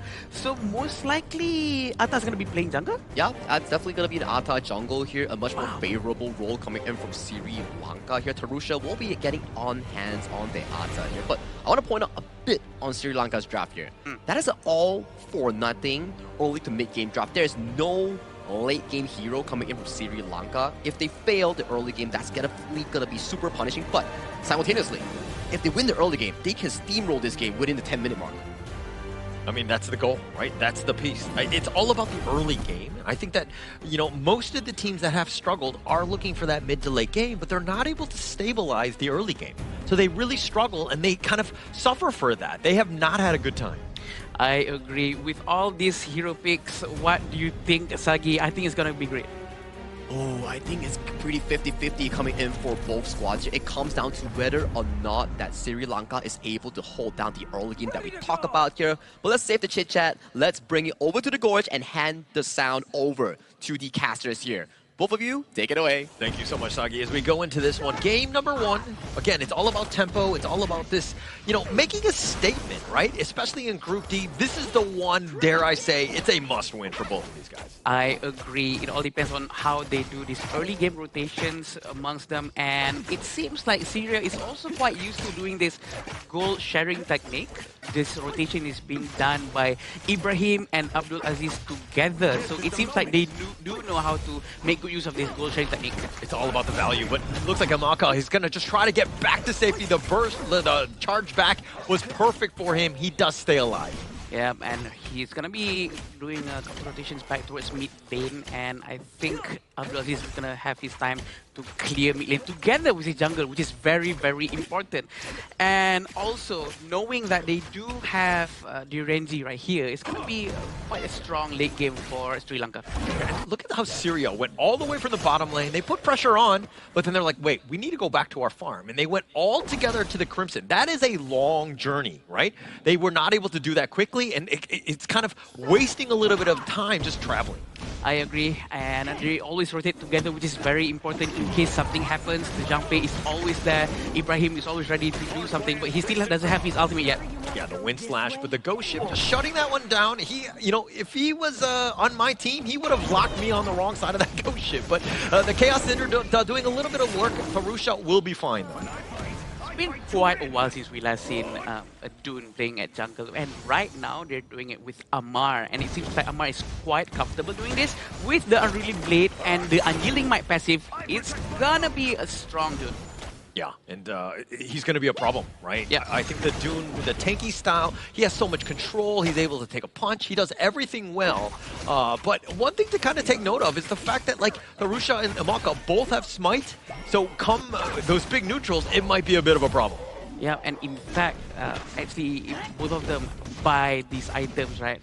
Jungle item, and we don't have Lapu-Lapu buying the roaming item just yet. As Joyu is the one who's buying the roaming item, so it's gonna be quite a different technique that they're gonna try to pull off. But it makes sense. Joyu doesn't need items. Yeah, doesn't need items, but it's still a situation where you're kind of like Amaka. He's like, I'm the jungler now. I will take over, right? Yeah. Like, maybe I don't trust you. Is that what it is? Yeah, maybe. It's true. Yeah, well, we might learn a few things from Imalka. You will never know. But again, their gold situation right now, the economy is still quite okay. It's not too different. It's just 300 gold for Sri Lanka in front of Syria. And it all depends on how this Jangpe is going to do his ultimate after this. Yeah, and they're sticking together, right? The gold sharing is just used very effectively here. It's about that, the wave clear, letting Amar get going, because he's going to be the guy that's sticking up front, but he is 1.1k behind Tharusha, which is not a great spot for him. I agree, but it seems like they might get a little bit sandwiched over here, but Emalka decided to pull back just a little bit, and it seems like they're trying to prepare for what's about to come, because Tyrant's going to be spawning in 10 seconds. Yeah, this is going to be that big fight. Again, it's all about posturing, it's about fortifying, but they got to clear the wave. Like, once you have that initial push, Ghost Ship has been used. Something to take note of as the 4-minute Tyrant is going to be spawning here. Oh, a very important item for Tharusha, Blazing Cape to cancel Dooms. Oh, look at the Blazing Brilliance doing a little bit of work, and the pushback with the Umbrella Outburst, and that's going to be first strike. Syria doing very well, and now Emalka's on the side. I don't think he can continue on, but Amar with another Wind Slash, locking it down, and he's just going to take down Nisandra, who's just barely getting away. No! The Unruly Blade's going to be on point as they chase him down, but Tharusha wants revenge. He's fighting 1 versus 3, finding Amar. Does he have enough? And yes, he does. Tharusha really putting that Blazing Cape to good use. Emalka had to pull back because his teammates have all went down, and I feel that they're on a good track. Both sides of the team can still try to pull off something after this. Look at how Tharusha really focused on Dune, because he knows Dune needs to be stopped with his Unyielding Might, that passive that really regenerates his HP with each basic attack. And the Tyrant has been ignored completely by both sides. Just a great team fight by Syria. Agreed. Just the way that they were able to dissect things, stacking their stuns, using that Umbrella Outburst on top, ensuring that nobody's getting away and Ali's able to take them all down. Ibrahim really setting it up properly. Yep, and this is the second try to get the Tyrant, and let's see who's gonna get a smite. Tharusha making good use of the smite from his, and it looks like they are not really leading in gold too much. It's actually exactly the same, and Amar is gonna try to steal this. He's gonna go back into his own jungle. Yeah, it was a smite battle, and that's always the one when you're looking at the junglers of who's gonna make that, killing blow, right? Who's able to take that away, get that smite off to ensure that you get it. And unfortunately for Amar, Tharusha's just got the one-up on this one. Yeah, as for the Clash laners, we still haven't seen Nisanda coming, doing a rotation towards their team fights. Maybe his presence will help Sri Lanka a lot more after this, and it all depends on this usage of double smite coming from Sri Lanka.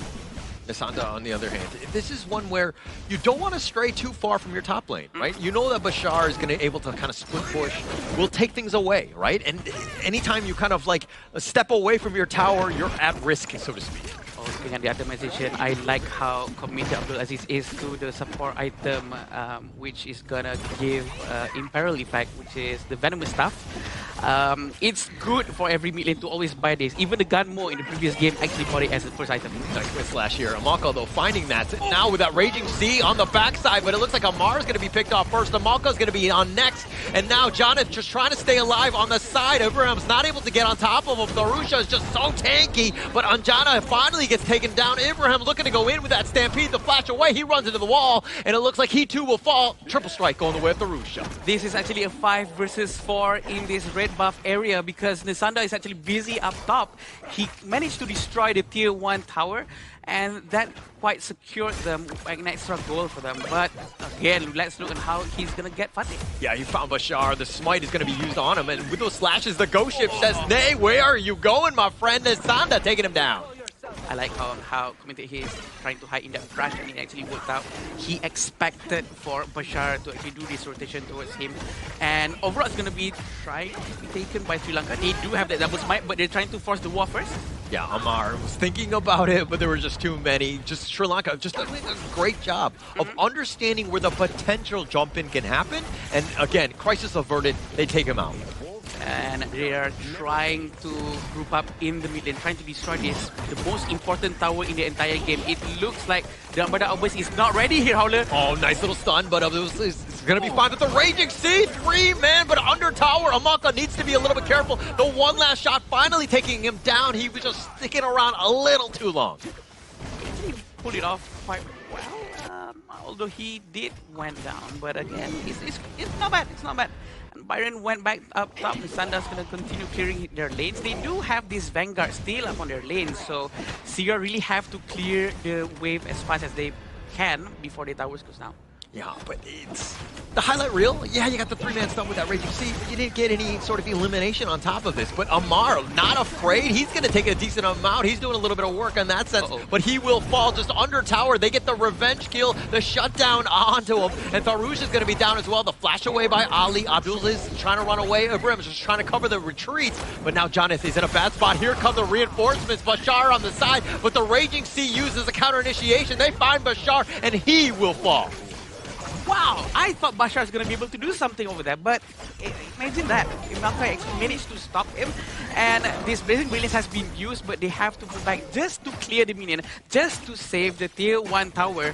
And with 500 gold in fight, I was expecting more goal difference at this point, but this is actually a very close game, Holler. Yeah, we knew it was going to be close, right? I think that this is one of those series where we're like, okay, you know, both of these two teams evenly matched. We knew it was going to go down to just like who's making the mistakes in the end, but you're seeing exactly how Syria fighting back, finding the right moments to really get themselves back into this. Yeah, that's not the first time Amar really went in when something important is coming up, like this Tyrant. He's not going to risk his life this time.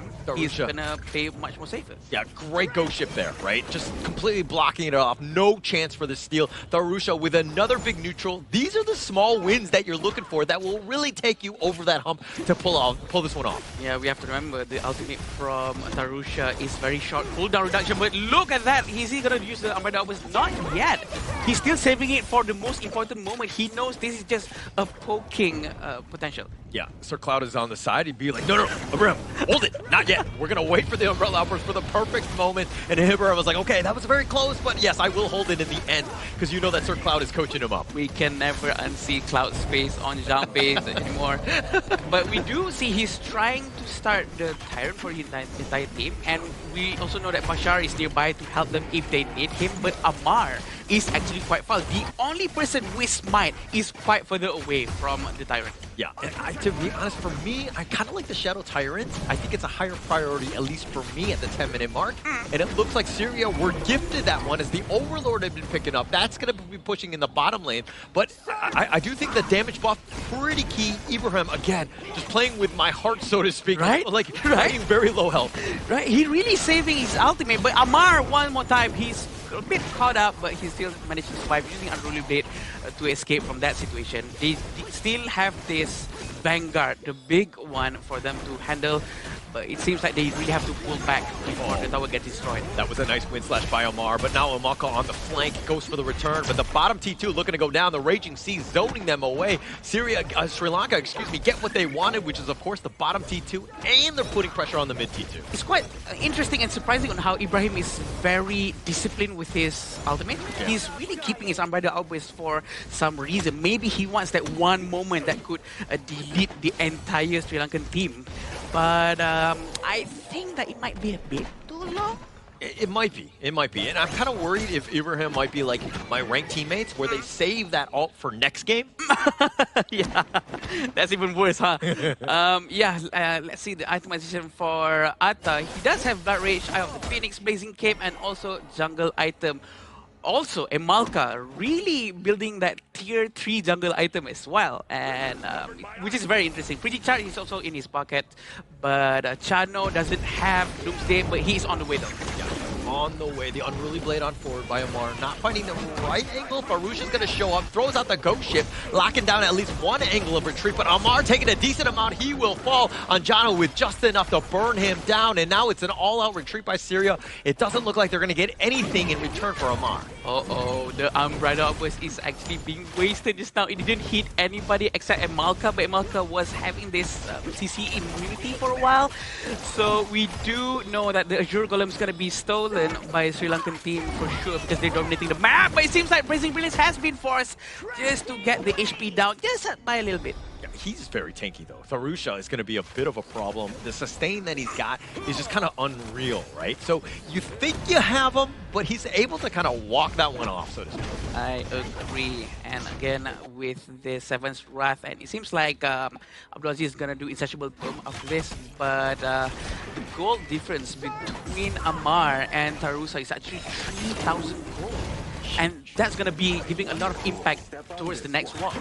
And it's the worst one, right? Because this is the jungler. You know he's tankier. He's going to do more damage. True. He is such a problem. If anything, Syria need to kind of avoid Tharusha in these team fights. And the passive inside Ata, right? His HP doesn't actually goes black, but it actually goes gray, so he can actually recover his HP again without any problems just by basic attacking with his first skill. Anything works as long as the gray HP is still there. You would kind of think that the Dune would be a tankier type, right? Yeah. But the Ata has just been outscaling. He's had such a great game, and he's just been this, like, you know, this thorn in the side of Syria, you know, in game one. I actually wish Bashar would buy Doomsday a little bit earlier just to counter this Ata, but it seems like Bashar is not going there just yet. Usually in most of the item presets, Doomsday comes quite late for a Fatih, and let's see how it goes. Yeah. I think he's definitely going to need it at some point. But yeah, they're extending the game. This is probably one of the longest games we've seen thus far, right? Is it Miker today? Is it because of me? I think it's a blessing. It's not a curse. Oh, right? okay. We want a longer game. I agree. I'm sorry, wrong word. Yeah. But again, they send the Vanguard down at the bottom lane, so it seems like they want to focus on destroying the tier 3 tower at the bottom lane, and we want to see on how Ibrahim uses his Unbridled Outburst again after this. Yeah, we're waiting, right? Yeah. I think that I'm expecting it to be like this massive 4-man, you know, team fight winning one, but it's going to be set up for him. He's holding it down. Now he's been mini stunned here. Now he uses it. He gets the 4-man stun. The Raging Sea in return. Bashar is getting so low with the Tharusha taking him down. Imako needs to be a little bit careful. Ali's on the side, just on the shot. He finds Imako. He gets the pick off, but Amar is going to be taken down as well. The hot streak going the way of Nisandra, and it looks like they're going to be on the run, but they have slain the dragon that is Tharusha. They have to be careful. Nisandra is still tanky. He can still tank the game, but no, he actually went in too early. The tier 3 tower gets him, and it seems like Ibrahim's going to try to fend them away, and it's 2 versus 2 right now. 2,000 gold difference between the two teams. That was very weird. You're thinking that Nisandra would be fine, but I mean, check out, like, break down this replay, Smartinger. Yeah, we can see on how they started with Nisandra himself, and they actually managed to get the Ata down first. He was struck down quite quickly, but that's for the sake of his teammates, so that his teammates can deal a lot of damage by themselves, because the Ranger really needs a lot of protection. But here is when Nisandra actually went into the tower without any minions. Yeah, and with that man advantage, Syria were able to pick up that Tyrant. Something to take note of, right? This game is so back and forth.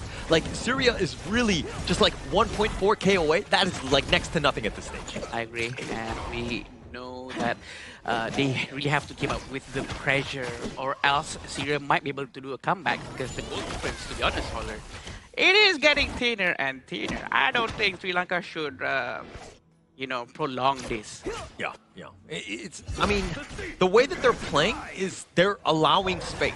Like, when you're, like, not being the troll under the bridge and letting them just walk into the river, they're just going to walk up on you. They go for Jonathan, they take him down. The Raging Sea used in return, but the mid T1 already down on the side. Sri Lanka right now are in a world of hurt as everything has crumbled in terms of this game.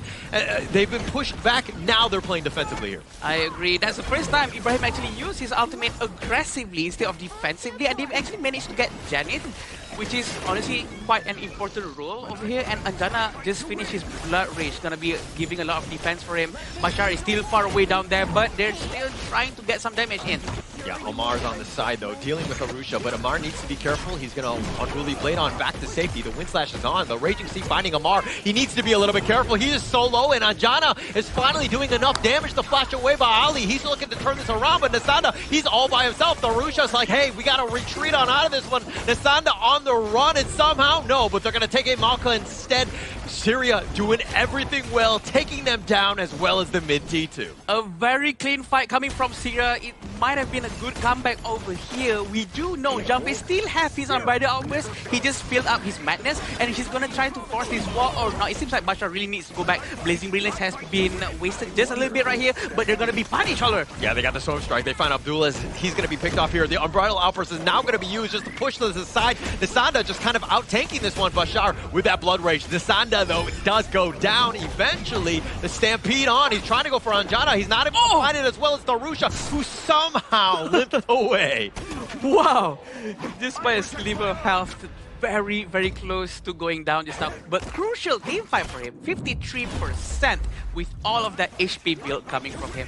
But this is what happened just now. And a great ultimate coming from Ibrahim trying to help his friends. But although Armar did actually went down without the help of his teammate, not enough help actually. But with that channel, pre-hitting non-stop, he actually managed to do something. Oh, here's the ghost ship. The Overlord is about a little under half. Amar just trying to find Tharusha, but instead he decides to turn attention to the Overlord. The fights are all a little disjointed. The Overlord finally being taken down, but Bashar, who was trying to create space and somehow limps away. Ali, though, gets slowed. He gets Imperial ordered, and that's going to be Sage's Sage, where they're going to be all on top of him. He tries to soaring signal away, but he too will fall, and that's a shutdown going the way of John. Bashar actually managed to use the secondary blessing just now, trying to find at least one casualty, but it didn't happen. And we also know that Ibrahim is nearby. Is he going to fall in? Yeah, looks like Sage's Sanctuary is going to be popped for him. Tharusha, the Umbrella Outburst, is now on top, but he's outside of the Blazing Brilliance. The Wind Slash on top of Nisanda, who's continuing to fight. I don't think he got the memo to retreat, and he finally does. Wow, what a game. I know you haven't finished yet, Holder, but what a game. 1,000 gold difference, and actually Syria is leading the economy, and they're gonna try to get the Tyrant before Tempest spawns, but it's gonna despawn in 5 seconds. Can they do it? Yeah, I think yes, Tharusha with a smite just to ensure that he gets it. He's been on point with these big neutrals. True, Shadow Tyrant has been sent to top lane though, so it seems like Janith are tasked to clear this wave as soon as they can, because they have to try to get the Tempest as soon as possible. But we have to remember, Syria does have the primal bond, so they cannot start the Tempest as soon as it spawns. Yeah, they're going to have to wait a little bit on this one. But at the same time, they can contest. It's going to be a little bit more janky in that sense. So it's not the best case scenario for them, but Syria, man, finding ways to come back into this one. And we do know Atta has his power spike actually plateau and goes down, but look at this Blazing Brilliance, Holler. Yeah, just a little bit. Just he's gonna be not liking that one. Burnt like a little rotisserie chicken, if you will, but he's gonna shake that one off. I think he will be fine. But again, if the Tempest Dragon is up, we finally hit a late game. That's true, that's true. Tharusha again plateauing with his damage, but look at this channel. Is he gonna go down? No, not yet. Oh, on the side, the Umbrella Outburst only catching on to one though. Can they get more? The Raging Sea used to return. Amalka doing a little bit of work, but Abdulaziz, he's gonna be picked off. They've gotten Amar frozen in. He's gonna unruly play it on back. The Stampede is gonna be on point. They find Sage's Sanctuary. Amalka is gonna be picked off. They finally find him. Bashar looking to do some work, finding Tharusha. Does he have enough? He's actually out sustaining this one somehow, some way, but Anjana finally gets shut down as well. Bashar now turning this up. He's got the Blood Rage, the Storm Strike on top. They have the control. He dashes away, and again, Bashar surviving. And Tharusha actually managed to recover a lot of chunk of his HP back up just with that one skill. That shows on how dangerous Atta can be without the proper itemization such as Blazing Cape or Mortal Punisher or Venomous stuff. But it seems like Nisandra is going to try to start this objective as soon as they can. But they do have to be aware of their top lane. They were trying to, I mean, Nisanda had started this one off the solo. Ibrahim is definitely making his way there. They've got vision of this. The Storm Strike on. Do they have enough time to burn this down? Syria's just making a mad dash for it, but on the side, Amar is going to be there. The Tempest Dragon is so low. Who's going to take this one down? With the Blazing Brilliance, Abdulaziz somehow steals it from underneath, and Nisanda is going to be taken away. A crucial kill theft, and Nisanda is so low. The Chaos Cinder is on. He goes to the Storm Strike turn, looking to turn, but the reinforcements have arrived. Syria are there, and they're looking to march it down the mid lane. Abdulaziz with that amazing steal. They're going to try to force the tier 3 tower. Blazing Brilliance has been used, and Anjana has been struck down, Holler. Yeah, they've gotten him, but Hamaka with the Raging Sea onto 3, but he's going to be taken down. Abdulaziz with the triple strike. They've opened it up. They've got the Wind Slash, and they will take game number 1.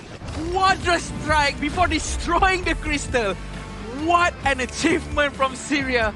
And we do know this shows that discipline and commitment in defending and trying to wait for the right moment for the jump phase ulti is important. That is correct. This was a 20-minute game back and forth between Syria and Sri Lanka here. We saw the early game, fantastic stuff coming in from Sri Lanka, trying to use the funnel strategy, mid lane roamer item with the jungle utilizing all the available gold on the Atta, making sure that this Atta was a beefy boy. But in towards the late game, that's where Bashar and also the Chano started coming up as late game threats. And in the final few moments, Abdulaziz on that Angela stole away that Tempest Dragon and got a Quadra Strike of all things to end the game for Syria. What an amazing game, right? To set things up, and that was exactly how you wanted to do it. Like that, just being able to find that moment. And it's in the last stages where you're just able to get the steal, as you rightly pointed out, Saki, and to kind of get that triple to quadra, like everything that you wanted to end this game, that was perfectly played by them. Yeah, and I actually saw Amar with the Unruly Blade. He actually used it behind the Tempest instead of going towards Tempest. I was actually quite worried. Yeah. Because he's the only guy who's holding Smite. Exactly, yeah. But then somehow Abdul Aziz, with the skill set that he used, he managed to steal the Tempest.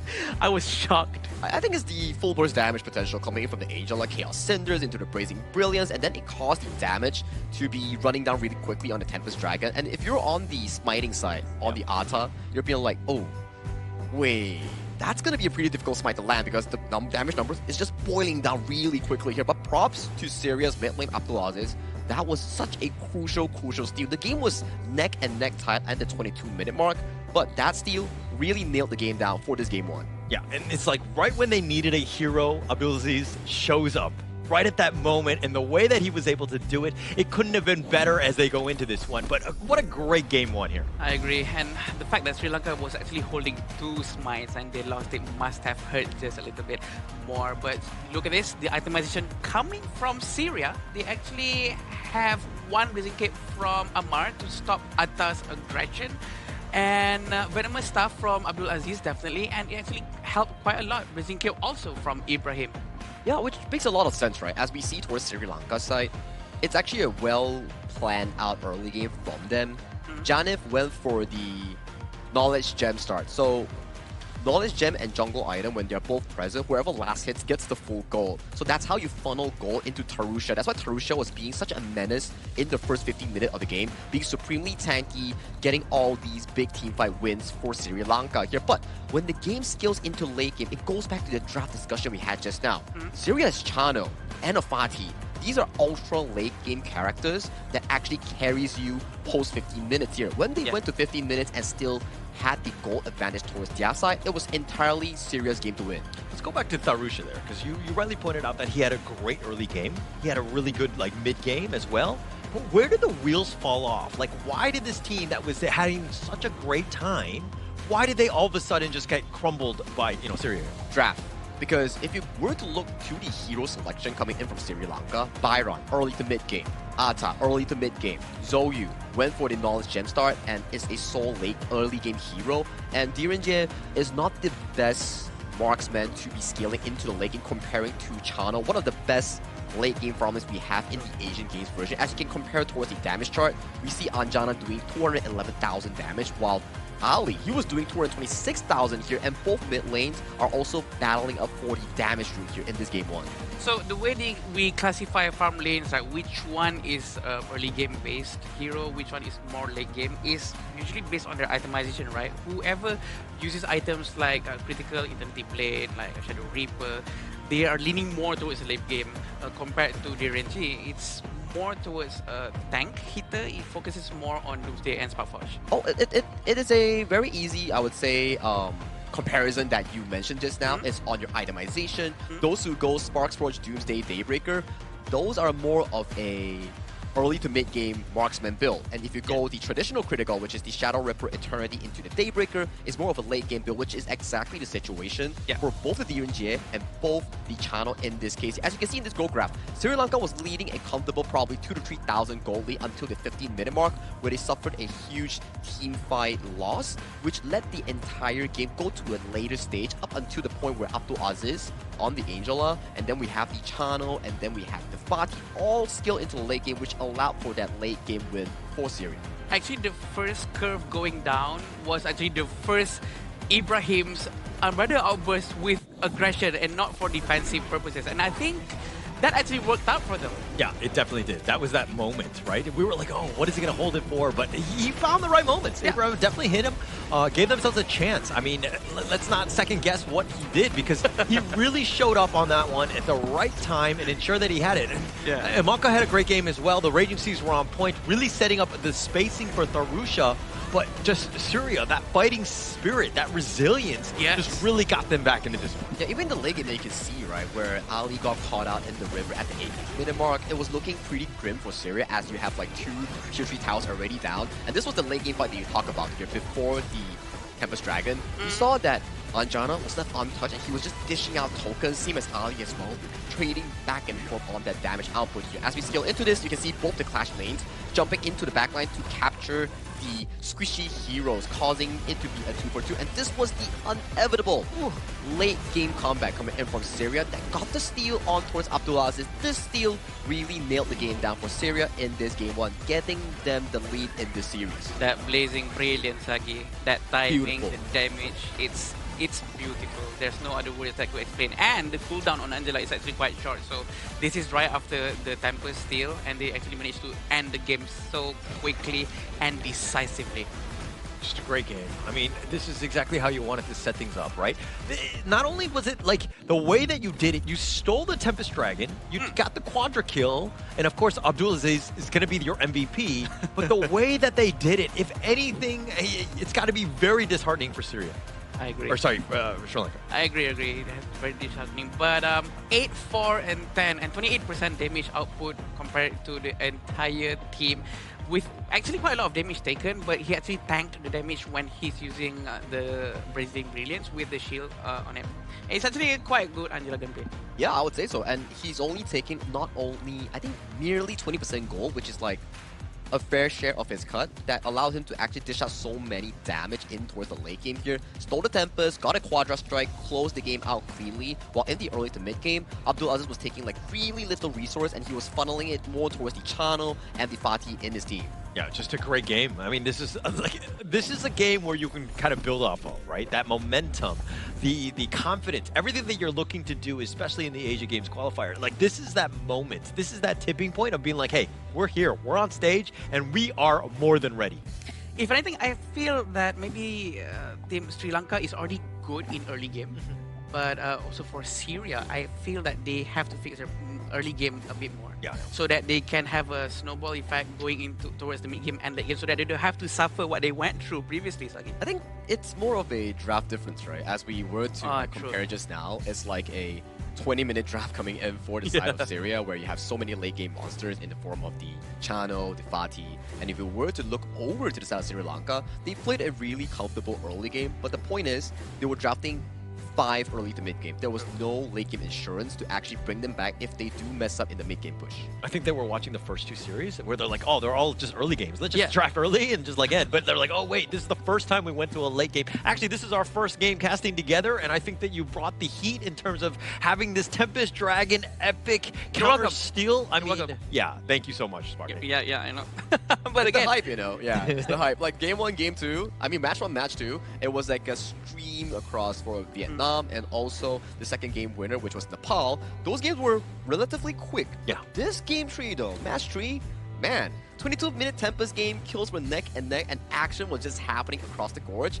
Definitely a different, refreshing sight that we're seeing in this upcoming match 3. But let's thank our sponsor as well. All this wouldn't be available and ready without our official venue and hotel partner here, which is Petaling Jaya Marriott here. This is the official venue partner for the 2026 Asian Games Esports qualifiers for the Honor of Kings official event. Thank you so much, Marriott Petaling Jaya, for sponsoring us.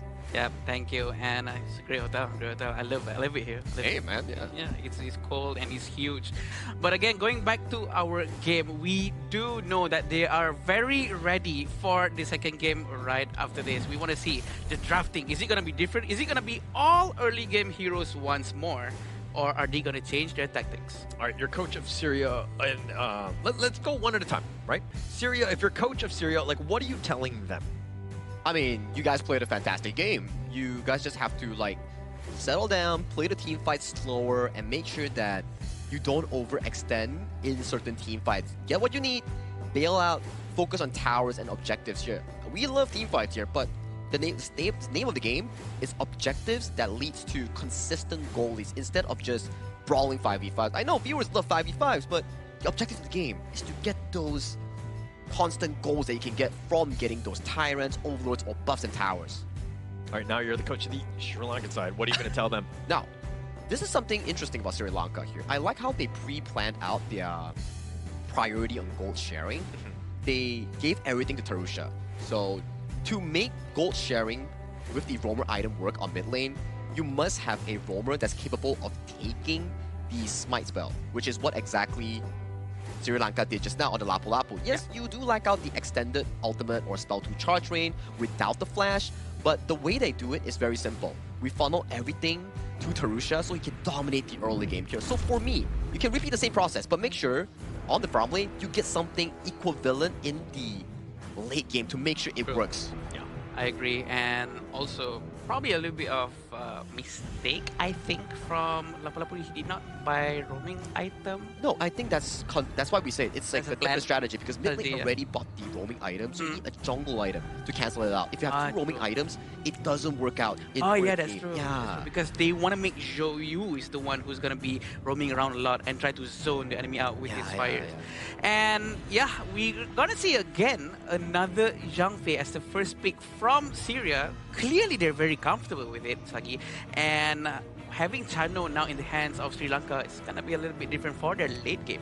Oh yeah, I would say it's like they're flipping the script right now, where Sri Lanka is like, okay, we understand what we made a mistake on, and I gotta say, is this the exact same flip of a script coming in for both teams? But yeah, Syria is still defaulting back towards Bashar on that Fati, but they're like taking away the Zhang Fei and Atta away from Sri Lanka's draft. This is the ultimate flex. Yeah, I know. Oh, you lost with this? These two heroes are amazing. How can you lose to that? We'll show you how to do it.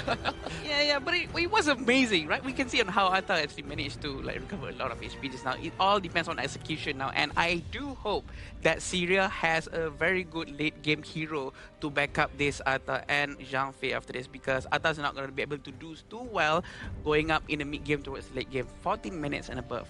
Yeah, that's the problem about the Atta here. We all love the Atta, a frontline that is able to squeeze out positioning for the team's late game carry, like potentially on Ali or up to Alsis later on. Yeah. So for Syria, the last 2 picks are really important here to actually finalize out the draft. As you can see, Sri Lanka, you have the Wolfpack coming in from the Anjana's Chano here, so you want to ban out the Heino here, because more units on Heino, those are free stacks coming out from his Scepter.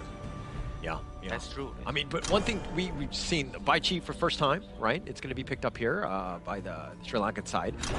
It's more kind of to deal with, I mean, you have the ghost ship, you could potentially pull somebody through it, you can kind of, have a little bit more control, because it's all about the team fight if you're looking on the Syria side. And from what I know, a hero that is almost the same as Atta, that is HP scaling based hero, is Bai Chi. And Bai Chi is actually a good counter towards Atta too. So that means both sides of the team really needs itemizations like Doomsday or Mass of Agony to really cut down that HP by percentage. Yeah, I think that's definitely like the #1 item that Mage should buy coming in from Syria and also Sri Lanka here. Because Venomous Staff has one of the best stats in the magical equipment tab. You have like, what, 230 magical attacks, 7.5 movement speed, 7.5% cooldown reduction, everything you need on a Mage. And adding on a Dun coming from Sri Lanka, you best believe that Syria's Abdulaziz will buy that Venomous Staff. That's true. Just have a lot of tank, right? I think that when you have a Bai Chi and a Dune, they're just saying, okay, come fight at me. We have the Angela and the Chano who are going to be very well protected in that sense. But I think a little bit more control, a little bit more ways to kind of, maybe a little bit more burst damage on the Sri Lankan side really rounds out this one. I agree, and it seems like between Sri Lanka and Syria, there's a pattern between the two teams. Both of them actually really prefers to play much more on the tankier side, and sometimes we see other teams that really prefers to play a lot more with assassins, but not this one.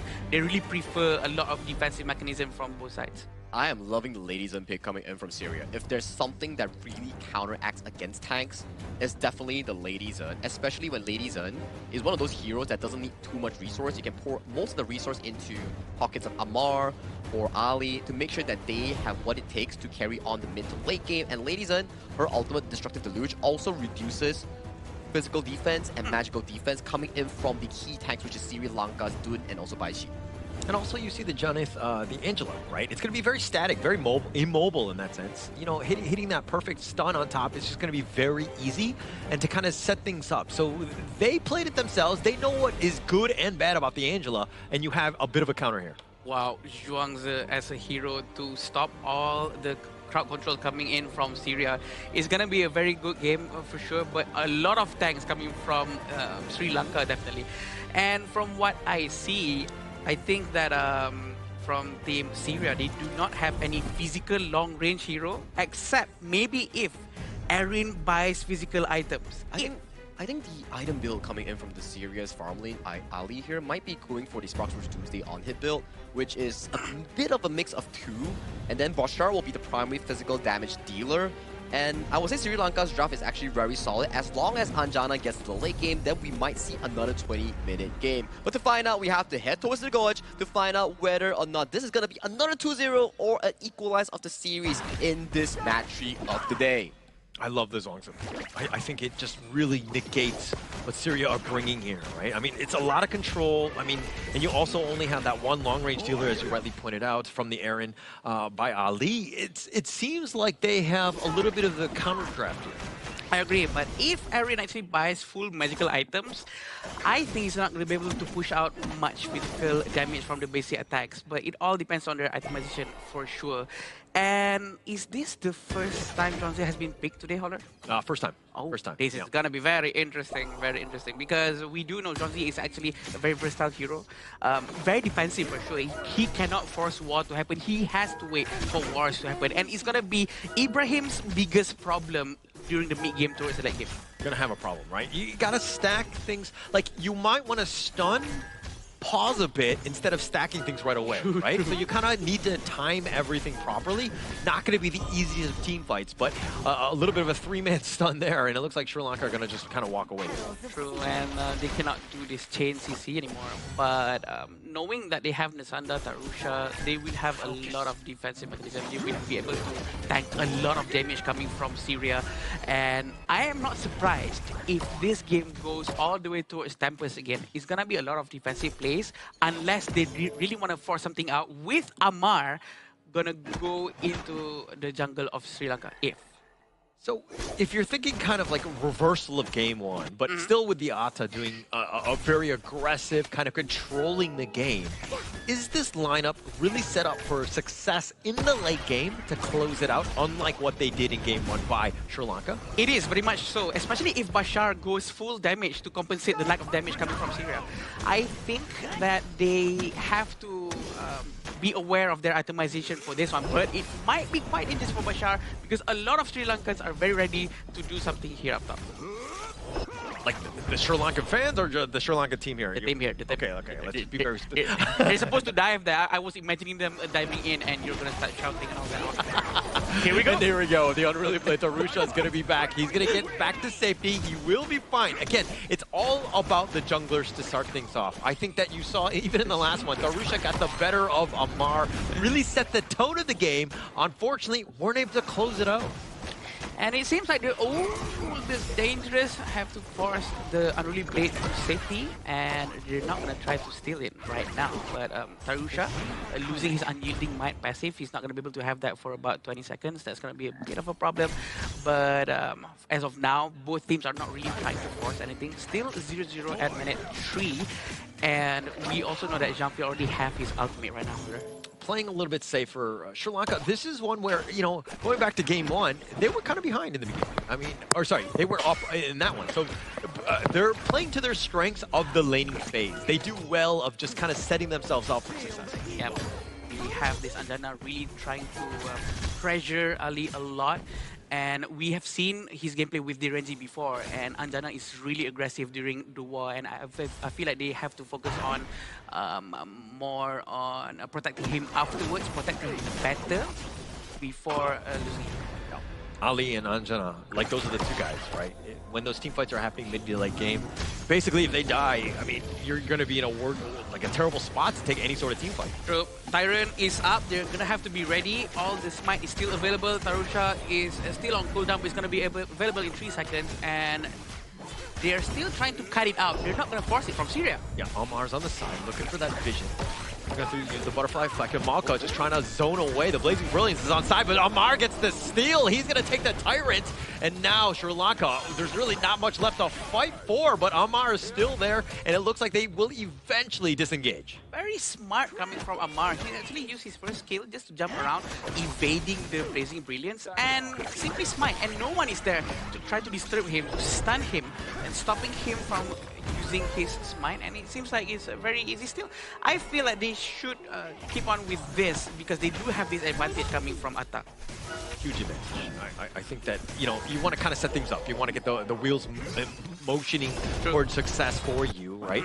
At the same time, I mean, Sri Lanka here still net worth next to nothing. I think that both of these two teams like evenly matched at the end of the day. True, and I see that Abdul Aziz actually just bought Venomous Staff. The best mid laners in the world, Holler, actually buys Venomous Staff as the first item regardless of what the enemy team is using. And I think this is the best thing to do, always to put the Imperial effect out there to make sure heroes like Tarusha, who's using Dune, Baichi, will always be, you know, debuffed from doing a lot of recovery. Yeah, it adds so much in terms of those team fights, especially early, right?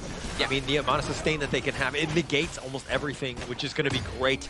And to really set yourself up, because again, you know, it's about these like minor or the milestones of hitting some of these items that really change the team fight. Yeah, let's see a bit of a goal difference here. It seems like Dune from Tarusha. Oh, Anjana actually went down at top lane, Holler. Yeah, it looks like Anjana and Ali both like trading away on this one. The Overlord being picked up by Sri Lanka, so they're getting another good start to their game. Great for them. Yeah, and we know that they're going to try to destroy the bottom tower first. Rotation is being done by Sri Lanka. Smart from them to rotate together, trying to make sure that they don't get caught. But it seems like they're trying to force Ibrahim to use his Unbridled Outburst, and Malka still have the butterfly effect in his pocket, and he's not going to use it for now. Yeah, no need to use it. I mean, no need to panic. I think Ibrahim is... I would be panicking. Yeah. Same.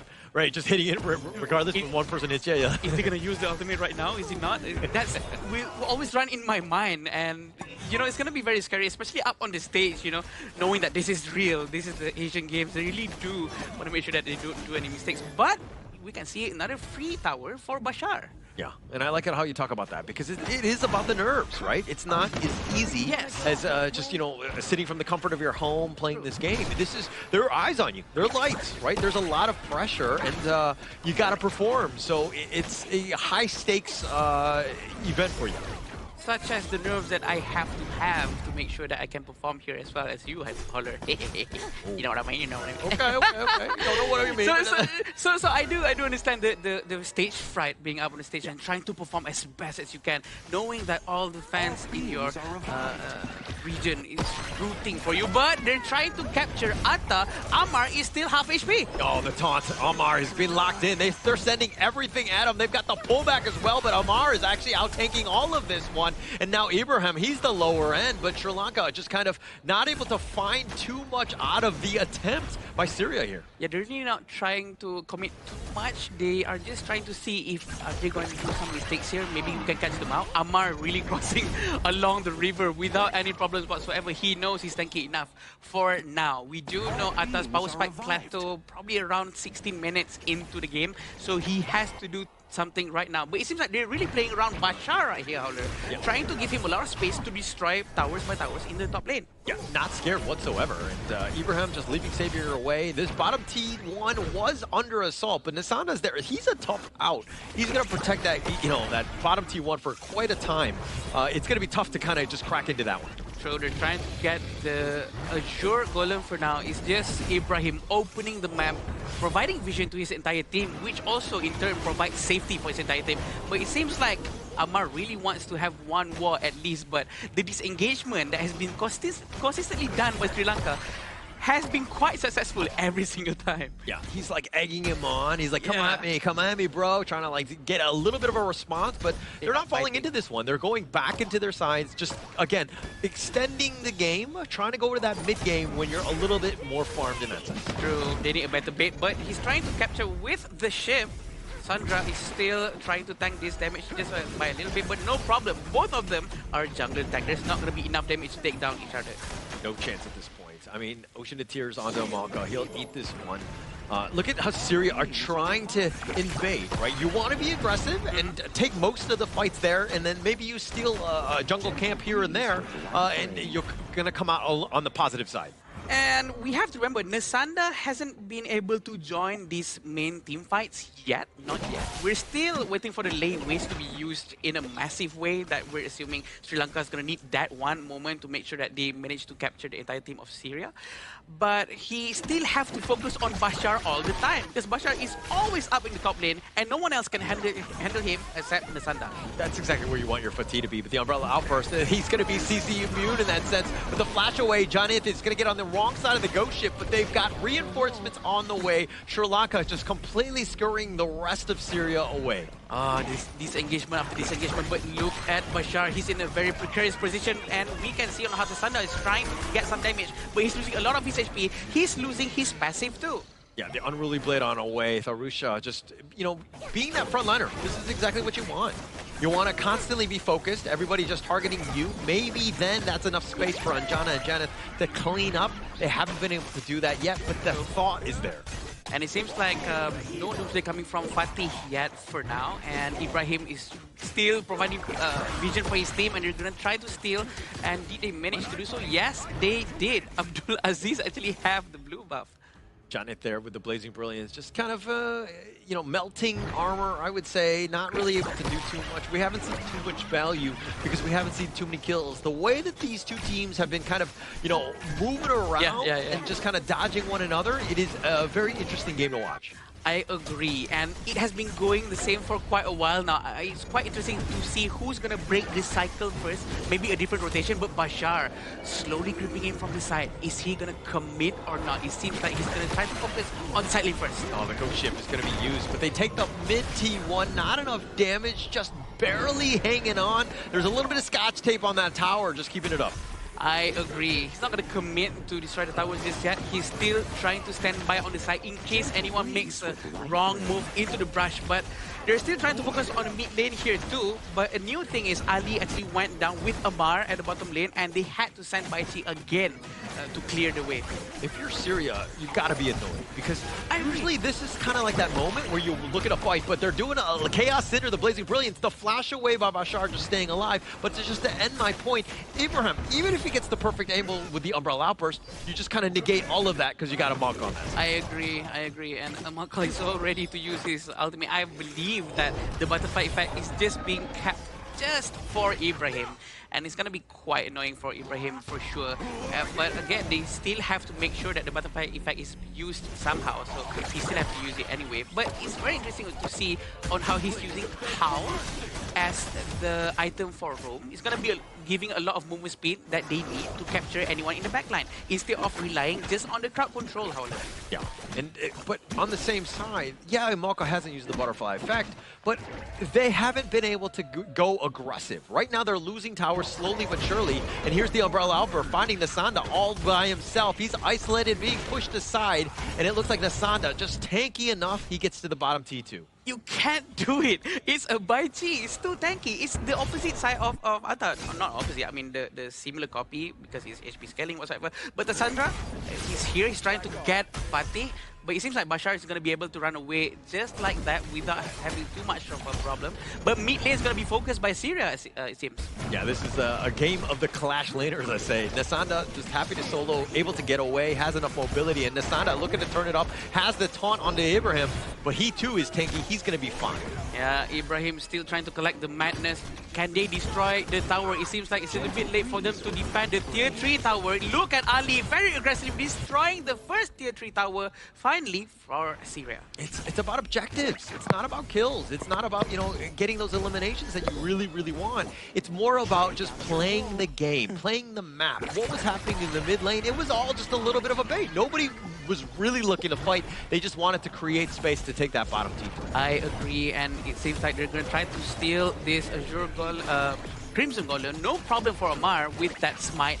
And we do know that Atta has consistent CC immunity every time he uses his first skill, especially if he has Glacial Buckler with that 20% cooldown reduction if he buys one. And we do know that they're going to try to get this Azure Golem one more time. And Bashar still being annoying, trying to clear the side lane, maintaining pressure so that his team can go to the top lane freely, Holler. Yeah, and Bashar, he was trying to just steal that one from under their noses, but like when you saw that Darusha that was there, you're like, oh man, he's got smite, no chance. But the Stampede is going to be on point. They find Anjana. That's a great pickoff to start things off. Abdulaziz continuing on from game one, gets the double strike here. I agree. They're going to try to focus on the tower now. The last minute is still up top, but are they going to try to dive in? They are, but it's not going to be too much of commitment. But then again, they managed to destroy the tower here. Yeah, mid T3 taken down. I mean, the Ghost Ship is just kind of, you know, zoning potentially, but the Unruly Blade is enough, and now Imanka's in a bad spot. He's taking a decent amount as he goes down. Bashar finding him, and they find Darusha as well. Ali is starting to turn it up, and Nisanda is all by himself. The Crystal is going to be taken out, and Syria will take game number 2,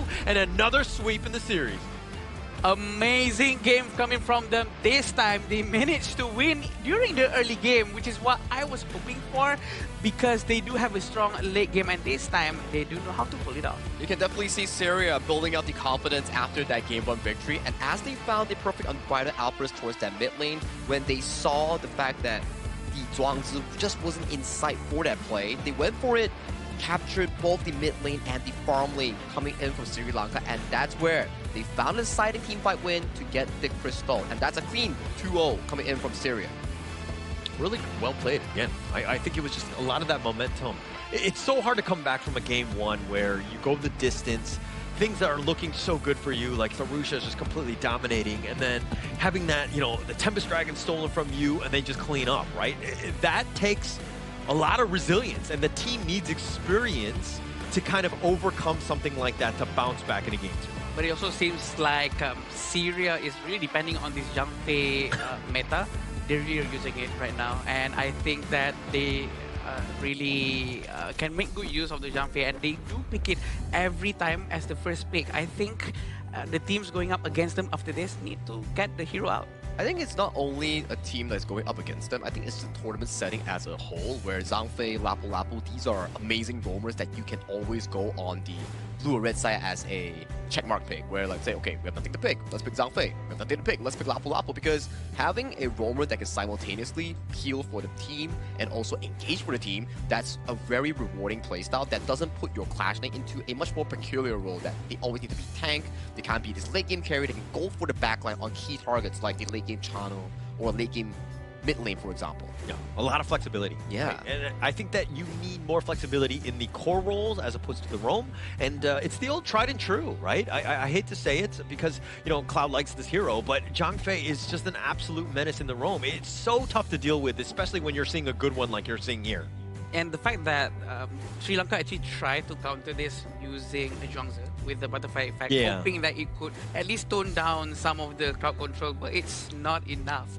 And probably this engagement is just not enough. They might have to counter with a lot more crowd control from their own side. And we gotta give props towards Syria, right? The gameplay coming in from Abdulaziz has been really consistent thus far. Yeah. The Lady Zen, the Angela from game 1 who stole the Tempest Dragon and the Quadra Strike. The man's on fire, man. You gotta give him props to it. And then you can see Ali as well on the Aaron in game 2. He was consistent in tearing down those towers while saving a safe enough distance to make sure that he doesn't get hit by all the engages coming in from Baiti or the jungler coming in from the side of Sri Lanka here. So you gotta give him props. These players are playing a consistent game. Yes, we don't get a lot of kills, but at the very least, we get a lot of the objectives being traded around. But this time around, Syria is on the offensive end. And that was how they pulled it off, right? I mean, you know, when your team has enough time and space to really get to that level where you're able to close things out. Things are very close. You're like thinking, oh, who actually has the lead? And we'll see the gold graph to kind of, you know, solidify what I'm just saying with it, with evidence. But I mean, Abdulaziz, like those 2 kills, that double was the moment they won this game. Yeah, that's true. And also, Ali's itemization with the area in the question that I had earlier, he actually buys Spark Force Dagger, Doomsday, and Void Staff, and Tempest to make sure that he has a lot of magical damage from the ultimate, and also a very quick basic attack to charge up the Laurel Bloom. And it seems like it works very well for him. And also, again, like what Sagi said just now, I agree that he keeps a safe distance and also destroying all the towers down, which is ultimately the most important thing about this game. Correct. When you get structural damage, yes, when you take down an enemy, they can still respawn from the fountain. Yes. But when towers are down, those are non-negotiables. It's down means it's down. It's not going to come back whatsoever here. But you can see in this game itself, right, we got to give props to one more person here. The hidden hero coming in from Syria, Ibrahim. Because the reason why that Abdulaziz was able to get that double kill later on in the replay that we may see is because he found a perfect moment that Amalka was away in towards the side lane when Anjana and Janip was defending that mid tower. He found that moment immediately. Unbridled Outburst into the Winter's approach, capturing two key members, which is the double carry of Sri Lanka, thus ending the game for Syria in a clean, sweet fashion. Yeah, and not dying as well. Yeah, right? Just being able to set things up. That's exactly what you want from Rome, where you're able to kind of get multiple man CCs plus, you know, setting things up for the rest of the team to clean up and just staying alive, which is not easy to do at times. I'm just flabbergasted looking at this damage charge from Abdulaziz. Wow. It is probably around 41% of damage from his entire team, and we do know, thanks to his teammates, that he's able to do this. Of course, Bashar's split pushing on the side lanes, giving a lot of space for his teammate, and making sure that Abdulaziz have a lot of space in front with the help of Ibrahim and Amar. Yeah, this goes to the same thing, right? Like we say, like, okay, Sri Lanka, you have a lot of front line, you have the Zhuangzi doing Bai Qi. But yet again, who can really handle this Lady Zhen? Because Lady Zhen is notoriously known to bully mid to close range melee heroes that has not a lot of mobility here.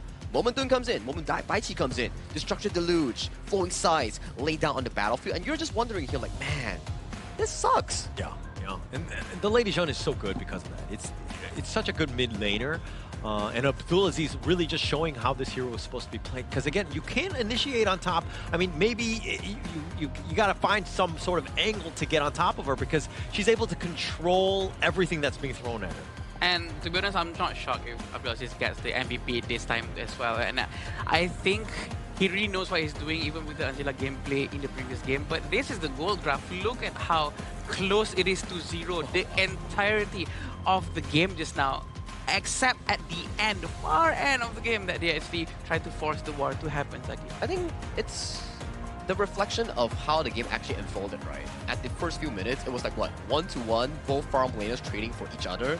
And then in the late game, few kills here and there, but then it was down to the fact that Syria was able to find a perfect unbridled outburst into Abdulaziz Lady Zhen. That's where the goal immediately expanded to a 4,000 gold, which led to Syria able to win in one swoop fashion here. Let's check out the highlights real quick on what exactly went down here. So this is the unbridled outburst that we talk about here. You can see the Zhuangzi nowhere to be seen in this side, and the butterfly effect coming in from Malka was tragically a bit too slow, leaving into a 5v3 where there's like a big cannon coming in from Ali that's so strong already in this late game Aaron that he's able to tear down these front lines effortlessly, leading to a clean 2-0 coming in from Syria in the first match of their history of 2026 Asian Games Esports Qualifier. I find it funny that the first highlight was like the 13-minute mark. Exactly. That was like the double, right? And it was Abdulaziz with the MVP on that one. Really, I mean, he got those 2 kills at that moment. Again, set up by Abraham on that one. So with 44% of the team's damage, this is exactly what you want to do. And just, again, the tipping point of every single game and closing it out. I agree. The damage coming out from him is a lot. It's a lot. Wow. 5. It's... we have to remember, even in our region, sometimes it's very hard to see something like this, right? Yeah. And we do know no one can touch him and also Ali, and thanks to his teammates, they really protect their backlines very, very well. I think coming into these last 2 matches here, especially with Syria versus Sri Lanka, and then just now Nepal going up against Kyrgyzstan, yes, you can have very safe gameplay, but if you're not proactive enough in finding the better engage, you will end up on the position that Kyrgyzstan and Sri Lanka will be at, because you're always on the defensive end. Yes, goalie is dead even, but if you can't convert that goal lead or goal into proactive plays, you'll always be stuck in a turtle shell, which doesn't allow you to make big plays to close out the game. defensively passive games are going to be a losing game overall, right? You're not going to have many chances because when you're aggressive and looking for that map control, you're poking and prodding throughout the different map and you're finding, you know, a jungle camp here and there. You're able to steal things away. Those are the little things that will get you that win because you're starting to grow a little bit of a lead. I agree. Probably being too passive is not really the best thing out there, and it's been proven twice. Except that in the first game for Syria, they actually hold on to their defenses and really keep that jump fade out of me. Had me questioning for a bit, just a bit. He used it at the right time. Let's be honest. Yeah, and eventually it actually worked out pretty well for them. I still believe it's the jump fade. I think the Zhang Fei definitely played really well, where, like we say, right, Ibrahim found the perfect engage when Amalka just wasn't there to pop the butterfly effect or was slow to do so. That was the key moment in allowing Syria to end the game in a clean sweep fashion here, but Abdulaziz was the consistent factor as well. Without the Lady Zenfei, or without the 45% damage that he actually dealt in the game, how would you actually chunk down the front line, soften it up for Bashar and also Ali to actually take him down in the late game, right? That's why it's a collaborative effort, but there are a few standouts like Ibrahim and also Abdulaziz in this mid-roll. Yeah, I think that you're going to go back to this one. I think that all the teams right now in Group D are kind of like, okay, Abdulaziz, this is a guy we got to be careful about. He's going to set things up, and he's going to just like, you know, take those kills and then just kind of just own the game from those moments on. Yeah, having Lady Jen on top of that with the second skill is like a hidden skill that it bounces off from heroes to heroes that people don't really pay attention. That, to me, I think is the most deadly. Yeah, today the MVPs has been really favored towards the mid lane, as we have Team Vietnam and also just now from Team Syria here. So we would like to hear from the winners interview with Mara and also the representative coming in from Team Syria on the stage right now. So Mara, it's your time to shine. What a spectacular game from Team Syria, giving us the longest game so far of the day. Congratulations. We're going to go back. Thank you so much. We're going to go back to game number 1 because you guys had a lot of burst damage across multiple roles. Your mage, your clash, your farm. Now, what was the key into coordinating the engages and making sure that those damages translated into successful team fights, just like what you did? So in the first game, we were having a hard early game due to our draft because we didn't expect Juyu as a roamer. So it was difficult for us in early game, and we also, it's the first time we see the actual level of Sri Lanka, and we are in the first tournament for us as a Syria national team. So there's some nervous players, but we took our time slowly to farm in the early game, reaching the late game and try to do our best to find a specific point to win the game. It was the Tempest fight at the end. Oh, that was a really good one. So a lot of people, that was the key with that brazen brilliance with Angela. Now, seeing that, you said it's your first time, but you were able to adjust very well. In fact, when we saw game number 2, we thought, you know what, it might be another long game. But you were able to end it well, around 14 minutes. And how were you able to do that to make sure that it wouldn't drag so long so everything will be in your favor? In the second game, we actually got ready to play our actual level, and we understood our targets and our enemy play style, so we could just play around their draft this time instead of just being like nervous and trying to test the enemy level and their like peak strength and weaknesses. And then we just played on what we trained on in the last few months. So yeah, we just did what we prepared for. Okay, if you were to rate your team's performance today out of 5, what would you give? On the second game only, right?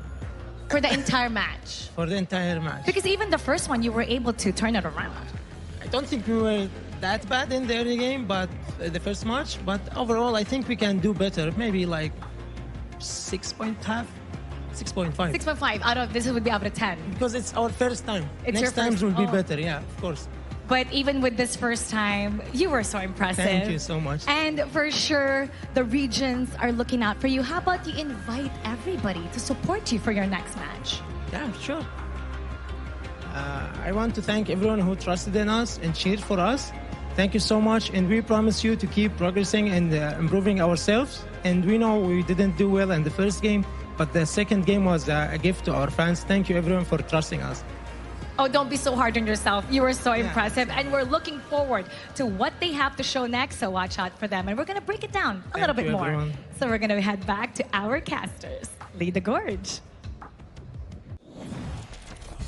Thank you, Mara, for the heartwarming interview. I've got to say, our players, out of all the regions so far, all players has been really nice and very calm with their interview and very expressive of their gratitude, right? Yeah. And you can see from their confidence, right? It's like they're slowly building it. That's why we keep mentioning you gotta start on the right foot. If you start on the correct one, you put yourself into a situation that you can actually bring it towards the game 2 and game 3. They were saying that, okay, we were testing them in game number 1, where we're like, okay, we didn't expect it to be a Zoyu roam item in towards the mid lane, which allowed Tarusha to go absolutely crazy on the Ata, right? And then in the mid game, they're like, okay, we started to slow down, compose ourselves. Let's end this game with up to others on that steal. You gotta call it luck, but if you can't grasp the luck, it ain't luck. It's just an opportunity that you missed out. All right. So for them, it's a really, really good game thus far that they actually won out in this tournament itself.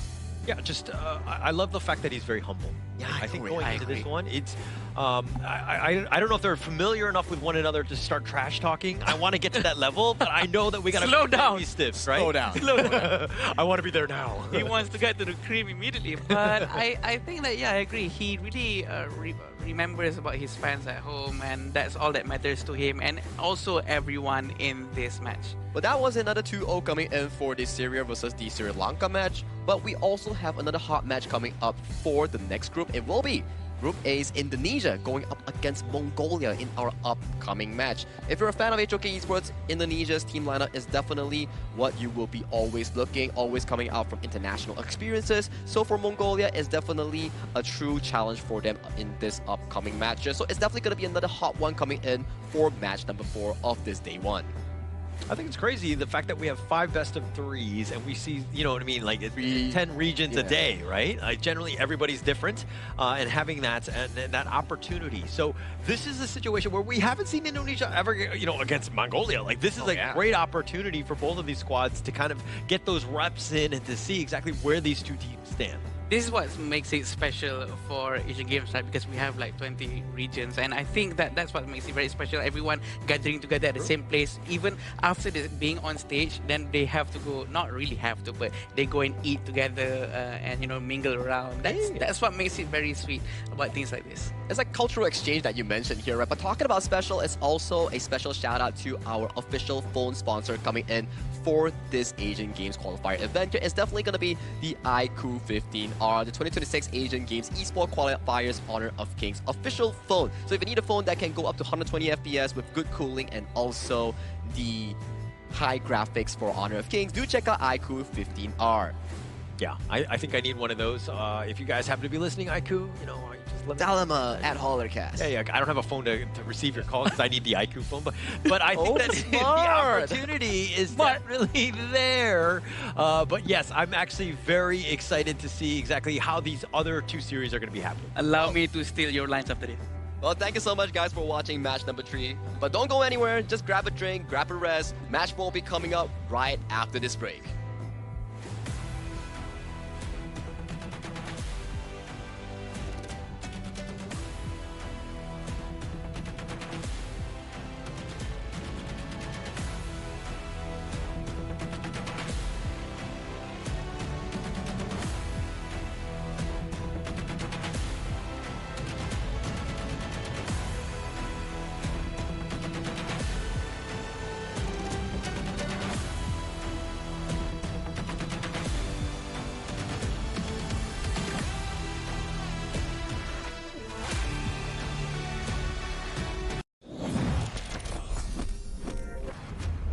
Is that really your best?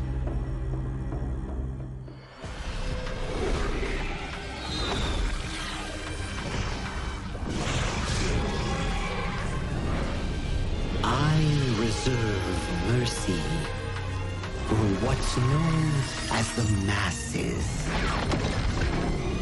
And as for my wrath, it is reserved for the wicked.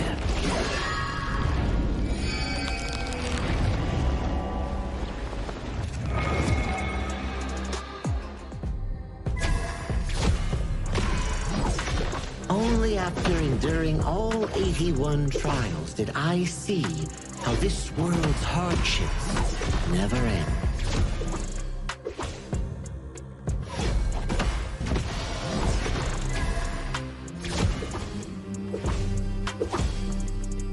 How does your head compare to the Serpent Sovereign?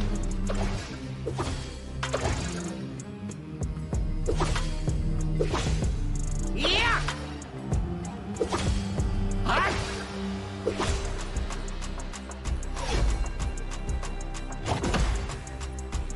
Divine form renewed!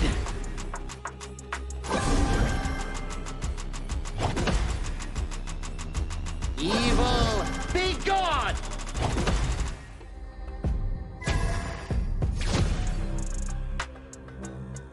All forms fade!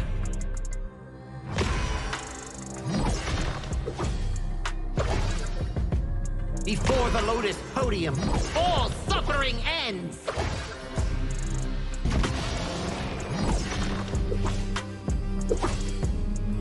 Mercy and wrath unite!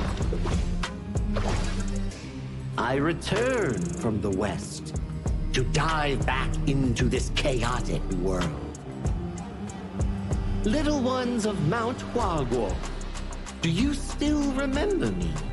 The great sage, heaven's equal? I'll be back in a flash. Don't let any demons sneak in while I'm gone.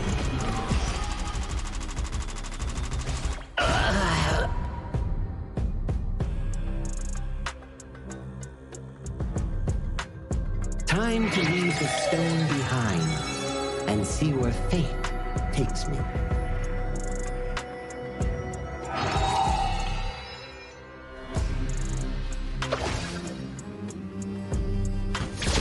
This land belongs to Mount Huaguo now.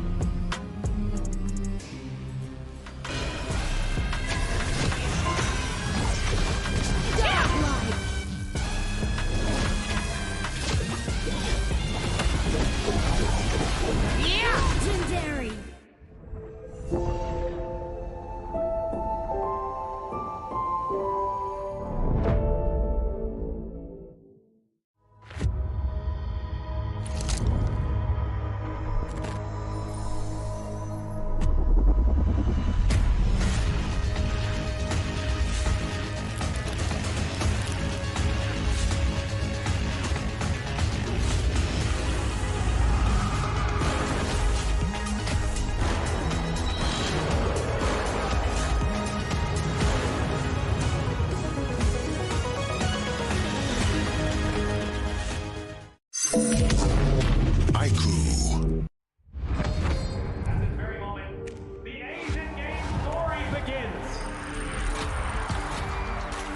Who will be the next to shine on the Asian Games stage? Contestants fight for the honor of their regions while we cheer them on from the stands. Double kill!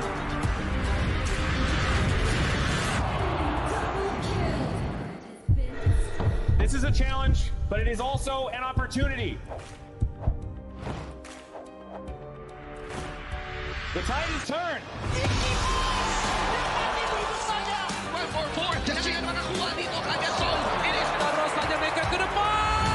Fastest in front. They're going to use it. Golden Tide slows down constantly. Victory! And we pulled it off together. We share the same voice, the same radiance. This moment of brilliance belongs to all of us. Together, we shine.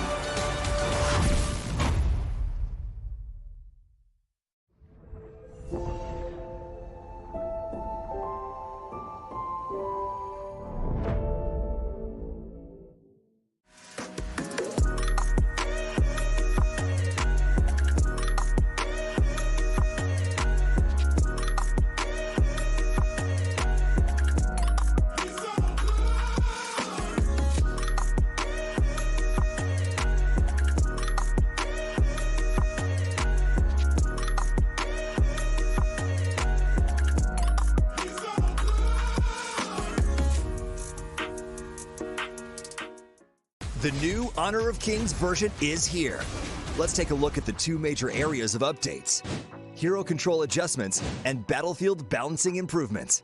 Basic attack targeting rules have been updated. If a player is crowd controlled for too long while using a basic attack, the attack command will now automatically be cancelled, preventing heroes from continuing to chase enemies after the crowd control ends. The movement wheel's dead zone has also been adjusted. After the improvements, there's no longer a dead zone in the center, helping prevent input interruption issues.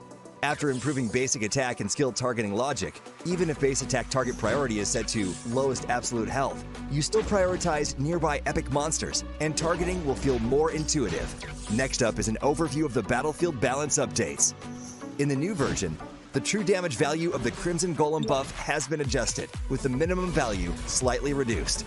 The tower destruction slow effect has also been improved. When a tower is destroyed, nearby enemies will now be slowed. The teleportation portal cooldown has been reduced from 45 seconds to 30 seconds, allowing for more flexible tactical choices.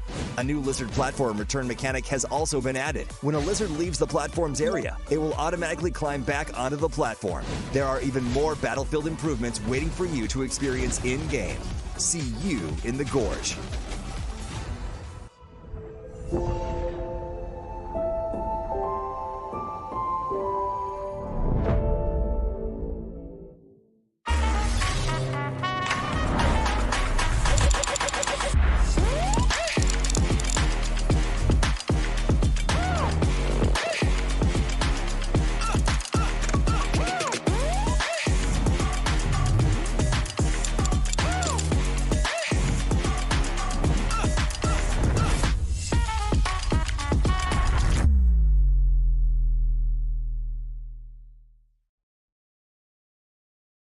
Azuria, the southern archipelago of Primera.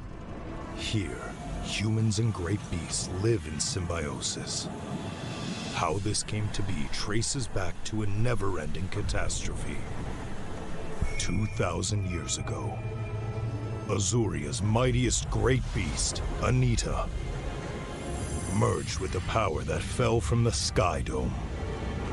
That power amplified Anita's strength, but shattered its sanity. Driven mad, Anita transformed into a massive vortex, the world devouring everything in its path. Where it passed, great beasts were torn apart and islands were destroyed. This was the disaster that would define Azuria's history, the Eternal Calamity. In its wake, Azuria stood on the brink of annihilation. This catastrophe became known as the Great Desolation. In despair, the humans and great beasts, once mortal enemies, became each other's only hope of survival. The great beast Devita and humanity's greatest champion, Devara, abandoned their conflict and chose to work together. The great beasts sheathed their fangs, and the humans let go of their hatred. All surviving life grasped at one final power, the churning. Deep beneath the sea lay Amrita, a force brimming with boundless vitality. Through the combined efforts of humans and great beasts, it was awakened, restraining the calamity at the center of Azuria and restoring life to the world. But the calamity was not destroyed, merely sealed within Azuria's center. It erupts from time to time, bringing countless disasters to the land. Devara collected his knowledge and power and passed them down through the generations, hoping that one day the calamity could be ended for good. And so,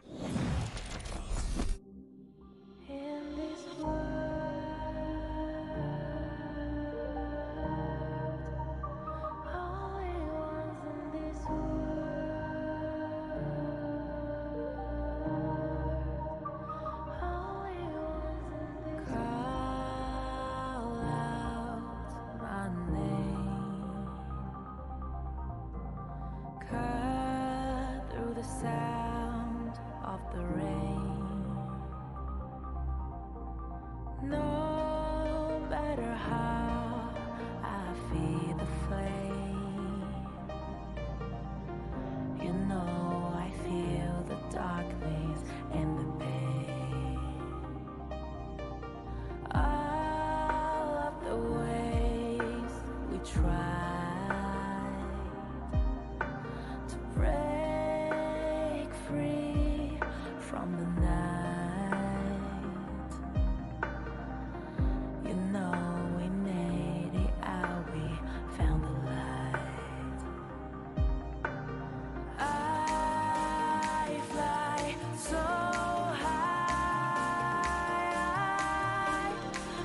high, light up the skyline. Let's do it this time, like it's a whole new vibrant world.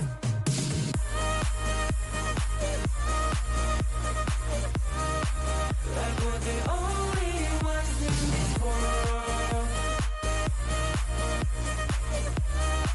Like we're the only ones in this world. Now I see that I got everything I need. It's alright, I'm on fire, I'm alive, 'cause now I fly so high, so high, light up the skyline. Let's do it this time, like it's a whole new colorful world.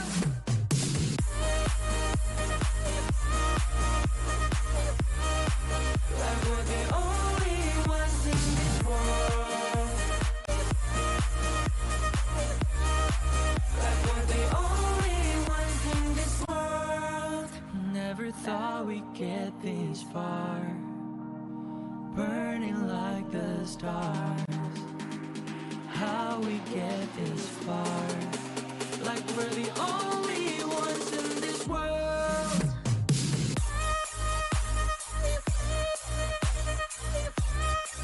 Like we're the only ones in this world. Like we're the only ones in this world.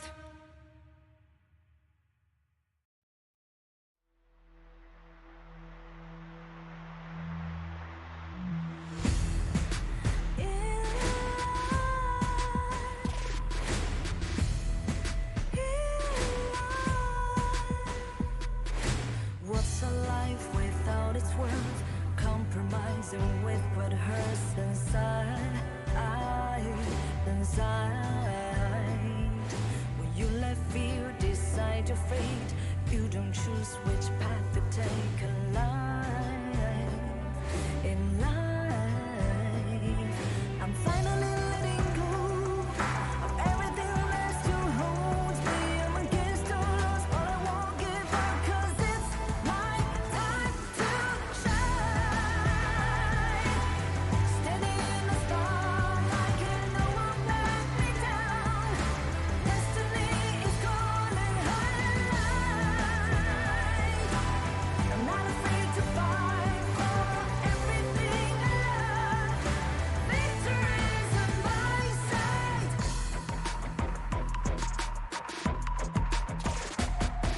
The more we lose, the more we gain. The more that nothing stays the same in time. Can't love ever, can't forget. What you see is what you get sometimes.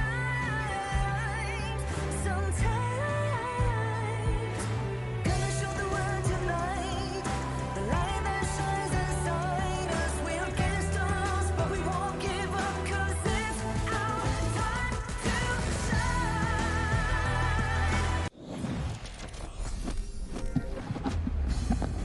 Welcome back to the 2026 Asian Games Esports Qualifiers for the official Honor of Kings event. My name is Sagi here once again. We welcome you back to match number 4 of this day number 1. And right now on the casting desk, we have replaced Holler here because he has been used up and his old tank has finished. So we have welcome back Sir Cloud once again, partnered up with Adam Spartanker on the broadcast. Yeah, welcome back. Yeah, I'm glad that Holler's not here because now we are much more color coordinated. That's true, that's true. Yeah, I'm happy to be here with you, Cloud.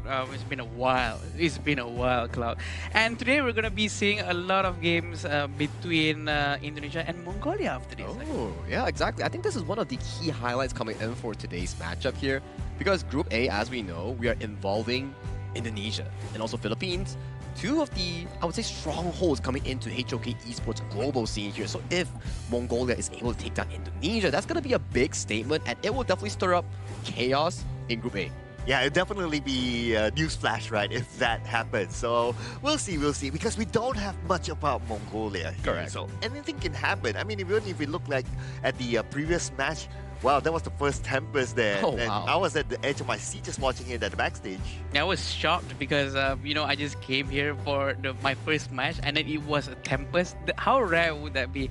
But we do know that Jean-Fils again is gonna be a lot of hot picks today again for the next game also. But we might see different picks from Indonesia and Mongolia. Exactly, you're right. But let's put on focus on a bit things on coming in from the official HOK server here. It's definitely going to be the new season that's going to be coming on towards the June 17th, called the Grand Venture here. Explore the gorge and discover hidden treasures here. If you did watch the entire trailer coming in for the Dev Talk, you can see that on June 17th, 4 new heroes, a bunch new more events, collabs, and also the new Spritling feature that actually digs treasure that you can actually see. So no more Spritling spells, but in a different way in the gorge. Yeah, that's going to be really special, right? Because you don't know what you're going to get. That's based on the trailer that I saw as well. So it will be exciting to see how it will be in the game later on.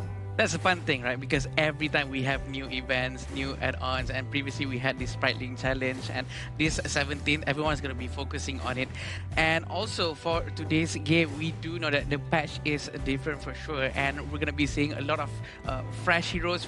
Well, not too fresh, it's old heroes, but it's not used before, but it's going to be used a lot now. Today we did see a lot of Nakururu too as well. Oh yeah, Nakururu has not been the most popular picks, but it's actually pretty good of a hero to counter out against big tanks due to the HP statistic coming in from the hero itself. But let's check out the team walk-ins here coming in from both Indonesia and Mongolia that will be taking up the stage for this upcoming match.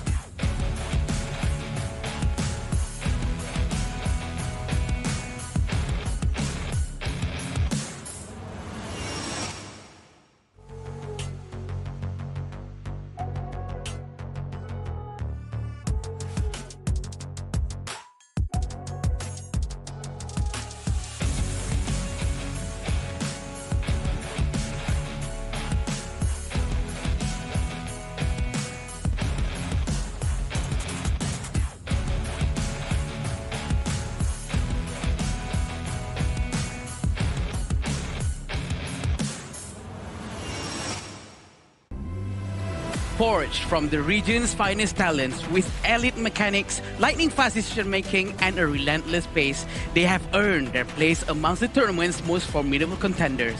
A true force ready to chase glory. Make some noise for Indonesia!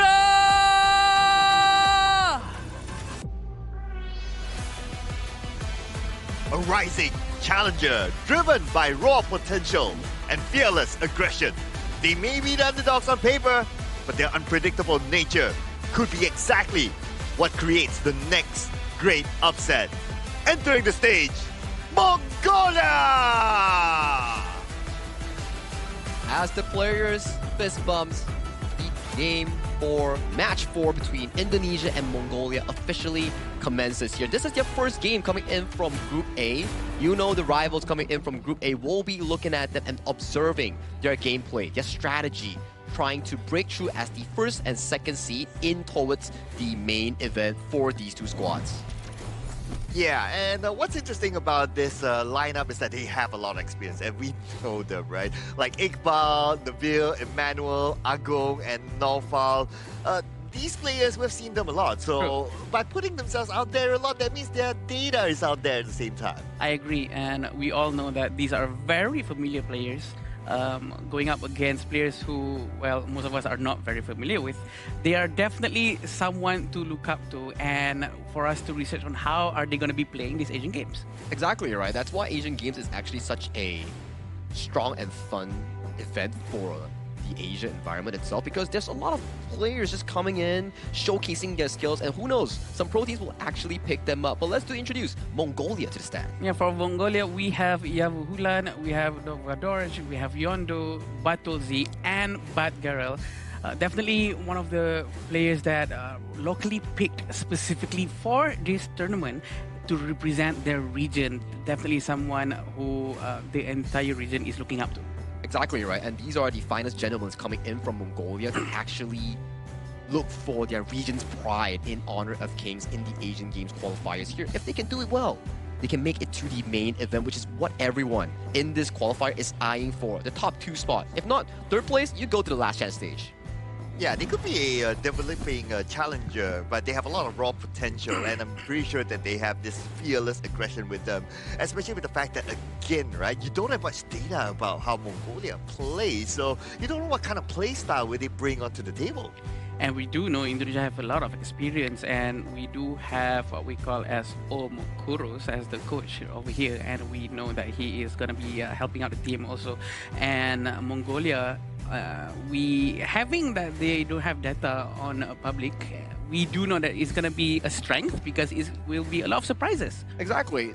The art of surprise is actually what allows underdogs or other teams try to surprise the tournament favorites here. So for Indonesia, if the game haven't commenced yet, everyone is on a 50-50 foothold here. Until you find out your opponent's strength in-game, that's where the scales start to tip to either side. Maybe you're more mechanically gifted, maybe you're more disciplined here. But in this case, it's Mongolia's time to prove, because everybody might be thinking, like, okay, Indonesia might be getting in the bag, but hey, that's what competition is for. You want to prove your opponent wrong. Yeah, I had a little bit of a chat with the Indonesian coach the other day, and he was saying that although these players, they come from different clubs, different teams, but he kind of felt that the moment they got together, the chemistry sort of gelled. It's as if they've been playing together for months. True, and we do know that there's going to be a lot of impact into the game. And what's the most important thing right now is the draft. The draft is going to, as our friend always say, Noel, we know her, she always say that draft is winning half of the game. That's when correct. You win the draft, you will win the entire game. Which is true. And to start the draft here, coming in from Indonesia on towards the blue side here, Fatih and Dolia will be locked away from Mongolia's pool. And Mongolia, in answer that, they have banned away the Arli and also the Maishu and Nui here, opening up some fancy first picks here like the Chano, Zhangfei, Lapu Lapu. All these are up and available for grabs coming in from Indonesia. It kind of surprised me again that the Dolia became one of the first few bans for the Indonesian side, but this is also the first time we're going to see the Guan Yu. Before this, Guan Yu was one of the top ban heroes, but now by Guan Yu making his debut, I mean, Guan Yu, you can set up, you can disengage. There's so many things you can do with this hero. Yeah, there's so many things, and sometimes we will put Guan Yu as a roamer, in fact. So we do know that it's going to be a very dangerous hero.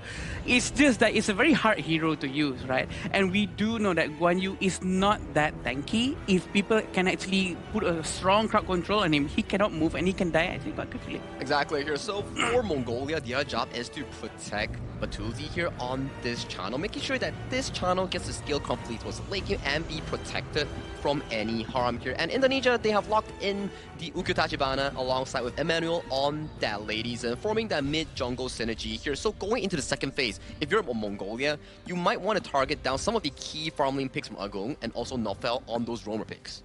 I really like the draft by Indonesia right now, right? Like, you have something that you can engage, you have decent amount of damage, and you have control as well with the Lady Zen. So far the setup is quite good. But for Mongolia, pretty similar as well. Like, we're seeing a lot of Zhangfei today, and I would say the win rate has been quite good as well. And with the Zhangfei, we've seen a lot of Angelas as well today. Still, a lot of control that Mongolia has. And going up against Indonesia, probably they do know how to go around and work around a Zhang Fei at the enemy side. And we do know that Angela is going to be a very interesting pick too, because previously we've seen on how Angela can manage to steal an entire temple. So if your card is played right, I think it's going to be good for Mongolia. Yeah, but first thing that Mongolia has to answer here is definitely the Ukyo Tachibana coming in from Neville here. As we do see that Nev, as a player, he's very aggressive in the jungle here. So if you do lose out on the early game from the Mongolia side, your entire jungle will be in shambles here, which is not what you want, especially when you have a late game carry on Batuzi on their channel. Yeah, and especially with that, right? So Venomous Staff is going to be really important for Mongolia. It's going to be an important early item for the Angela.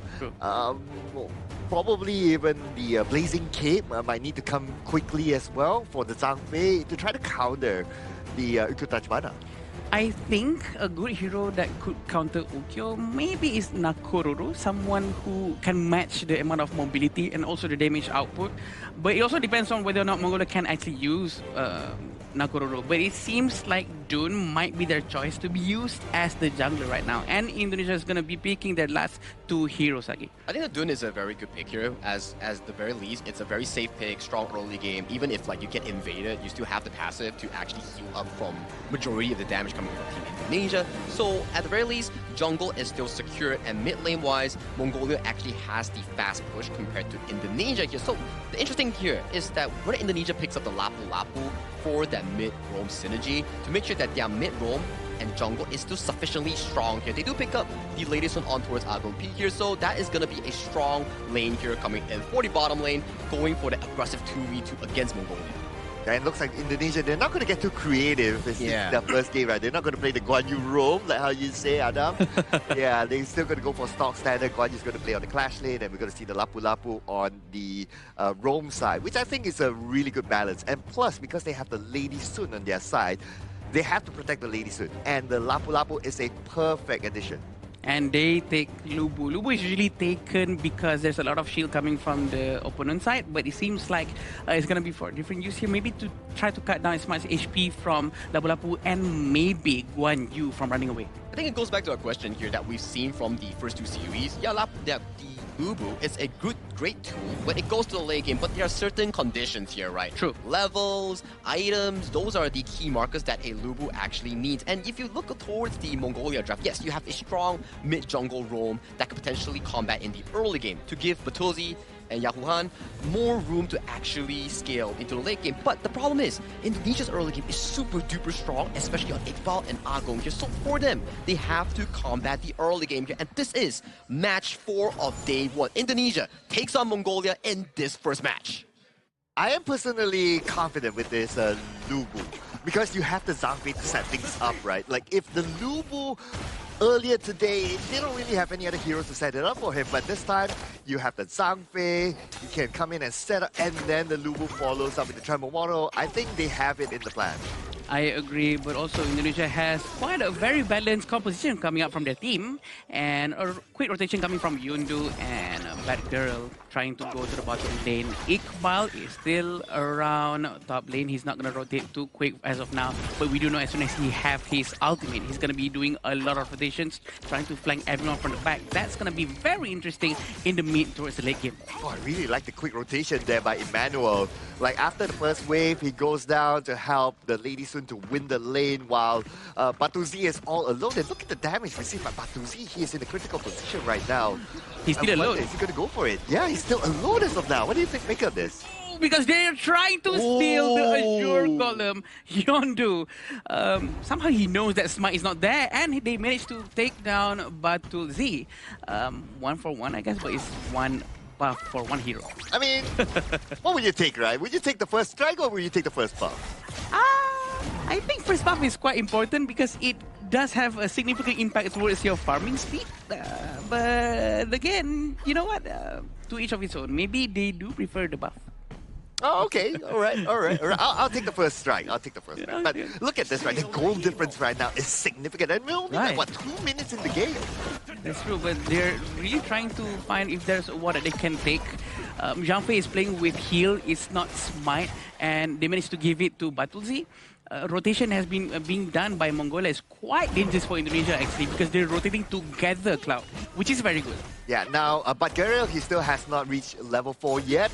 So Indonesia doesn't need to be too careful, especially because of his Unbridled Outburst. So they can still play it as it is. But the moment the Unbridled Outburst is available, that's how the gameplay would change for Indonesia. Also, it all depends on how each clash lanes are going to rotate. Are they going to leave their lanes right now? Or are they going to wait for the Tyrant to come by? But we can see on how Emmanuel is very ready to go in. Oh, here comes from the back, and that's where they will get another strike onto Mongolia too. So Indonesia. Very clean, I might add. No problem whatsoever. And he can immediately rotate back towards the top lane without no problems. And they're trying to get Lubu right here, Cloud. Yeah, this is going to be a 4v1 situation. Managed to flash away to safety, and he does have the tower still active. But then again, look at the control that they have at the top. I agree, but the red buff is secured by Neville, definitely, and they do have this Tyrant coming up in 40 seconds. I think they have to be quick to counter-rotate from Indonesia, because Mongolia is really far behind in terms of gold. 3,000 gold is a huge amount for 3 minutes and 30 seconds into the game. But look at how Neville consistently going towards the Mongolian jungle. They really have no breathing space at this point. Yeah, I think it's consistent with like what you said, right? Like Neville's gameplay is like he likes to invade, and they're doing it again right now. But once they got the objective, they got the buff, they let it go because they're playing the objective gameplay. On top of that, the Tyrant's gonna come up soon.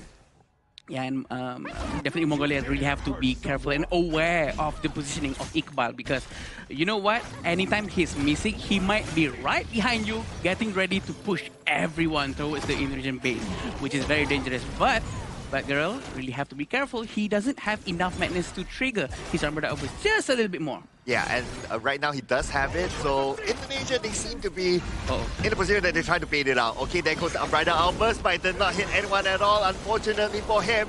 And towards the backline, they try to go for it. Yondo is in trouble and managed to flash away to safety. But the crucial crowd control came, and Indonesia right now wrapping it up with a double strike. Iqbal manages to capture Batgirl, and then Dev, and then Yavu Hulan. All three of them falls down just because of his skill sets. And he really knows how to make use of his skill sets, right? Because he knows how to position himself, and he's a very high complexity hero, and he knows how to make good use of Guan Yu. Props to him. Yeah, it was unfortunate for Bagheera, right? His Umbrella Outburst kind of whipped it there. True. It did not connect at all, and the moment they saw that, okay, it did not connect, that is the moment for Team Indonesia to just go all in. True, and Darkwater really tried to do something for his team, but in fact, he actually falls down into Iqbal's hand right where he wants him to be, and keep pushing them further back for their farm laners and mid laners to hit them freely. As we said, it's 4,000 gold in front. I'm sorry, 6,000, but they managed to get one. Battle Zeal, we go down. Dude, you were just about to end your sentence, and that strike happened there. But now they're looking for more in the middle, and just like that, Argo will net the get strike. And then Nalfa will get one for himself as well. They're not stopping yet. They're going all the way to the back line, and Iqbal will be the one to separate them all. But here comes the Tremble Mortar trying to find Bevno, but not enough damage. Ooh, look at how annoying Emmanuel is with his skill set. He's freezing everyone inside the tower, and Neville has no problem whatsoever to destroy the tier 2 tower at the bottom lane. And Iqbal is still at the top, trying to find much more space for his teammates before he joins them for a team fight. Oh man, Team Indonesia right now, they have absolute control, and at 6 minutes, they already cleared out 2 towers in the middle. That is crucial. I agree, extremely crucial, because it actually provides vision to the team, and when it's destroyed, this gives a lot of freedom for Indonesia to rotate freely from the top jungle towards the bottom jungle without any vision whatsoever. And we do know it's almost 10,000 gold difference. Also, the itemization coming from Agung, he's already finishing up his Shadow Reaper, and he's going to go with Daybreaker most likely after this. And no anti-heal items yet for Team Mongolia, so that's going to be a big problem for them. Now then, the Neville is going in, and from the side, oh, they baited out, and then the Bright Albus. Ah, that was too unfortunate. And now Iqbal comes in for the back as well, pushing them forward. And with that, Team Indonesia gets 3 strikes. He manages to make them miss their unbridled outburst. Indonesia trying to focus towards the crystal.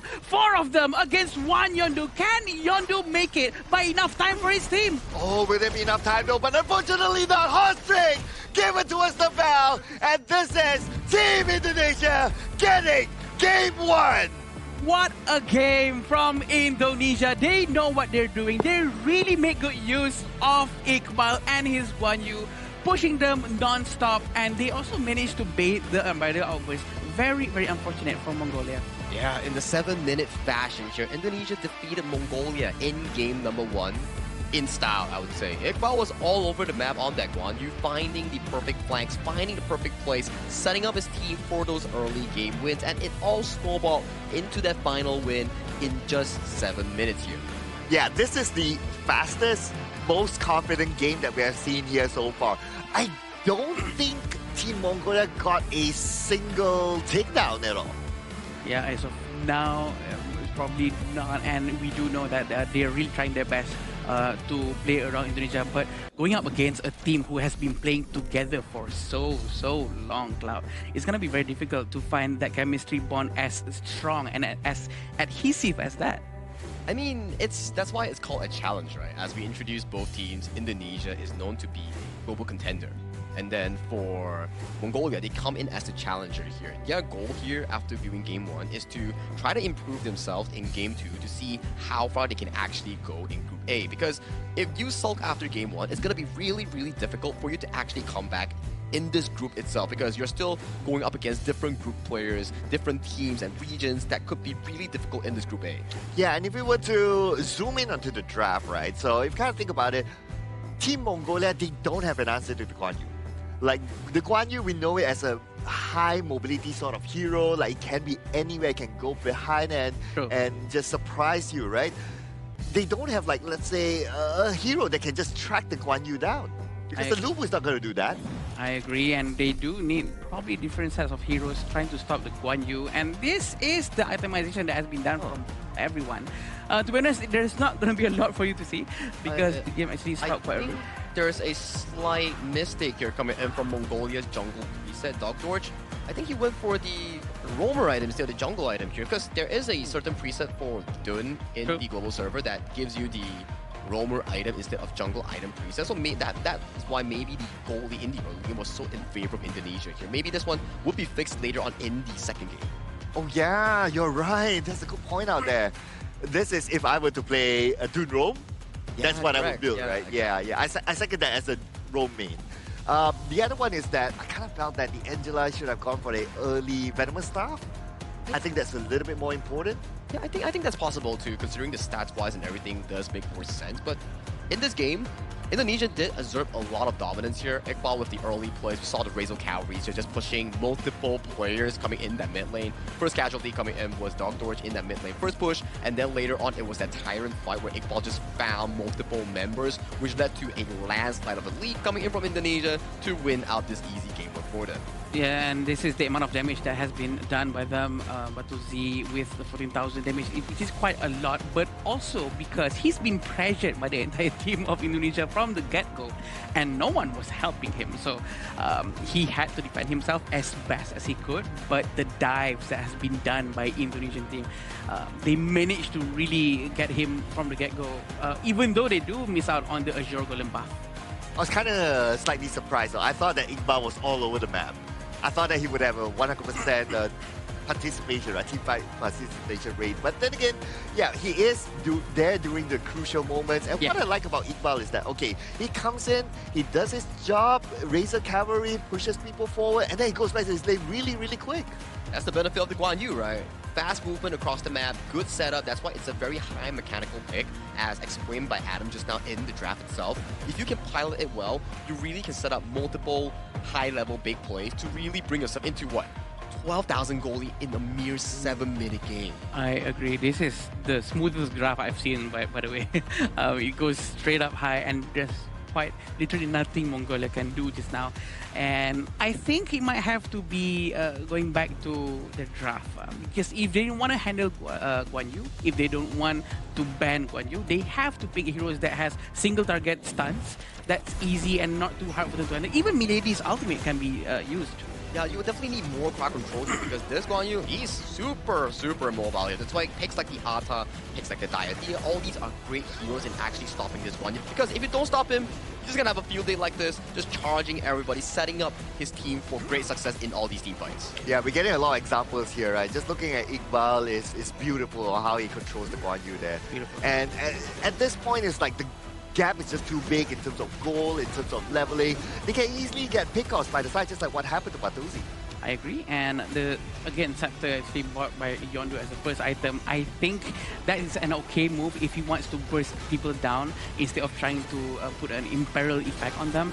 But I do feel that in general, they still need a lot of focus towards Iqbal, because Iqbal is really a free man, Sagi. Look at this. Yeah, just like 3-man Razor Cavalry pushing 3 members for 3 crucial crowd control, setting up the 3 takedown coming in from Indonesia. Casual 13-0 game with a 7-minute finisher. Definitely crazy performance here by the man himself. Yep, Iqbal taking the MVP with 208, 17.3% damage. Might not look much, but it's a very important selective damage that he's done towards the Mongolian team. He chooses what he wants, and he really helps the team out to have a nice start of a team fight. I mean, if you kind of think about it, right, putting stats aside, it's all about what he does inside the game, right? Like the timing of him coming in, and what I like about it's not only him. The moment he starts to push heroes, right, then his other teammates are able to follow up. Again, this is, I would say that it's kind of based on what I've discussed with the coach as well. He feels that the team has very good chemistry. It's almost as if they've been playing together for months, and it's showing in the game. Yeah, it's cohesion, right? They are like one setup, boom, everybody comes in, everybody does the same play, reacts towards it. This is what good chemistry actually brings you far in the HOK esports game as itself here. So, question comes, Adam, what can Mongolia do in Game 2 to equalize this footing? I think they have to learn more towards rotating together, right? Having their mid lane, roamer and jungle, try to clear the mid lane wave, the minion waves, and also the jungle together to maybe try to benefit the gold sharing technique more. But also maybe, honestly, when they go back tonight, they might want to bond more, go out, go eat together, talk together. I think that's much more important. Yeah, eat is definitely important, right? Yeah, I get it. Food is important. Cloud. I love food. Who doesn't love food, right? Exactly. Right? Yeah, but I think that what Mongolia needs to improve on, right, coming into the next game is the timing of their rotation as well. If we were to look at like Team Indonesia, how they did it is that after the first wave, the Latesen cleared it really, really quick. Yep. And by the time we got it on screen, it's already down at the farm lane. While for Team Mongolia, they're still like hanging around the mid lane. I think that's coming from experience and gameplay itself, where Indonesia, Emmanuel, and also the side of the roamer, they know for a fact that, okay, let's push up this wave and immediately rotate towards the farm lane, because in the first 0 to 1 minute, the objective in farm lane is the fire beak, and then after the fire beak, you can also take away the spike tail beast, which is the armadillo camp coming in from the enemy team. That almost gives you about like what, 200 gold lead just from that one movement here. So planning your early game as a mid roam, mid jungle, jungle roam, all these are very important in Honor of Kings. But it does seem like the Mongolian team have an idea, and they try to execute things such as maybe Angela trying to steal the Azure Golems and whatnot. But maybe they need to continue that more to snowball, have a very good snowball effect towards having a good economy from the get-go. Yeah, they kind of left the channel hanging for quite a while. Yeah, the moment the three-man rotation happened onto the farm lane, then the channel was overly exposed. Yeah, it's not going to be an easy one coming in from Team Mongolia here. But also, we want to shout out to our official venue sponsor here. It's going to be Marriott Petaling Jaya here, our official venue sponsor and hotel partner here for the 2026 Asian Game Esports Qualifier Honor of Kings. Thank you so much, Petaling Jaya Marriott Hotel. Thank you so much. Yeah, definitely. The game was amazing, and we want to see more of that. And we do hope Mongolia can hit the reset button right now from the get-go. And we want them to be able to not sulk on it for too long. Yeah, so what do you do, right? I would say Guan Yu ban is pretty much a must. Yeah. Like, that's the reason why the entire day we have seen Guan Yu and Dolia being banned out. Now, this is the first time that we saw the Guan Yu being let go, and obviously Indonesia had the first pick, so they will make the best out of it. But moving on, we're going to see Mongolia chose the blue side instead, so they are going to get the first pick. I think it goes back to like you mentioning on why Dolia is a ban on towards the blue side. It's because on blue side, if you don't want the Dolia, you don't want to play the combo coming in from the Dun Dolia, Kaiser, or the Dolia Yuhan. For example, you can go for picks like the Guan Yu that has been really dominant since we're referencing to the Season 13 patch, which is a very strong Guan Yu patch, I would say. I want to ask both of your brains right here. If I were to let you guys to choose the two best heroes to be banned in this level of Asian Games, what would you guys pick? I would personally probably choose Zhang Fei and Guan Yu, or Zhang Fei and Dharma, something like that. What about you, Cloud? I'm thinking the Dolia is a must. Okay. And after looking at what the Guan Yu is capable of doing, I'll probably pick the Dolia Guan Yu. And why I don't pick the Zhang Fei? Well, maybe because I'm a Zhang Fei main, so I know the Zhang Fei's weakness. Yes. Remember, there's a Mai, by the way. There's a Mai Shiranui. Yes, there's a Mai as well. So Zhang Fei don't like Mai, no? Okay. Zhang Fei don't like Atta. Okay. So Zhang Fei has a few weaknesses, if you ask. I think I'm sticking towards Cloud's idea here. I do think that the Dolia and the Guan Yu are two of the key picks here because mainly Guan Yu, there's not a lot of counters here unless you pick the Ata or the Diadia to really counteract against this hero. Daji. I would say Daji is more of a 50-50 because you stun the Guan Yu, you can cleanse it off with the spell 2 coming in from the Guan Yu. And if you want something that can continuously block the Guan Yu, like the Ata here, and Han spell 2 basic attack, breaks the bar. The wall, you can't cross the wall. So those are things that you need to consider here, which Mongolia considered here. Anatolia banned the Guan Yu, and they are off for their day here. And for Indonesia, they are banning away the Diadia and the Mai Shiranui here. Locking in the first pick will be Fatih on the hands of Yao Wuhan. They have been listening to Sir Cloud for sure. And they actually banned these heroes, and they do know how dangerous this can be in the right hands. And we do know Iqbal has a lot of hero pulls under his belt, and I don't think it's going to be too much of a problem for him to take something else. Charlotte is open, by the way. Dude, I was about to say, okay, there's still that possibility, right? Yeah. Iqbal and his Byron is superb. Oh, yeah. And there's the Lapu Lapu. Yeah. Indonesia can still play that comp. Cool. That's true. I see. So with that, you do see the Charlotte that's being locked away coming in from Mongolia here. For Indonesia, they are making a very destructive mid and jungle synergy, where if Ukyo lands a spell 2 stun, Xiao Xiao will connect it with a spell 2 Honey Sweet Breeze and come in with the full burst potential here. So likely we see this Fatih might be going to the jungle in the hands of Dark Torch, and the Charlotte might be going to the Clash lane here for their first half of the draft. And you see a Liang being locked in here. They want to go in for those side lane catches. I agree. This peak-off composition is quite good, to be honest, going up against a giant team like Indonesia. I think this might make things much more simpler for them to execute things out. But also, having Sunche in the side of Indonesia is going to be quite a bit of a problem too for them, because Sunche has a lot of mobility, and he can bring a friend towards a team fight, Cloud. Yeah, I see the Liang Bei, how it's going to be played out, right? Like side lane pickoffs is really good, but the thing is that Mongolia, they need to improve on their timing of rotation in order for that to happen. If they allow like Team Indonesia to dictate the play and they're stuck at their lanes trying to clear up when Team Indonesia, they've already rotated, then the Liang might not be that effective. I think Liang is also a pretty difficult hero to actually execute because it requires a full team to move accordingly towards the Liang's first level 4. And we've seen it from time to time from regional pro leagues. If you pick the Liang and you're unable to get an early lead from, like, let's say 4 to 10 minutes, it starts being less effective as the game goes on because you're more tanky and you have more things to cancel the Liang. Wait, Sagi, something popped into my mind. I think this is Charlotte jungle. I mean, we've seen Fatih jungle and Charlotte clash. It could be a potential one if they do decide to put it towards 2. Yeah. But so far, we still have to see Mongolia's last 2 picks here. Indonesia is still siding for their roamer pick. Potentially might be the Zhangfei or Lapu Lapu or even Guigutsu if they actually want to bring it up in this stage. Yeah, very smart from Indonesia because they actually banned Princess Frost and Ganemo, because we do know Liang works very well with these 2 heroes. And this is going to reduce a lot of power picks from Mongolia, but the last 2 heroes from Mongolia is going to be very important, Cloud.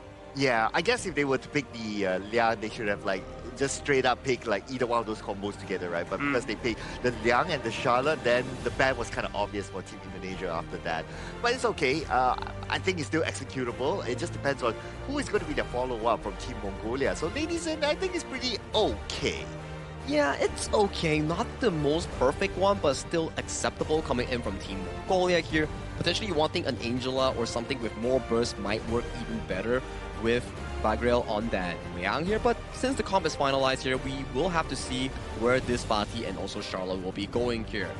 Likely, as we revealed through the previous games, Fatih is usually the jungle here, but it depends on Mongolia's decision and the player's suitability on the picks itself. And for Indonesia, they're still lacking a roamer pick as their final pick here. We have seen some iterations where Sun Tzu can go to roam here, but it depends. Indonesia, what does Naufal want to play in that roamer pool? Yeah, this last hero will be quite important for them as well, and they're really taking their time with this because they don't want to mess this up, knowing that there's Liang on the Mongolia side. They have to conquer something, and Lapu Lapu is one of the best choice because they require a lot of time. They require one guy at least to soak up all the damage, Cloud. And Lapu Lapu has his passive as well, right? Yeah. So that combines well together with the Sun Tzu when they engage in a fight. at the back of my mind, I was kind of thinking like, okay, a Zhang Fei would be nice as well. You know, like the set sail comes in for the back, you have the Zhang Fei from the front, and it will be like a sandwich sort of situation. But yeah, Lapu Lapu's okay. I think it's a good pick, right? Comparing to like, oh, it is a Charlotte jungle here. There you go. Dark Dorch is going for the Charlotte jungle here in the Team Mongolia. And back to the Lapu Lapu pick that you mentioned there, it's actually pretty good. You want someone to be able to cancel off the Liang ultimate from a far distance, spell to charge, or the ultimate Raging Sea to reach the backline and drop Bagriel from that Liang's power control. But let's drop it in towards the game here, as this is game 2 between Indonesia and Mongolia. Will Indonesia close this off with another 2-0 for today, or will Mongolia fight back in this game 2? All right. As a Charlotte main. Yes. As a Charlotte main, what's your take on the Charlotte jungle here? I've played Charlotte jungle. You know why? Charlotte is actually listed in the jungle role, so it's actually quite good. But I was using a tanky item, but we can see that they're trying to force a war up here. They're not trying to go towards the Azure Golem, just trying to steal that one small little jungle. Again, right, same formula deployed by Team Indonesia is that below the first minute, after the first wave, they start rotating again. So because of that, they already forced out the flash by the Liang, and they even took out a few jungle camps. I agree, and I think having Liang in the hands of Mongolia, they should be able to rotate better, right? The one that we've been asking for. They have to rotate faster, rotate better. So maybe having Liang and Lady Zhan sticking together and rotating together, this might be the solution. It all depends on the execution from the team. But having Charlotte as the jungle is going to be very interesting. Yes, and of course Charlotte has higher mobility, right? So in case they start to engage, Charlotte can be part of it as well. Yeah, and unfortunately from Dark Vador, he still haven't bought any jungle item as of now. And also Liang seems like he does have the roaming stone. Oh, and they're going in for it. And speaking about Dawadosh, looks like because he received that amount of damage and his jungle is being cleared out. Now, Liang is in trouble though, and looks like the first strike will be given to Indonesia. It's going to be a bit of a problem. He doesn't have a jungle item, which means his smite damage is not going to be high because he scales with the item. He's going to try to stun, and I think he might go down. He manages to run away. Okay, that was a close one though. Nabil used the smite onto Dawadosh, and that was a close one. But then again, the objective is to try to clear off the jungle side from Team Mongolia, and now because of that, Team Indonesia, they're almost a 2k goal difference. I agree. Below 4 minutes, Indonesian actually have a debuff being in the jungle of Mongolia, so they should have lesser damage output. But again, this is not being benefited by Mongolia for now. Maybe they don't understand this just yet. But we can see on how Charlotte is struggling to get his jungle for himself because everything is getting stolen, Cloud. Yeah, man. Team Mongolia, they're just everywhere across the map, right? One moment you see them at the bottom, around the blue buff area. Yeah, another moment you see them at the top, just like that. It's like they are just everywhere. I can imagine our observers having an interesting time trying to catch the action. That's true, and they're really grouping up here, trying to get some damage. And the ultimate coming from Xiao Xiao, and he manages to run away, but the dragon is not enough damage. This dragon is not enough damage, Cloud. Yeah, I mean the set sail in general, it doesn't give that much damage, but it is a good skill to knock out. But at the bottom, looks like the power control was used, but then again, because they did it underneath the tower, now they're in trouble. The counter engage comes in, and Argo gets a double strike. They manages to get that one, but Yondu is very ready to go in. The throw of the fans coming from Emmanuel is going to be quite dangerous for him. He have to avoid that as much as possible. But 5 seconds before Tyrant comes up, I feel like it's going to be an easy Tyrant for Indonesia. Unless if Charlotte do something. Yeah, unless if it's a big steal, right? That's the only unless. But then again, another takedown here for the side of Team Mongolia given towards Indonesia. Just right at the moment when the Tyrant is up. And Venomous Staff has been bought by Emmanuel. They're going to try to steal the Azure Golem one more time. Tyrant has been taken by Emmanuel again. And it seems like they're going to be focusing down onto the Tier 1 tower at the bottom lane. It's going to be a quick one from Indonesia for sure. Yep, now Fang shows up. Batuzi is in trouble. And that's going to be an easy one for Team Indonesia. On top of that, they get the tower. That's true. That's true. Right now, I'm still waiting for Yavu, actually, Cloud. I'm waiting for him to do his rotation to help his teammates. Because at this point, if he stays at his lane, I'm not sure if he's going to do any good. Because his team is still losing left and right. He really needs to involve himself more into the war and hopefully provide some extra damage for the team. But with the 6,000 gold difference at 5-minute mark, it's going to be a problem. And Yavu is going to go down. Oh, and maybe not only him though, his teammate as well is in trouble right now. Team Indonesia just everywhere across the map. In fact, at this moment, Team Indonesia can't even go for the Overlord if they want to. True, Yondu is going to get the Scepter Vibration, not the Venomous Staff. This is going to be quite different. He's going to go for the burst damage. They do need more damage output, but also they need more defenses set up. Oh, speaking about setup here, set up by a Team Indonesia on the build to get a hot streak. And on top of that, they're going to get the mid tower down. And because that mid tower is down, now Team Indonesia, well, they already had control of the jungle. They're going to get even more control of it. And it seems like they're going to be sending Agung down to the bottom lane so that he can push the minions and they can get the tier 2 tower. A quick dash coming from Neville and getting one strike from Dark Vador. There's nothing much they can do about this situation at this very moment, right? But what do you think? What's the winning condition or the comeback condition here for Team Mongolia? It's gonna be very hard, but they have to defend as much as they can and find that one moment to play around Fatih. They have to make good use of Fatih at some point and the Liang. So they have to go in together. The cohesion that Sagi was talking about, that's the most important thing.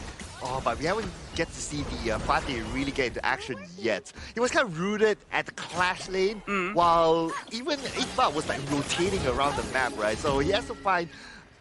I would like to say that, okay, he has to rotate together with the team, but then again, his items are quite lacking behind.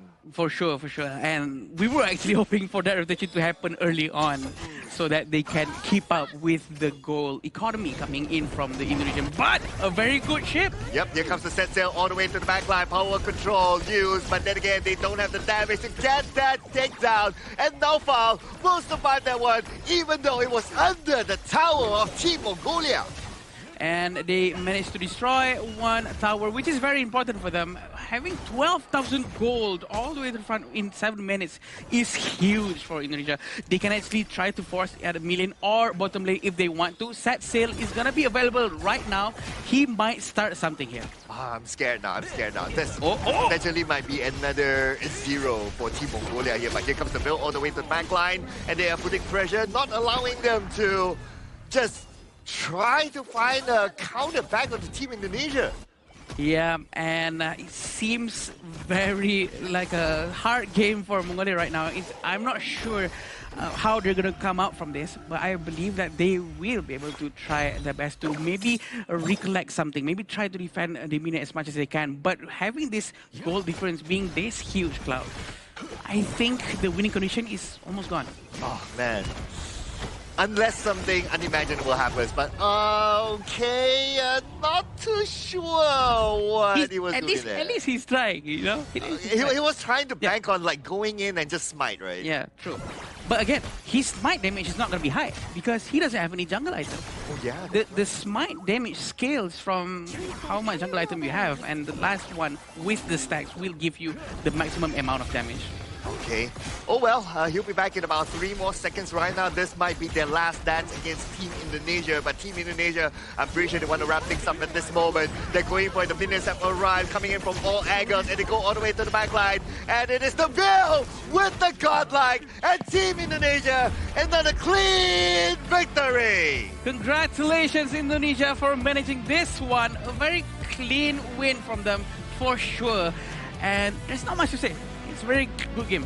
That's a fast 2-0 coming in from Indonesia. It's not only about defeating their opponents, but it's also showcasing to the world that they are a top-tier region in the sport of honor of Kings here. So they claim the 2-0 and they defeat Mongolia. Currently, Indonesia will be sitting tight as the first placer in Group A.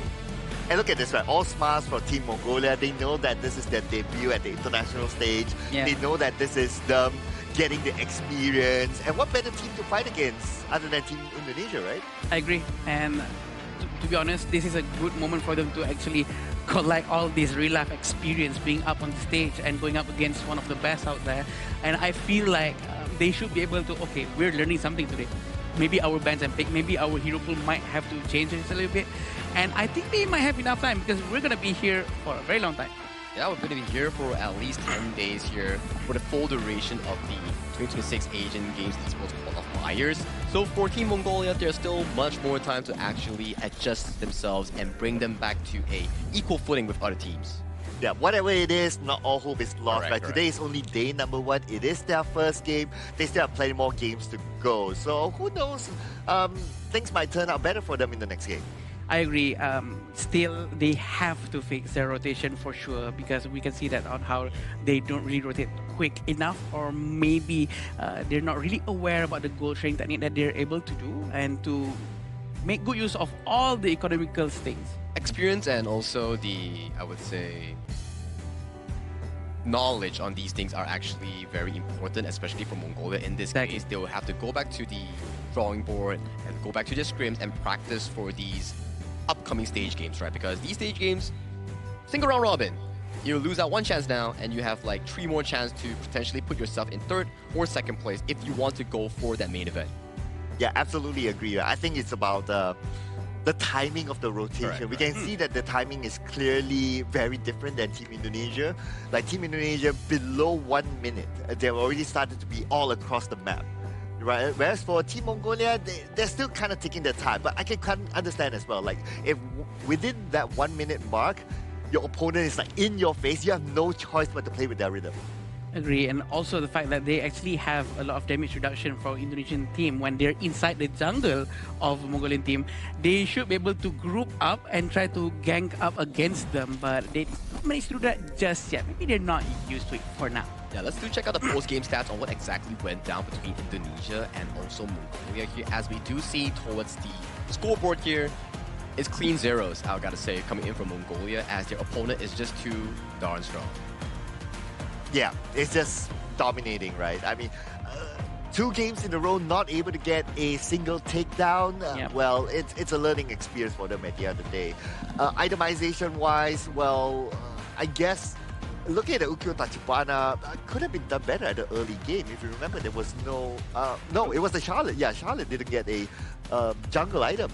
Yeah, I think they're also aware that, okay, maybe Charlotte is not the best jungle out there to be used, in all honesty. But also because with that in mind, they do know that, oh, he doesn't have a jungle item. Maybe we should try to go in right now because we have a better smite advantage. And with the power of numbers, a good rotation, they managed to really clean out the entire resources away from Charlotte. True that chaos as well, Yondu on the ladies actually suffered 0 deaths as well, while also trying to dish out as much damage as possible. So props to him as well for actually holding the fort, despite the fact that Indonesia actually tried to brute force that entire game. Yeah, and I noticed that for Team Mongolia, they did not have any anti-heal items. So no anti-heal items, you're going up against the Ukyo Tachibana, it's not It's gonna be tough situation. Yeah.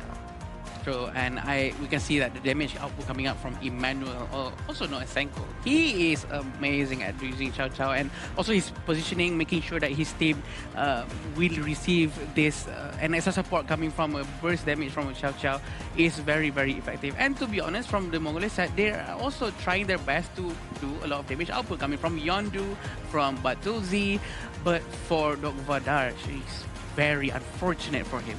That's pretty unfortunate, I would say, as well. But you can see as well, when we talk about Neville, Emmanuel, and also Naofal, mid-jungle roam are the key essence coming in for Honor of Kings. If Game 1 was Iqbal pulling off the crazy plays on towards Guan Yu, Game 2 is more about Neville, Emmanuel, and Naofal controlling the early game jungle and making sure that Dr. Dorj is punished for even stepping into his own jungle. Yeah, it's that trio that made it work, right, at the end of the day.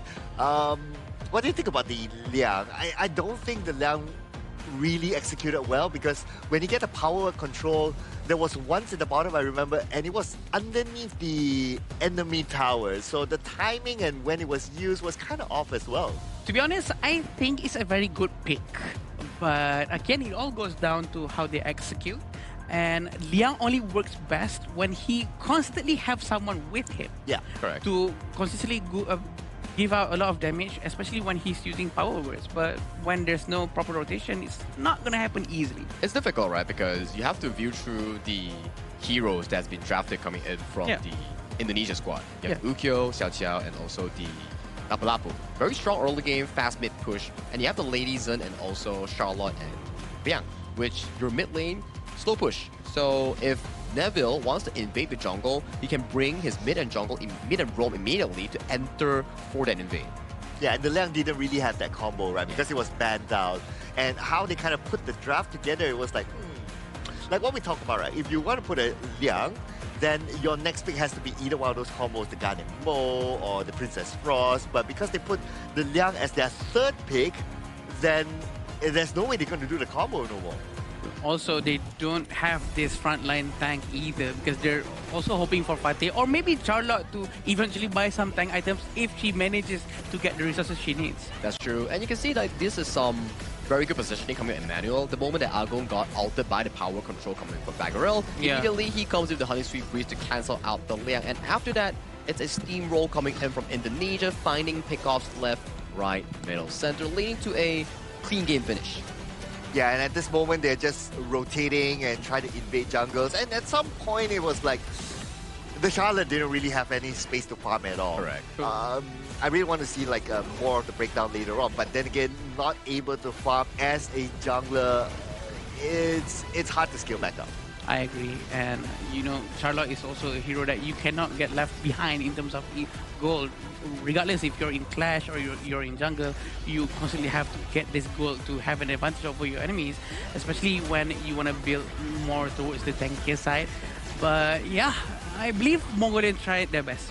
Yeah, they did try their best here, but with this, Indonesia takes it 2-0, and the MVP of this game will be Emmanuel. 409 on that KDA, 34% damage, 13.7% damage taken, with a total goal of only 18.2%. Like I mentioned here, Indonesia was all over the map, and Emmanuel, he was doing an insane job on that Xiao Xiao. You know what, Sagi? If there's space for like 3 players up here, I'm sure all 3 of them, like what you mentioned, will be up here. Just put him on, all of them. Yeah, but we're not going to give our graphic designer a hard time, right? Like, okay, we have to pick one. Okay, and Emmanuel, of course. And he did really set up a lot of good stuff here throughout the game. Yeah, with this Xiao Xiao gameplay coming from Emmanuel, it's insane. He's positioning, he's always ready to help out. And honestly, Xiao Xiao's ultimate is also zone control, presence control, and making sure the enemy cannot come in. But the rotation coming from Indonesia team is one of the best that we've seen today. So we do know a lot of other teams are going to be focusing on this game today to make sure that they can learn as much as they can. Especially Philippines. You know for a fact that Group A, Philippines and Indonesia, they are long rivals from previous tournaments, their region itself from the competitive history. So definitely Philippines, they have a next match coming up that they will be eyeing towards Indonesia to battle out for the first and second slot. Yeah, they're probably thinking like, while watching this game, they're like, I could do better. Yeah, I could do better. Okay, you guys got a 2-game clean win. Okay, I'm going to get more takedowns than you and still maintain a clean win. That's true. And also, we do know it's very unfortunate for these 2 regions, right? Because they always clash earlier on in any group from the previous tournaments. And this is happening again and again. But it's very interesting because everyone is rooting for them because we both know that they are very strong regions, Aki. Correct. Very strong.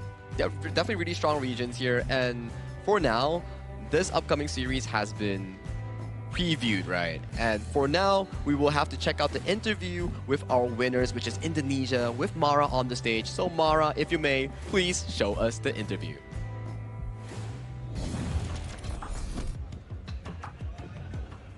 We're here with Neville from Team Indonesia. Congratulations. Oh my goodness, that was such an advantage win. Game number 1, it was 13-0 with 7 minutes and 19 seconds. Game number 2, 16-0 with 8 minutes and 39 seconds. That was so fast. Actually, the game number 1 was the fastest game. Both matches, actually, you finished really fast. Did you expect it to end so early? Is that the game plan all along? Actually, we always expect the best of this team, but we also need to expect if the game we were playing will not go like our plans. So we just prepare ourselves, and this team, everyone is prepared. So if we finish the game really fast, I think it's just really according to our plan, but we all try our best. everything went according to plan. It was such a decisive advantage. And how were you able to do that? Was it the communication? How was it with the team? Because you didn't even allow the opponent to have a single takedown in both games. No turret destroyed, and they didn't even get a single objective. I think it's because of all our hard work from our coaches, our players. I think all our hard work is paid off. Yeah, that's why we can make a decisive really advantage. Everything was perfectly done. Do you think that you can show the same performance all throughout with all your opponents for the tournament? We will try our best to be consistent until the end of the tournament. Now, for sure, Indonesia is watching right now, cheering. You gave them confidence. They were so proud how you represented the country today, the region. What would you like to say to Indonesia? Untuk Indonesia, terima kasih udah support kami terus. Ya, yang gue minta dari kalian sih tetap support kami, mau kita lagi di bawah maupun lagi di atas. Ya, itu sih. And how would you translate that in English? For the Indonesians, thanks for supporting us and always support us even when we are on our downfall or even when we are on our highest level. And what I want to ask you guys is just keep supporting us. You heard it from him. Keep supporting Team Indonesia. And we have more on that with the casters. Lead the gorge. Thank you, Neville, and also Mara. You can definitely see the patriotism coming in from Neville himself, that he knows for a fact that when he stands on this stage in Asian Games qualifier, he's representing not only his club, but his nation, his region as a whole. Oh yeah, and we know that the support from the Indonesian fans are really, really up there, right? So yeah, like what he said, right? Keep on supporting your favorite team. But yeah, it's a dominant performance, so to speak, all the way. I agree, a dominant performance, and as expected from everyone as well. So definitely they're having the pressure coming back from their own region, and it's gonna be a lot of pressure on them, and they will try their very best to perform and not give any space whatsoever. Also, it's also a form of sportsmanship. Correct. Right? To beat your opponent with all you have, it's a form of sportsmanship because you cannot give them any chance, because if you go all out, people gain your respect. You have to gain respect through actually getting it, not asking for it, right? So for this upcoming match, we will definitely be involving their rivals here, Pakistan and also Philippines in match number 5, which is the final series of the day. I bet all the Filipino fans are definitely waiting, hungry to watch this upcoming match, because this is definitely one of the another spotlighted match for today. Yeah, I personally can't wait to see this one as well. I mean, we've seen a dominant performance by Team Indonesia. I'm sure there will be a level of expectation from the Filipinos as well. But will it be easy for them though? Because I'm pretty sure Team Pakistan will want to challenge them. That's the thing. We want to see and find out whether or not Team Pakistan can live up to their game, because we do know that every culture have their own differences. The way they walk, the way they talk, the way they eat, the way they speak to everyone around them is going to affect how they think in the game, what heroes they're going to pick, how are they going to play, the decision making, the rotation, everything is going to be affected. So it might be the kryptonite to Philippines. I like how you bring it up where Asian Games qualifier is not only about Honor of Kings, it's also about cultural exchange between these teams, because they come from different regions and they are here to share their experience and their lifestyle as a whole, right? But we have to wrap this up real quick because we have to give a shout out for our official phone sponsor, iQ15R, which is the official gaming phone for the 2026 Asian Games Esports Qualifier Honor of Kings. Thank you so much, iQ, for sponsoring us the phone for the players here for 120 FPS and ultra high quality gameplay. Yeah, and by playing 120 FPS, and that's how you play the Guan Yu, like how Iqbal did. Exactly. Yeah, you need those smooth frame rates so that you can go around, do your thing, and then go back to your lane. So, good job, Aiku. Oh, interesting. Iqbal really need that, or else he wouldn't be able to perform that good. But again, the Guan Yu is very good Guan Yu gameplay. But after this, the game after this, are we gonna be seeing more Guan Yu? I mean, I can't tell you here. Are we going to see more 2-0s? Because so far out of the last 4 matches are all 2-0s, 2-0s, 2-0s, 2-0s here. But we have to go to a short break before we bring you the last series of the day, Philippines versus Pakistan. So, see you later.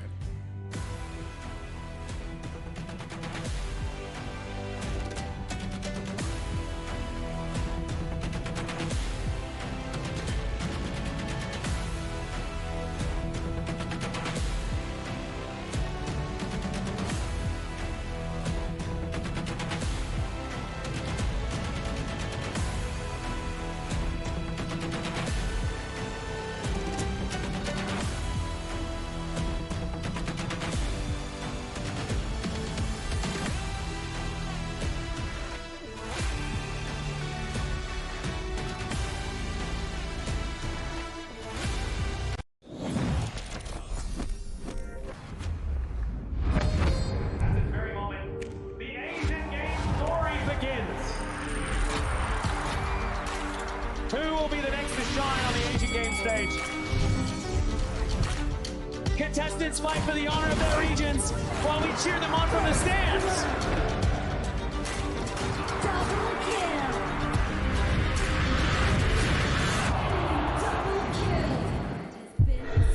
This is a challenge, but it is also an opportunity. The tide is turned.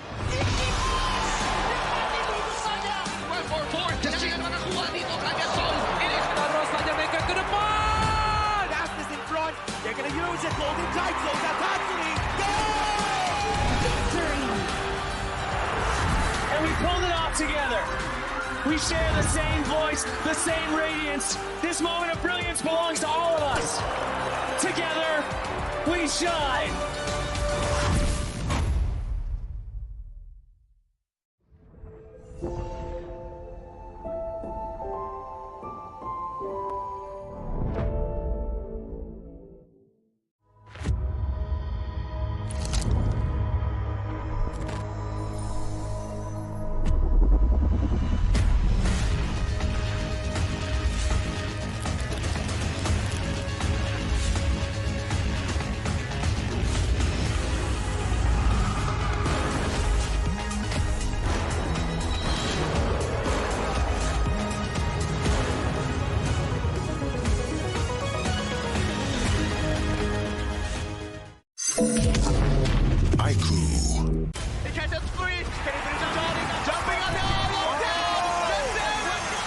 Welcome to the 2026 Asian Games Esports Qualifiers, Honor of Kings.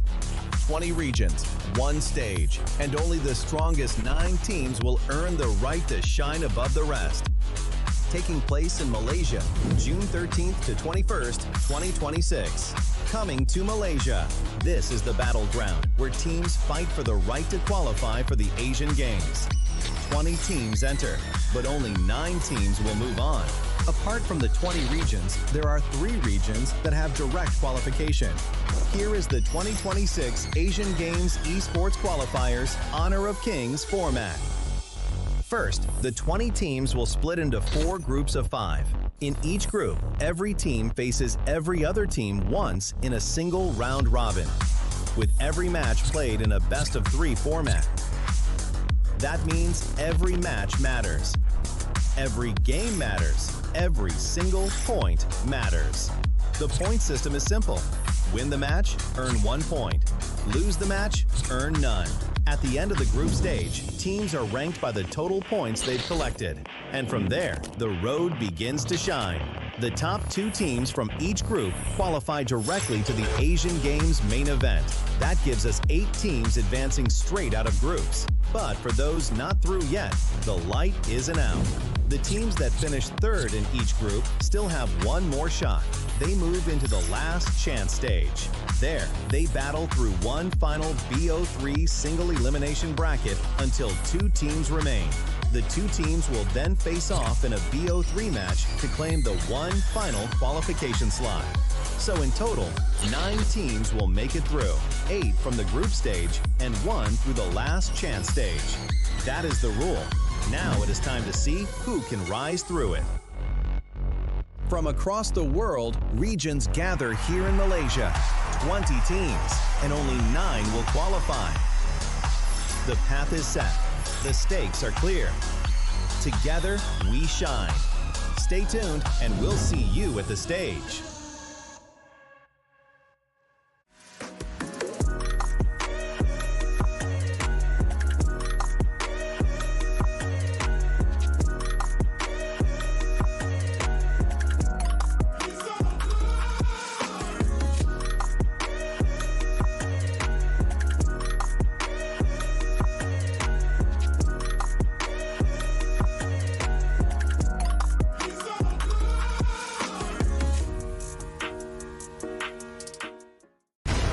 Ultimate not ready yet.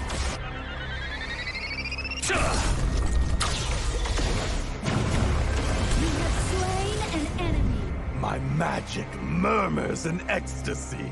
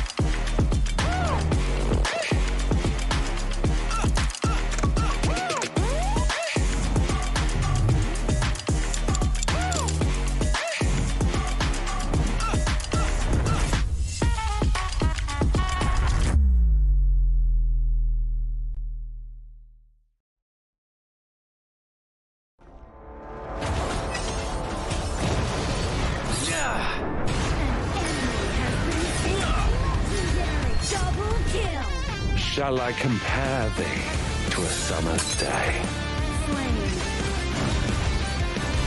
Don't engage. Don't cross us like insects. Defend our base. Our high ground tower is under attack. Amazing! Unbelievable! Ah, the fragrance of romance. Ally has been slain. Rampage.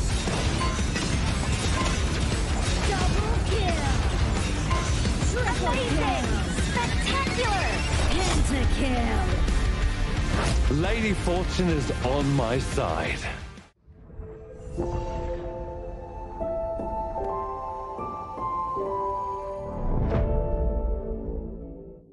Itu bukan track kita. Relax, bro.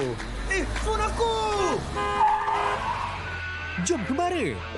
Mountain Dew! Mantapkan pengembaraan! Kau boleh!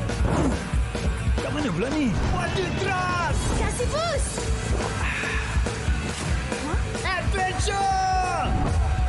Dapat pun. Steady, bro! Lancarkan kekuatan gengmu!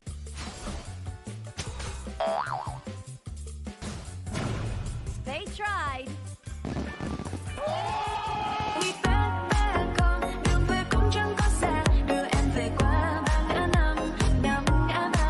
The new Spritling skill, Dig It, is a passive skill which will automatically trigger at fixed times each match, up to a maximum of 10 times. The skill grants guaranteed standard rewards like gold, XP, shield, health recovery, and more. There's also a small chance to uncover mysterious grand prize effects during the match. Dig It may also produce tradable high-value treasures. Detailed information about acquired treasures will be shown after the match ends. Each treasure has its own rarity and storage size, and obtained treasures will be automatically stored in your warehouse. If you want more high-quality treasures, make good use of the Treasure Fusion feature. You can also copy and share your code so friends can help speed things up.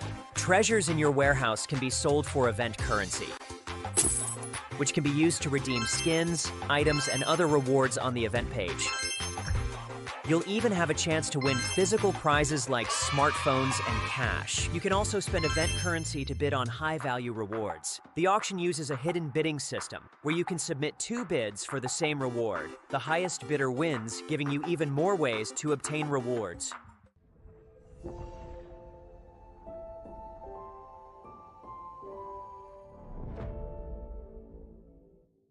If you've ever wondered how to go from HoK player to HoK top influencer, this one is for you. HoK welcomes all creators. First things first, when you start as a HoK player, your in-game highlight can become your content. This is the first step of building your own social media presence. If you keep on creating and reach 100 plus followers, you will be invited to HoK Studio and become a HoK Studio creator, starting to earn various incentives as you grow. You'll get token and cash incentives for your creativity. Stay in the loop with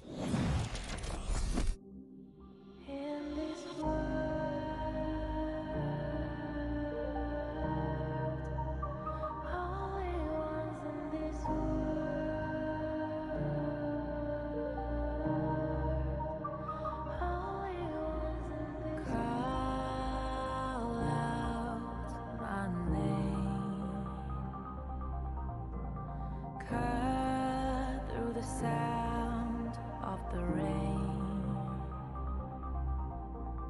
No matter how I feed the flame, you know I feel the darkness and the pain. All of the ways we tried to break free from the night, you know we made it out, we found the light. I fly so high, light of the skyline. Let's do it this time like it's a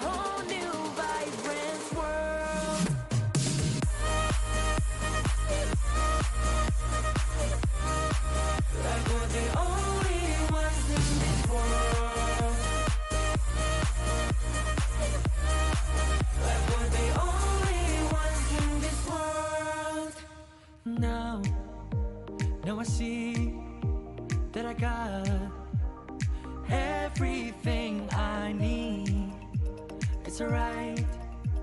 I'm on fire, I'm alive, cause now I fly so high,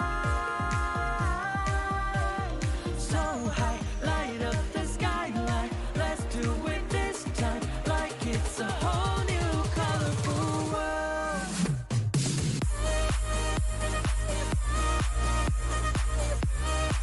Like we're the only ones in this world.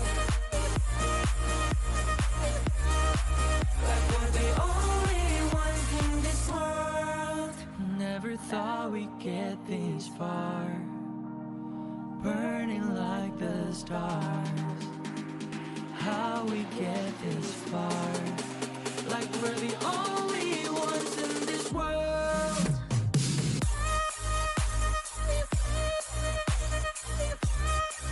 Like we're the only ones in this world. Like we're the only ones in this world.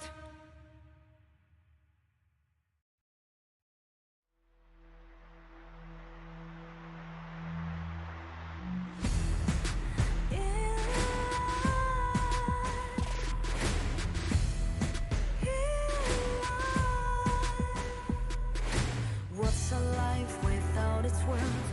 Compromising with what hurts inside. When you let fear decide your fate, you don't choose which path to take in life. In life, I'm finally letting go of everything that still holds me. I'm against all odds, but I won't give up, 'cause it's my time to shine. Standing in the spotlight, and no one let me down. Destiny is calling high. I'm not afraid to fight for everything I love. Victory's in my sight.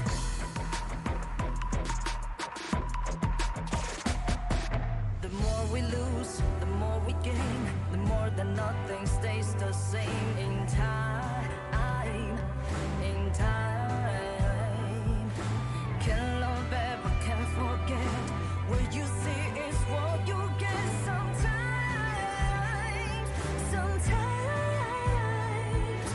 gonna show the world tonight. The light that shines inside us. We're against the odds, but we won't give up, 'cause it's our time to shine.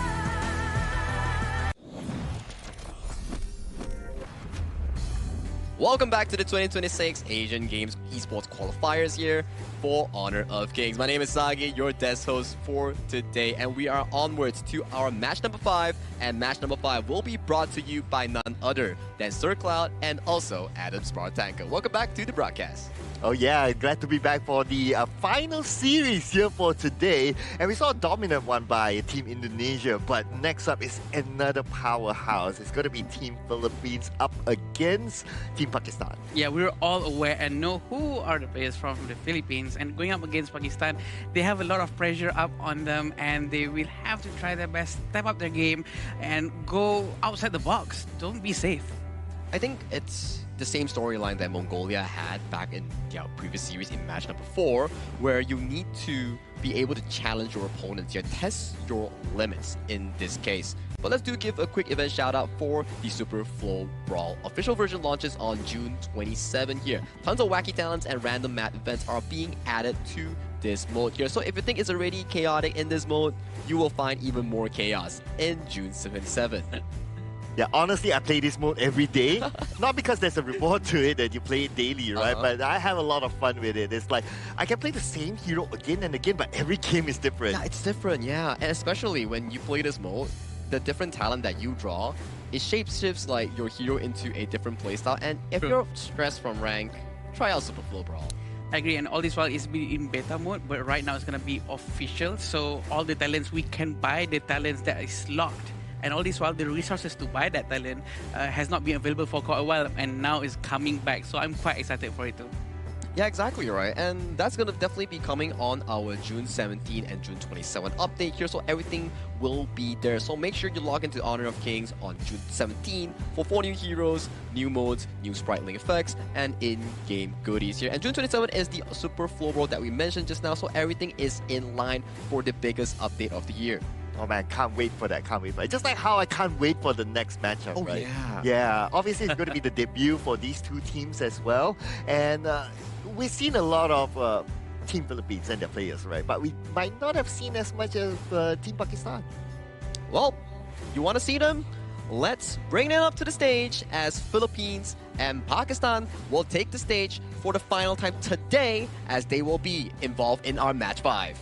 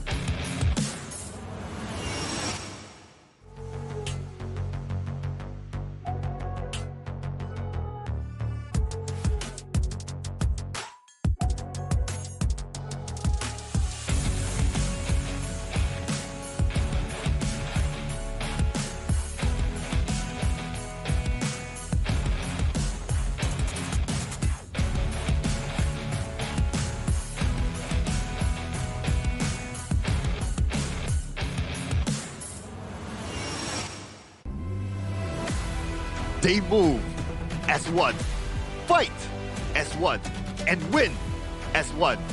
With exceptional teamwork and late game execution, they know exactly how to turn patience into dominance.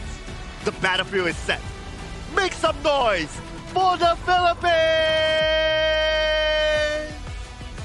Carrying the pride of their region and the spirit of fearless competition, they enter the stage ready to challenge anyone who stands before them. Their aggressive style and unwavering determination make them a team that can never be counted out. Raise your voice for Pakistan!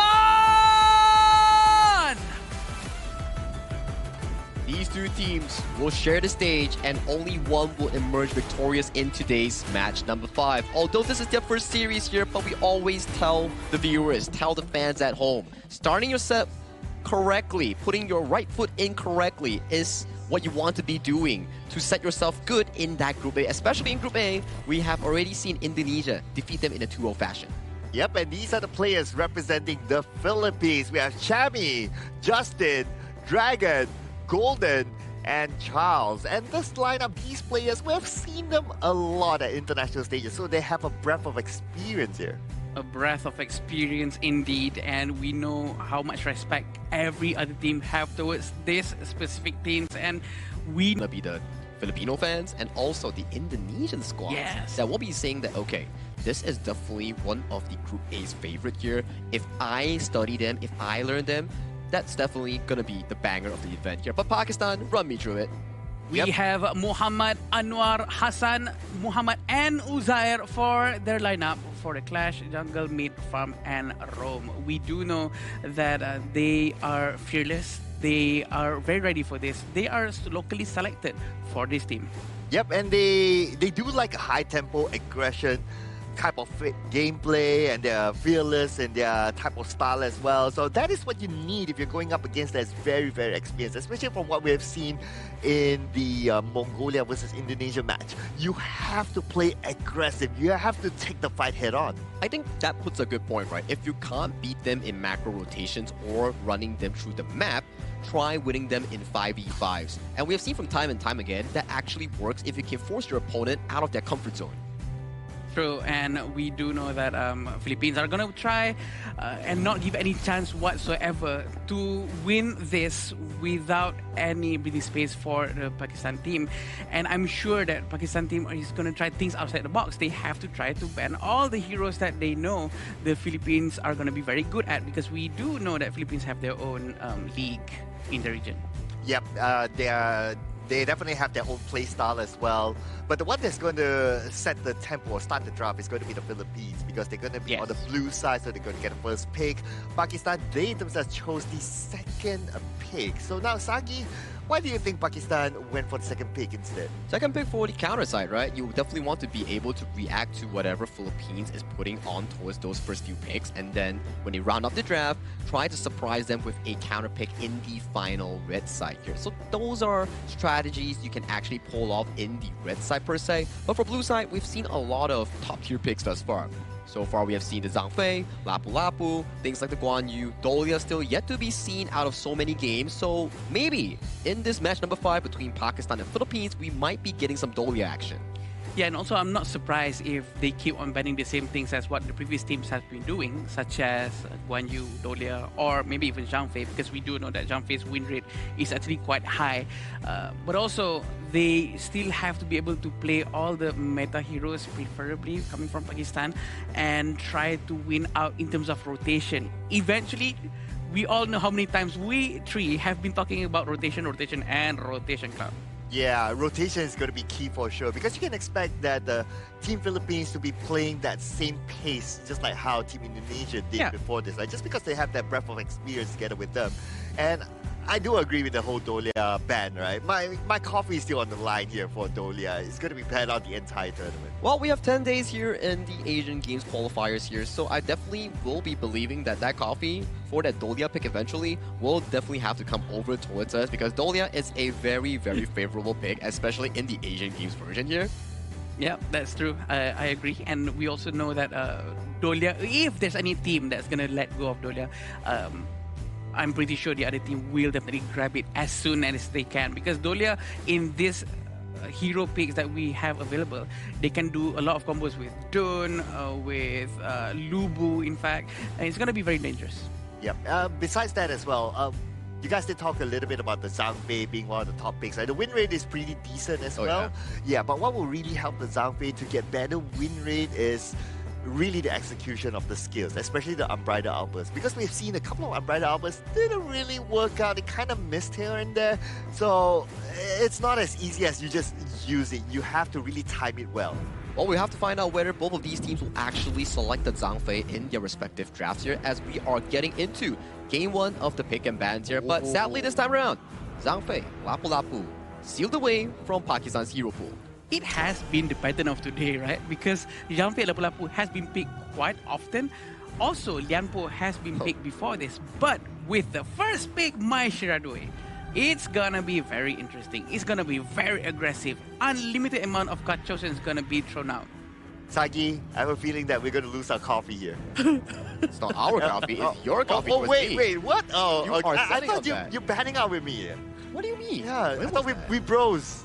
Not today. A free coffee always taken care of. My Shirandui here being locked in by Chami will be going into the hands of Dragon here. So Pakistan timer's up. They will be selecting the Chano and also the Dharma in that one too. Very solid picks thus far. I would say that Chano has been having a lot of appearance in the red side because it's a very solid late game hero with a strong early game. I was actually half expecting Dolia to be picked out right away, but Pakistan decides not to. They want to prioritize Dharma and Chano, probably because Chano has a very strong late game capability. Oh, okay. So now with the monster being picked up, then, okay, we're not going to see the Dolia on the Team Philippines side. Pakistan, there's still a chance though, but it's not the best combo with either the Chano or even the Heino, maybe, right? Maybe. Dharma, yeah, give and take, you know, give and take. But it's still doable. But Philippines side, I would have to give them props because this is a comfort draft for them. Philippines itself, Charles, he is known for his Mozi play back in a previous tournament that was very eye-shocking. And coming to the second phase here, there's more roamers that are being removed from the pool coming in from Philippines. Since they have already locked in the Mozi, you can see Zhang Fei, Lapu Lapu, Lian Po, all removed from the pool, away from the hands of Uzair. Oh boy, Philippines are really focusing on all the roamers here, all the tanks, I might add. And this is very good because they do know that all these other teams that might not have their own league yet, they are much more used to playing these kind of tanks such as Janfei, Liampo, and Lapu-Lapu, which is, honestly, it's not a bad pick. But Arlie and Direnji coming from Pakistan is also good because it's a hero with high mechanical shielding. Okay, thanks Philippines for saving my coffee there. Okay, yeah, because the combination can still happen for Team Pakistan. Right? They can still take the Dolia +1 of maybe like a Dune or even an, well, Alain maybe not so, but maybe a Dune. But okay, that's out of the question now. True, and this next hero is gonna be very interesting for them to pick, Saki.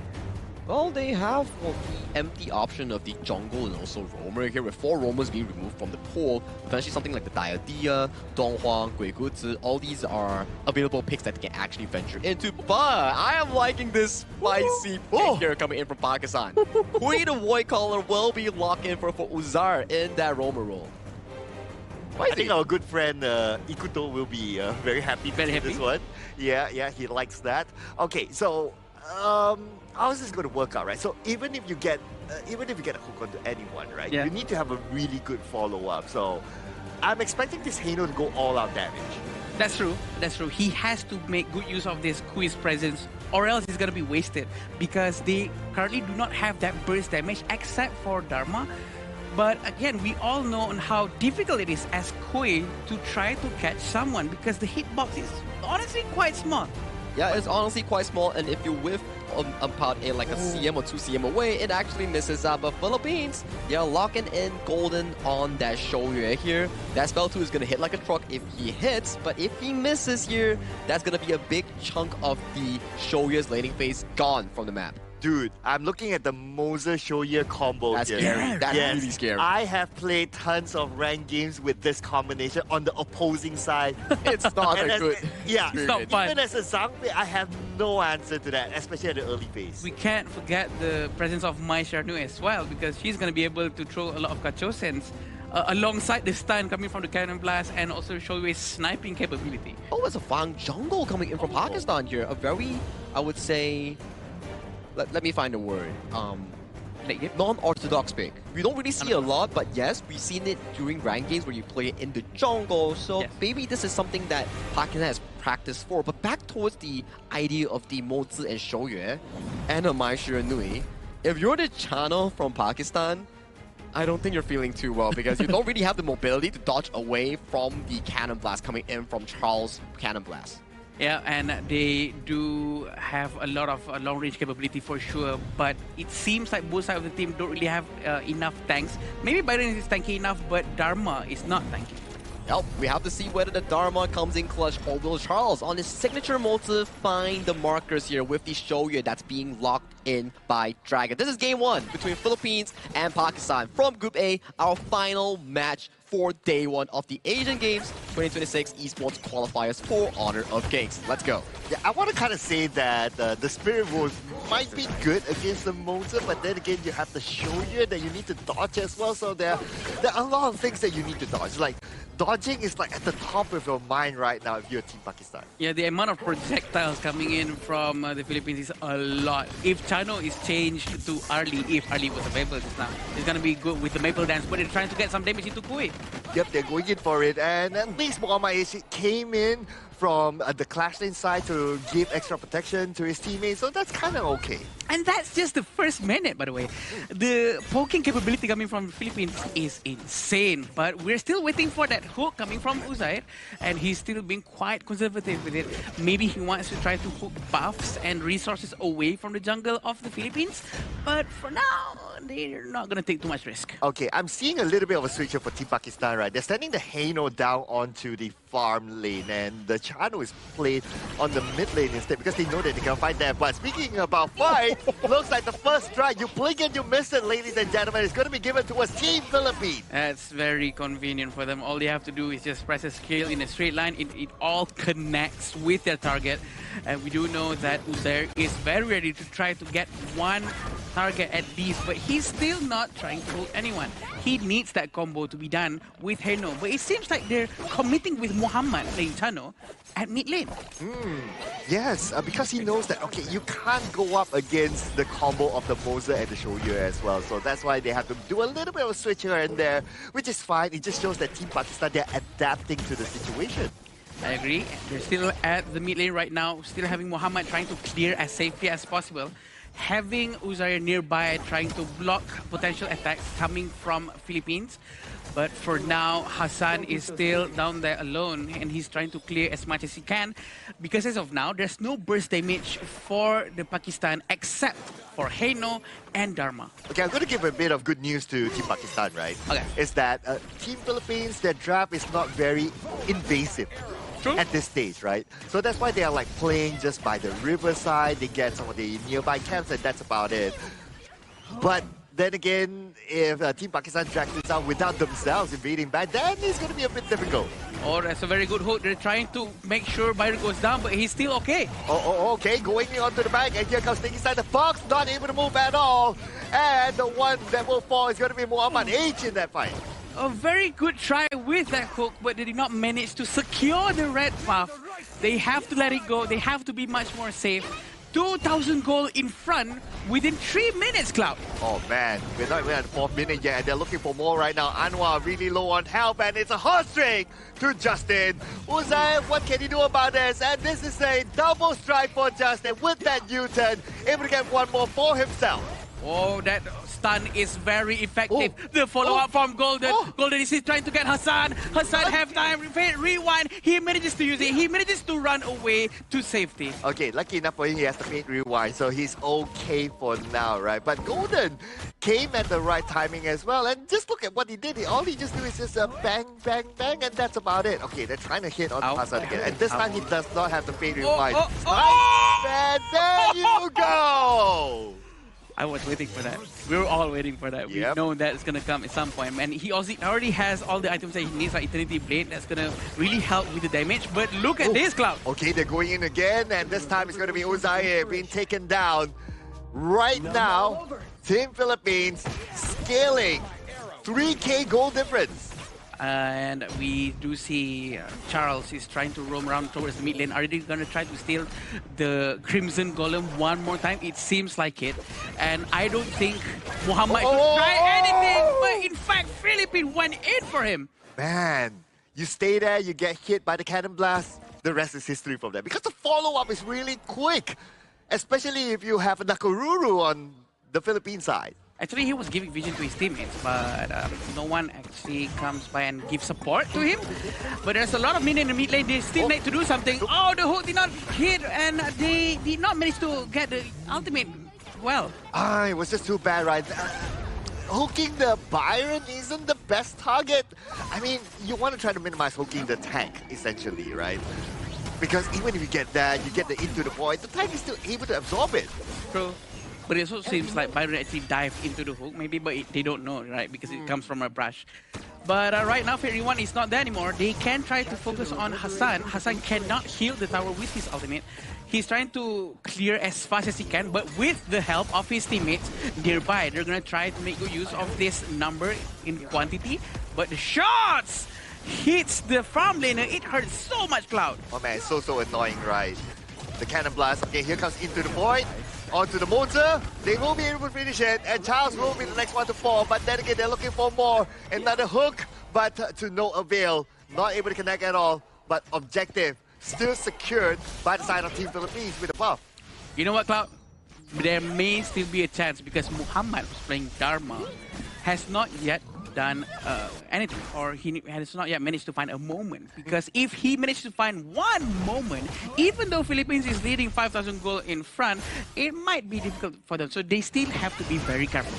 Okay, let's see if Uzai can get this hook in, right? But it looks like Team Philippines, they kind of sense something there, so they're not going to go for it, they're not going to commit to it, which is fine. Yeah. Now they have absolute control of like the top jungle side, especially with the mid tower down.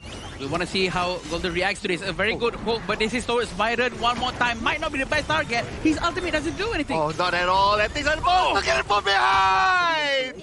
Rampage towards the Philippines. Wow, what a move coming from Dragon. He knows how to help his team. He knows the moment. He knows that is his moment. They're going to try to focus all they can towards mid lane. But then again, they can see Hassan has been trying his best to push at the bottom lane, hopefully to get some breathing space for his teammates. Oh, but then again, they're losing their last tower in the middle. If you think about it from the other way, right? Like, if even Hassan goes back, there's nothing much he can do. He has to farm as much as possible. He needs to get the damage in. I agree, and we're still waiting for a combo coming from Uzair and hopefully Hassan and also Muhammad to do something. And it's very hard, right? Because Kui's hitbox is very small with the hook. People might say, oh wow, Kui should be easy, you can just aim and it should hit. But no, it's not that easy. You really have to read the patterns of movements coming from your opponents. Oh man. His hooks have been kind of 50-50, right? Sometimes you hit, sometimes you don't. And the times where he hit, he got Chammy. Yeah. And again, that's not the target that you want. But Chammy will happily throw his body forward. The moment he sees like the animation moving, he's like, okay, come get me instead. Exactly. And you get him, and then into the void. I would say it becomes a base. Oh, he managed to dodge just now. A very good escape coming from him. But the ultimate is wasted coming from Kui.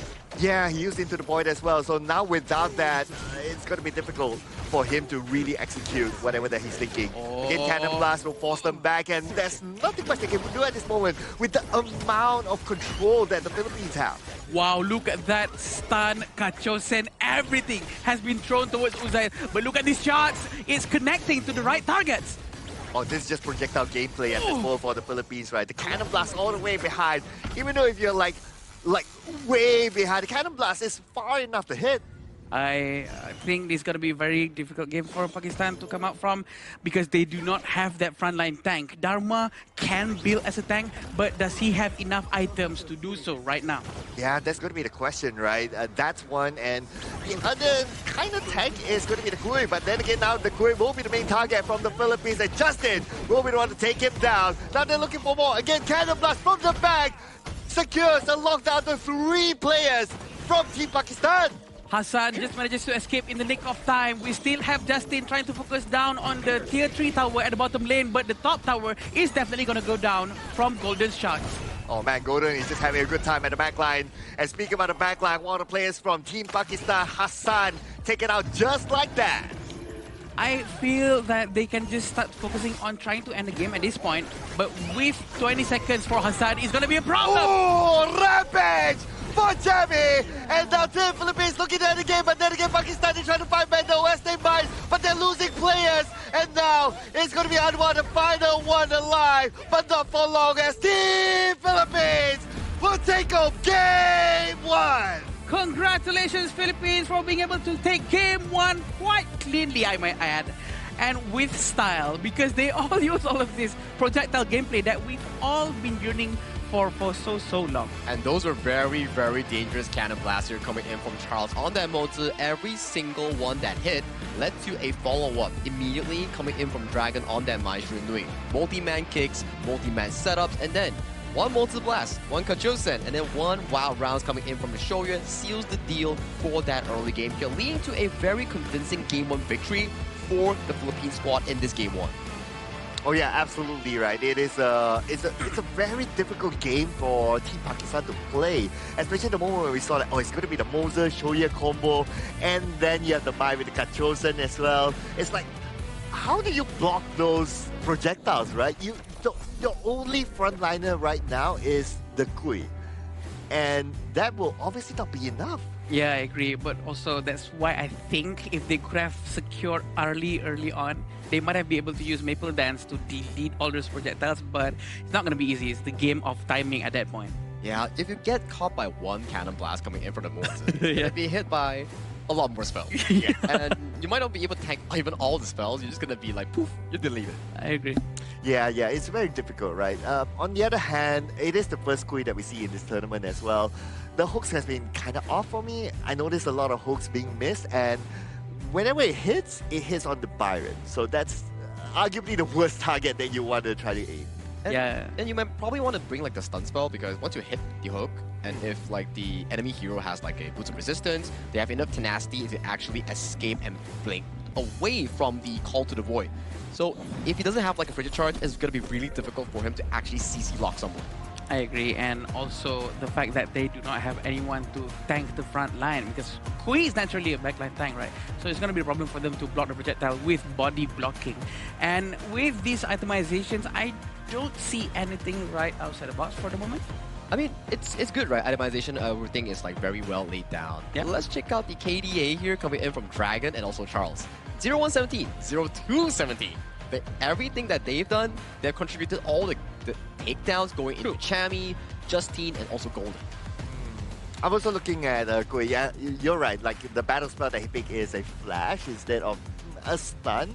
Yeah, I get the flash, hold forward, and all that. But I guess in this kind of situation, if you can't farm fast enough, then getting a stun might be not bad. Give or take, right? Give or take. You gotta like pick either one. If let's say in the scenario where you can stall the game to a 50-50 at 10th minute mark, and then the Kui gets the frigid charge, then the flash becomes a surprise element to catch targets that are like in the middle of the lane. Yeah, I agree, and this is definitely a very difficult game for Pakistan, and we do know that Philippines does have all the right heroes in their hands. We can only dream of doing this very well in our dreams. Like we know that Mozi or maybe even Ganmo in this kind of gameplay, including Shoyue, can do this very, very well, but in the hands of these professional athletes, it's insane, Cloud. Oh yeah, I absolutely agree, right? Well, what I really like seeing is the follow-up, right? Like the cannon blast lands and then everybody has the same idea of like, okay, throw all your skills. Or, if you kind of think about it, right, is to keep your skills until the cannon blast lands. That's also a kind of coordination that's important for the Philippines. I think if we were to take a term coming in from another genre of the game, it's called trigger discipline.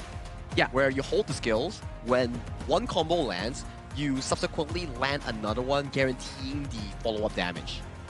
Which is what essentially that these Philippines lineup coming from Chami, Justine, Dragon, Golden, and Charles, they're able to do so well on. Like the Jean-Fei from Sierra just now, the trigger discipline was so high that they really kept it until the right moment, the right moment for him to actually use it.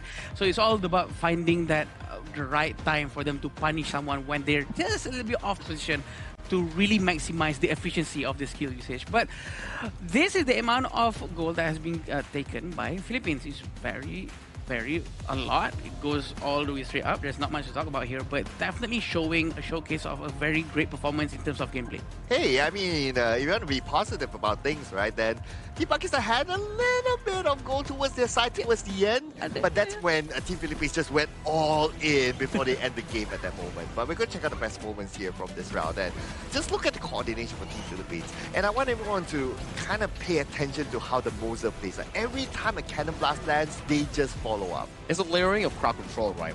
One time you land it, everyone else coming in from Team Philippines, they're ready to jump on towards the target that Charles has landed a cannon blast on here. And even in this bottom lane here, this is the one that you guys are all got hyped up. Bam! Oh, that was just beautiful, man. Good precision here coming in from Golden. I agree. The damage is a lot earlier on, and this is how they really focus fire on one single target, which is very nice, because focusing fire on one single target will make sure they take that guy down. Because even though you have a little bit HP left, your skill sets will still output the same amount of damage. I think that hook just now on towards the Byron was okay. It's just that the problem is, once you hook it, his analog on his left finger brought it over to behind him, thus leading his call to the void, missing on the front target. Okay, based on that highlight, right, it's not only the cannon blast, but the moment well. the thing inside the box lands and then follows up by the Mai, man, that is just insane composition. The chain CC that has been done from the Philippines, I feel like they practiced it. They practiced it for sure. They're very used to it. One after another, trying to prolong the continuous crowd control has been executed so well. There's a Team Sybil, which is their champion team coming in from Team Philippines Qualifier, which is also the club coming in from Blackest International here. So their cohesion, their teamwork definitely showcased here. But today, we are giving the first game MVP towards Justine, coming in as the Nakaruru jungler for Team Philippines. Wow, he actually got 10 takedowns? Yes, sir. Okay, so again, this is like the Nakaruru that you saw earlier today, right? It's like, okay, everyone does all the stunning, everyone does all the kind of like carve out the meat for you, and then the Nakaruru comes in to finish, and that's how he got most of his takedowns. Yeah, and with the help of his team, of course. And we also know that how Golden played just now with his Mai. He did not really try to like steal a kill and whatnot. He really goes in, make sure he uses the his Shinobi Bachi as fast as he can to make sure that his team can just grab all of these free takedowns. Exactly, and this is about consistency, right? When your team sets up a scenario for you, he grasped it in his hands and he was able to finish off the job cleanly here. Now, for Team Philippines, it's about Game 2, whether they can finish off the series cleanly or will Pakistan find a way to make a comeback here? Because in Game 1, yes, it's as expectation, is a very difficult route for them to actually take, but if they can find more room in towards this Group A, maybe they can find what they need in this specific Game 2. Yep, definitely. And we know that they have to change their rotation again one more time. And also, in terms of hero picks, there's no global ban, so they might want to read out the previous game before. Do they have to ban Shoyue now? Do they have to ban Mose now? Or Mai? I think Mai would be a good choice. I think Mai will definitely be a very good choice here, especially we saw how Dragon, even without the Cannon Blast, he was able to set up some of these plays really smoothly. So that's definitely something that they need to consider coming into this game too if you're on the Pakistan side. Yeah, and one thing that we noticed as well is the lots of bans onto the road. Yeah. Okay, and then right now we do have to give a small shout out to our sponsors for the official venue here. It's definitely going to be our Marriott Petaling Jaya, the official venue, and also hotel partner here coming in for the 2026 Asian Games Esports Qualifier for Honor of Games here. You see the players, they're happy, they're also exchanging their culture, they're having fun together. All this wouldn't be able to happen if we did not have Marriott Petaling Jaya. So thank you so much, Marriott, for sponsoring this event. Thank you, thank you, thank you. We appreciate it a lot. And yeah, we do know that the next game is going to be maybe more or less the same, but if Pakistan manages to find the secret sauce, it might change their fate. You know, maybe everyone is expecting Philippines to like do the same thing, stampede the entire game, but you know what, maybe the next game, if they come up with something new, something fresh, they might do it. Yeah, I'm thinking about like they need to kind of find their playstyle, right? Like earlier on, we can clearly see, oh, the Shoei and Moser, and then you have the Mai, everybody's like projectile playstyle, right? But how will you describe the playstyle of Team Pakistan based on their draft, right? It almost, there's no story to it. It's pretty niche, I would say. Fang Jungle and then Kui Roam. These picks are like unorthodox, but it does work out if you have a very high mastery towards it. Maybe they whip up the Kui again, this time by banning like the heroes that they do not want to face, and then they can find more big plays. One crowd control coming in from Kui, maybe what's waiting is like a Xiao Qiao with the Blossoming Fan to actually connect the crowd control. Make sure that the enemy target that got hooked cannot escape with mobility. But whatever it is, they're still brave enough, right, to actually pull it off with Chano in mid lane. Heino, they send him towards farm lane. To your point, I think that's actually a very smart option here because in terms of mobility coming in from Heino, you have Spell 2 to dodge, right? And you have Sustain coming in from your melee form. So putting your channel towards the mid lane, maybe it's like a scapegoat coming in to have the channel to have much more room for a fun time. True. Okay, again, we're not going to see the Dole being banned out in the first phase ban at least, so I wonder if any other is going to take advantage. But this time, the Dharma is going to fall to the hands of Team Philippines. They're probably going to set themselves up for something different. And I'm pretty sure, since today is still day number 1, you don't want to show all your cards on the table yet. And the fact that the Philippines themselves banned out Masharno and they're taking Dharma is going to be quite interesting here. What do you think, Saki? What maybe some power plays that you would like to see from Pakistan? I think, first of all, maybe they should take away the Lapu Lapu here, but since it's still open and available, I think Philippines, they will want to go in with a wombo combo playstyle with the Lapu Lapu and also the Dharma here. They do take the Arlie and also Xiao Qiao here as the 1-2 coming in for Golden and also Dragon. They're twins, by the way. Oh yeah, they're twins. Yeah, I remember that, yeah. Oh, but this time the Moser picked up. Okay. I guess they want to try to execute it on their own though, but then again, this is going to be a very different kind of Moser playstyle because you don't have like the level of projectiles as the Philippines would have had before this. Oh wait, Sagi, yes? Can the cannon blast from Moser be deleted by Maple Dance? Yes, it can. Yeah, okay. Because really see that before this. But yeah, it's very interesting to see on how the timing coming from early later on to try to remove the cannon blast. And we can also see Angela being taken out by Philippines. They do know that Pakistan is, more or less quite comfortable with these kind of heroes. Yeah, I would say that they're playing more towards the potential jungle pressure that Anwar can actually put for his team, making sure that Anwar can actually facilitate the early game tankiness so that Muhammad N can actually bring the channel towards the late game. Because yes, you do have the Arlie coming in from the Philippine side, but Arlie doesn't do too well into a Mozi and also a channel lane. It's very difficult. I'm kind of looking at maybe Pakistan is thinking about like, okay, let's play this aggressively. Let's try to take down towers as quickly as possible because you have the channel and then you have the Atta as well. The fact that you have the Atta, you can play aggressively because of the ghost ship. You go in, you kind of divide the opponents and try to take them out one by one and slowly build up from there. If they want to make good use of the modes, they might want to get Gun and Mo because it's still open if they want to do something similar to Philippines just now. But it's going to require a tremendous amount of accuracy and skill to make good use of Gun and Mo. I think they could pull it off. One cannon blast coming in from the Gun and Mo, and even if it hits the Arlie will be stunned and unable to use the Maple Dance to actually dodge away from the Freshly Forged. So that could be a potential 1-2 that Pakistan could pull out if they want to go for that wombo combo route. Interesting that Team Pakistan actually let go of one ban. Oh, yeah, you're right, yeah. Okay, all right. But that means that the Dolia is open though. Is there a chance for to use it? I don't think the Dolia will come into any of the compositions here. Maybe for Philippines for the Dolia Xiao Qiao, but he's still with the coffee. Knowing his chance, I think he's going for something more aggressive, like a Lapu Lapu per se. Yeah, he's not done with his coffee yet, but it's okay, Cloud. Someday you will see. You will see Dolia being picked someday, I promise you. But there's still last two heroes for the Philippines. They need to take a roamer and a jungler for sure. And they still don't have any tanky heroes for now. I still feel that they should be taking Lapu Lapu? Oh, and Kui! Wow! Okay. The rope! Team Philippines are being like, okay guys, let me show you how it's done. I'm gonna teach you how to play this exact matchup. Oh boy. Previously it was Charles on the Mozi, and it was also Uzair on the Kui here. Now it's a switch between two players. Okay, but it's not the easiest to get the hook in as well, right? We gotta think about it. You want, and then Atta, and then Chano is like kind of behind. How about the wolves? Is behind the wolves gonna be blocking, right? Yeah, you have the spirit wolves as well. So I'm not too sure about the Kui pick here. Well, it depends on how Charles is able to actually land those accurate hooks, right? We did see that he lands some pretty good cannon blast last game. So can he convert accuracy towards here is what I want to find out here. And these two jungle picks are pretty interesting coming in from both teams. We have our first Zilong here coming in from Team Philippines, and Pakistan also debuting with the Lampic.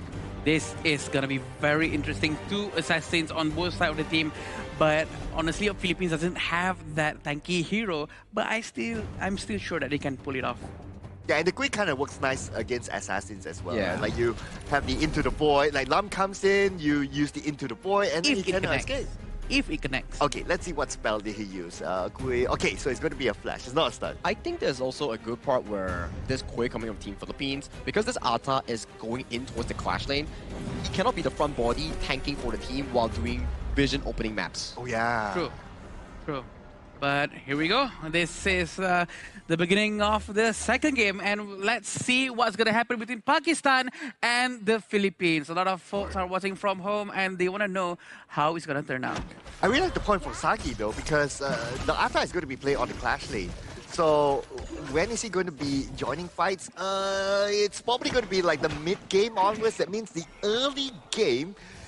Probably Pakistan is thinking like, okay, let's just play this nice and chill, safe, and just focus on the farming. But then again, Philippines not going to give them that space, just like what they're doing right now. And Uzai takes a lot of damage. Oh. Nice hook onto Uzai, and Dragon will lock in the first strike. As Cloud was saying, he was trying to open the vision, but he got caught up, and also being in front of Charles is quite scary right now.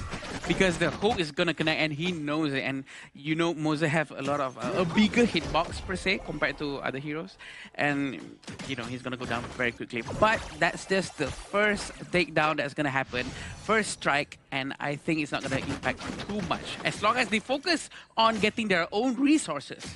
Yes, and the gap is starting to show though. We're almost about a 1,000 goal difference between the two. But then again, maybe one good team fight, one good pick-off could swing it the other way. So they have to be patient here. Now, I'm looking at Pakistan trying to play the farming game. But can they play the late game though, especially if it's a Lam? Lam's not really effective at the late game, but now Hassan is in trouble. Hassan, one last in, Justin moves in! And that's going to be another takedown. A quick takedown coming from Philippines, and they're going to try to group up down here, trying to surround the three Pakistanis as much as they can. But it seems like they managed to steal away. Very quick move coming from Anwar. Oh, Charles. If only you got that hook, then yeah, they can follow up from there. But it's okay, they already got the objectives. They already cleared off the jungle at some point. Now the buff is up again, and looks like Philippines, they're eyeing that one. Hook did not connect. Good try from him. He knows his objective, but also Pakistan did try their best to block the hook from going to the Azure Golem. And as of now, in terms of the itemization, there's nothing really off the charts. It's quite straightforward for now, still quite early. And to answer your question, Cloud, Lam during late game can be quite scary because of the mobility alone. Oh, but into the void and back into the base. This is the second time it's happening to Uzair. Very unfortunate, but they still have to try to avoid Charles. But what can they do when Charles is using the fastest boot available in Honor of Kings? Oh, and that's why he's like all over the map, right? Like one moment you see him at the top, another moment you see him at the bottom, and soon you will see him at the objective. I agree. And with the Boots of Deafness and the roaming item, it's going to give a lot of movement speed in terms of the percentage, and pretty sure will give him a lot of edge to try to hook anyone from the back line. We would love to see that. Well, let's see, is he going to do it? Okay, because if Anwar gets hooked, that's pretty much hit. And he does have the Into the Void ready. But he's probably going to keep it for the Tyrant though, because it's going to be up in about 20 more seconds. They might try to do the same thing here. And yeah, with the flash, in case his hook hits, but they flash away, he can still try to flash with the Into the Void to try to make sure that they get sucked in. Oh yeah, that's a possibility as well, right? So I want to see one of the sexy. But here comes that hook onto the buff, and that will cancel Pakistan in the objective of getting a buff, delaying the time away. They're really playing around with this and trying to make good use of the long-range skill sets that they have, and it seems like the Tyrant's going to be in the hands of the Philippines with no problem whatsoever. Yep, Justin will lock that one in, and here comes the ghost ship. But now Team Philippines, they seem to be disengaging, but they re-engage again! Thanks to Jamie! All the way to the front, and one by one, Team Pakistan will fall into the hands of Team Philippines. And Isro had to be used to run away, and they're trying to defend mid lane tower as much as they can. But no, they want to go to the Golem. Can they steal this? That's the question. They managed to do so with just the punches coming from Tammy. Just like that, he just like walks in and takes it home for free. And there was nothing much that Team Pakistan could do about that situation. And while all that was happening, there was a split push at the bottom. Yeah, and this is what happens right after the Tyrant. They really try to force the war, even though the Tyrant buff has been taken by the Philippines, and they try their best to get one, but they get punished. Muhammad goes down, and I think that they're gonna try to focus more on objectives from now on. It all depends on the positioning coming from Charles. Yeah, it almost feels like deja vu, right? Like Team Pakistan is not able to get into the jungle side of Team Philippines, when right now Team Philippines is starting to invade the jungle. And they're eyeing Muhammad H at the top though. So we have Chammy there, okay, Golden will be together with him. And this is their moment to try to take down this tower. Yeah, it depends on how much damage they have to go for Muhammad. But is Muhammad going to stay there, or is he going to go back? Quite smart from him. Maybe he's expecting the rest of the team to be nearby them. But apparently, Philippines is all over the Azure Golem, and they managed to hook one. Oh, and here comes Dragon with a hot streak. And not only that, they will surely lock in the Azure Golem. There's nothing much that Team Pakistan can do about this. They will lose the buff. Very fast, decisive play coming from the Philippines. All the way across the wall to get the takedown. Beautiful hook though. But then again, Hassan says, no. A very good move coming from them, but we have to remember on how Uzay is actually using Monster, which can supposedly cancel the Into the Void quickly. But again, they're going to be focusing on the tier 2 tower in the mid lane, and the stun is still coming, but he just got a hook, the closest one to him, but he did not manage to get the takedown. Yeah, that will force Uzay to use the flash to get away to safety. So no flash for Uzay at this moment, so he can't do that flash forward, thing inside the box sort of move. Now Charles is waiting on the side, and that's going to be another hook, but this time it will not connect. It's going to be a bit hard against Muhammad using Atta. Atta also have CC immune if he times it right. And now it all depends on how Pakistan's going to play their cards. Are they going to defend all they can towards the top lane, or are they just going to let it go? And this is just 7 minutes with the amount of 9,000 gold difference, Cloud. Yes, and not only that, Team Pakistan right now, they don't have space to farm. Okay, Anwar shows up, but Anwar is not the tankiest of heroes, so he can easily be taken down. But lucky enough, at that moment, Team Philippines do not have their heavy hitters. Yeah, Charles is still gonna camp around the area. Maybe, hopefully, try to get someone to start this potentially final team fight that's gonna happen. Okay, and they're looking for it, right? We can see that Team Philippines, they're gathering together. If they have an opportunity, especially if Charles is able to get a good hook into the void, that's where they will follow up, and then the next tower might fall. Yeah, and we can see that Muhammad, who's playing Chano, is struggling quite a bit to get all of his itemizations. He only have Eternity Blade for now. He's trying to build Shadow Reaper, but it seems like Philippines is trying to focus down on the tier 3 tower, and Pakistan is quite far away from this, and I think it might go down just as easily. Oh, they managed to get a hook, and there goes Uzay. Will fall to the hands on Chami, and Chami goes all the way to the back. Double strike for Chami, make that triple strike, looking for more. Muhammad moving to the next target. Who will get it? He's holding on for dear life, but then again, he still falls. Anwar, last man standing. Can he actually do it? The answer is no! Rampage to Chami, and an ace to Team Philippines! Congratulations, Philippines, for being able to manage a 2-0 clean gameplay from them. And just like Sagi said, they definitely taught us all how to use Kui. Exactly. Here, Charles was not only accurate on that Monster, he's also really accurate on that Kui. Many of the times that we see him engage, he's managed to find hooks after hooks after hooks. And talking about engage, Chami was also the one to find those big backline flanks.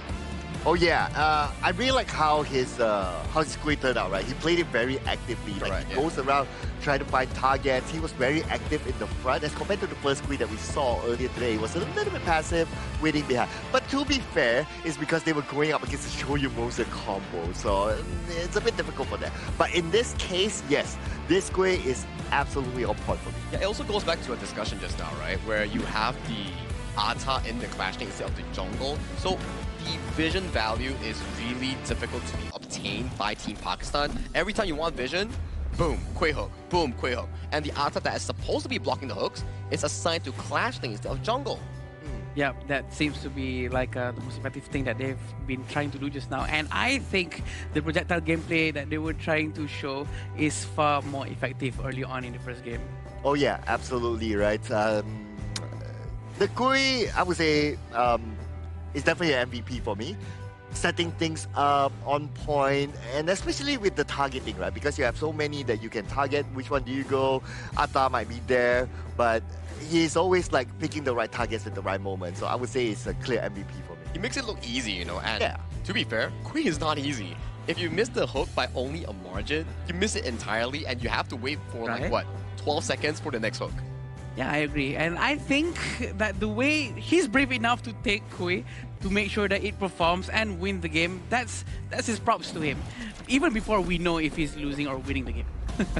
Yeah, but well, let's check out some of the items. And this time, I would say it's an even bigger win for the Philippines. And the comparison is here, right? So we compare like the Kui versus the Moser. The gap is so far. It's almost double here. I think there's also a valuable lesson to be learned when you pick the Kui. Yes, you might not need the Frigid Charge or Stun, but you need to make sure that once you hook someone, there's someone to follow up from your team. In this case, it's Philippines Dragon on the Xiao Xiao. Every time you see the hook was about to hit, the preemptive Honey Sweet Breeze will be laid at the place of arrival if it does land a hook.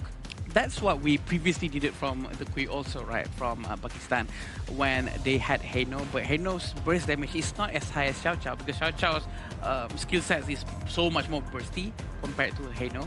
But it did not happen that way because it appears that Kui had to take care of Chano in the mid lane. And besides that as well, I really like how the Philippines focus on to getting the Azure Golem time after time after time. Because if you have like an assassin jungle on the other side, right? In this case is the Lam, you know that the Lam must get the Azure Golem. So every time he shows up, you go there. It's a domino effect, right? That they won the side lane coming in from the Kui, caught Uzaya in the first strike, and then converting that Clash lane swap lead into jungle invasion here, which allowed Justine and Dragon to continuously invade against Anwar on that Lam here, which you see in the end, Anwar has 0% on the kill participation across the team and only a 4,000 damage. It's not because he doesn't want to fight, it's because he doesn't have the goal to actually convert into items that allows him to team fight. Yeah, and the space that he requires so much is not there. He cannot do it just because the presence from Charles is just so scary. Sometimes a Kui that doesn't hook at all is so much more scarier than a Kui that already hooked because you know it's on cooldown. Oh yeah. Yeah, and then it will be like playing mind games to you. Like, is he gonna hook? You start to see the animation, start to move, right? And then you're like, is he gonna hook? Where is he gonna hook? Who is gonna hook? Yeah, it plays with your mind. And then we are too focused on him like actually channeling the hook, right? You have Chami coming in from the back with those 2-man, 3-man, 4-man troops, which was really deadly in this game itself. And I gotta say, look at this goal chart here. Much cleaner compared to game 1 between Philippines and Pakistan. This time around, it was all zeros for Pakistan, 0 tyrants, everything, and kills. And then Team Philippines, they got everything in the bag. They really do their best here for sure, and a good sportsmanship for sure because they're not giving any space whatsoever. And we all expected this to happen as well because they're one of the strongest region out there. Yeah, I mean, when the group came and today's schedule came, we kind of had an expectation that, okay, they're going to be really strong. But then again, we have to give credit to Team Pakistan as well, right? Like, the first game, they got a couple of takedowns. Yeah. So that would give them at least some level of confidence moving on to the next game. I was pretty happy to see the Fang pick, especially coming in from the jungler Anwar coming in of Pakistan. It was really refreshing, and he was getting multiple takedowns left and right with the Fang's burst kit, so it was pretty nice to see. And in this game itself, we see more Kui and even a Zilong jungle of all things. Because to be honest, the damage output coming from Fang is actually quite high. It's considered as one of the bursty heroes as well. But this is what happened just now in our most recent game. All the attacks that has been coming from Philippines never stops one single bit, and they're always ready to punish anyone who is offside. And if they are not offside, Charles will make sure that they are offside. Yeah, and for Charles, just like one of my favorite songs, right? You Are Not Alone. You are not alone. Yeah, he is never alone there. Yeah. Every time he lands something, every time he gets into the point or to somebody, someone's there to follow up. It's so beautiful, like Charles landing a hook and then Dragon with the Xiao Xiao just lands a spell 2 directly, knowing for the fact, okay, you hit, I'm following you up with a continuous CC. Look at this. Hook into knockup, into another knockup here.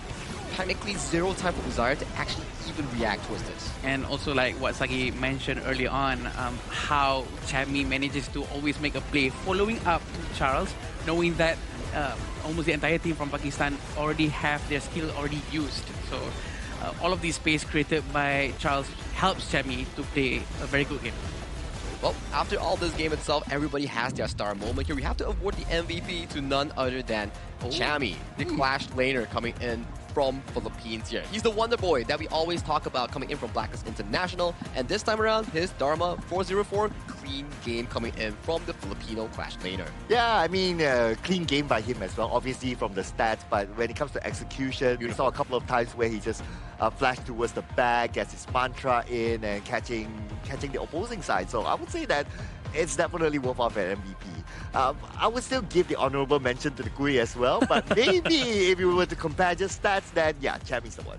Yeah, it's true, and we have to remember on how Kui creates the space for Chami to do things, right? So definitely kudos has to be given to him too. But Chami plays a very good game. He was alone up in the top lane for the entire time, and he still managed to help his team with all of these effective skill sets that he puts out.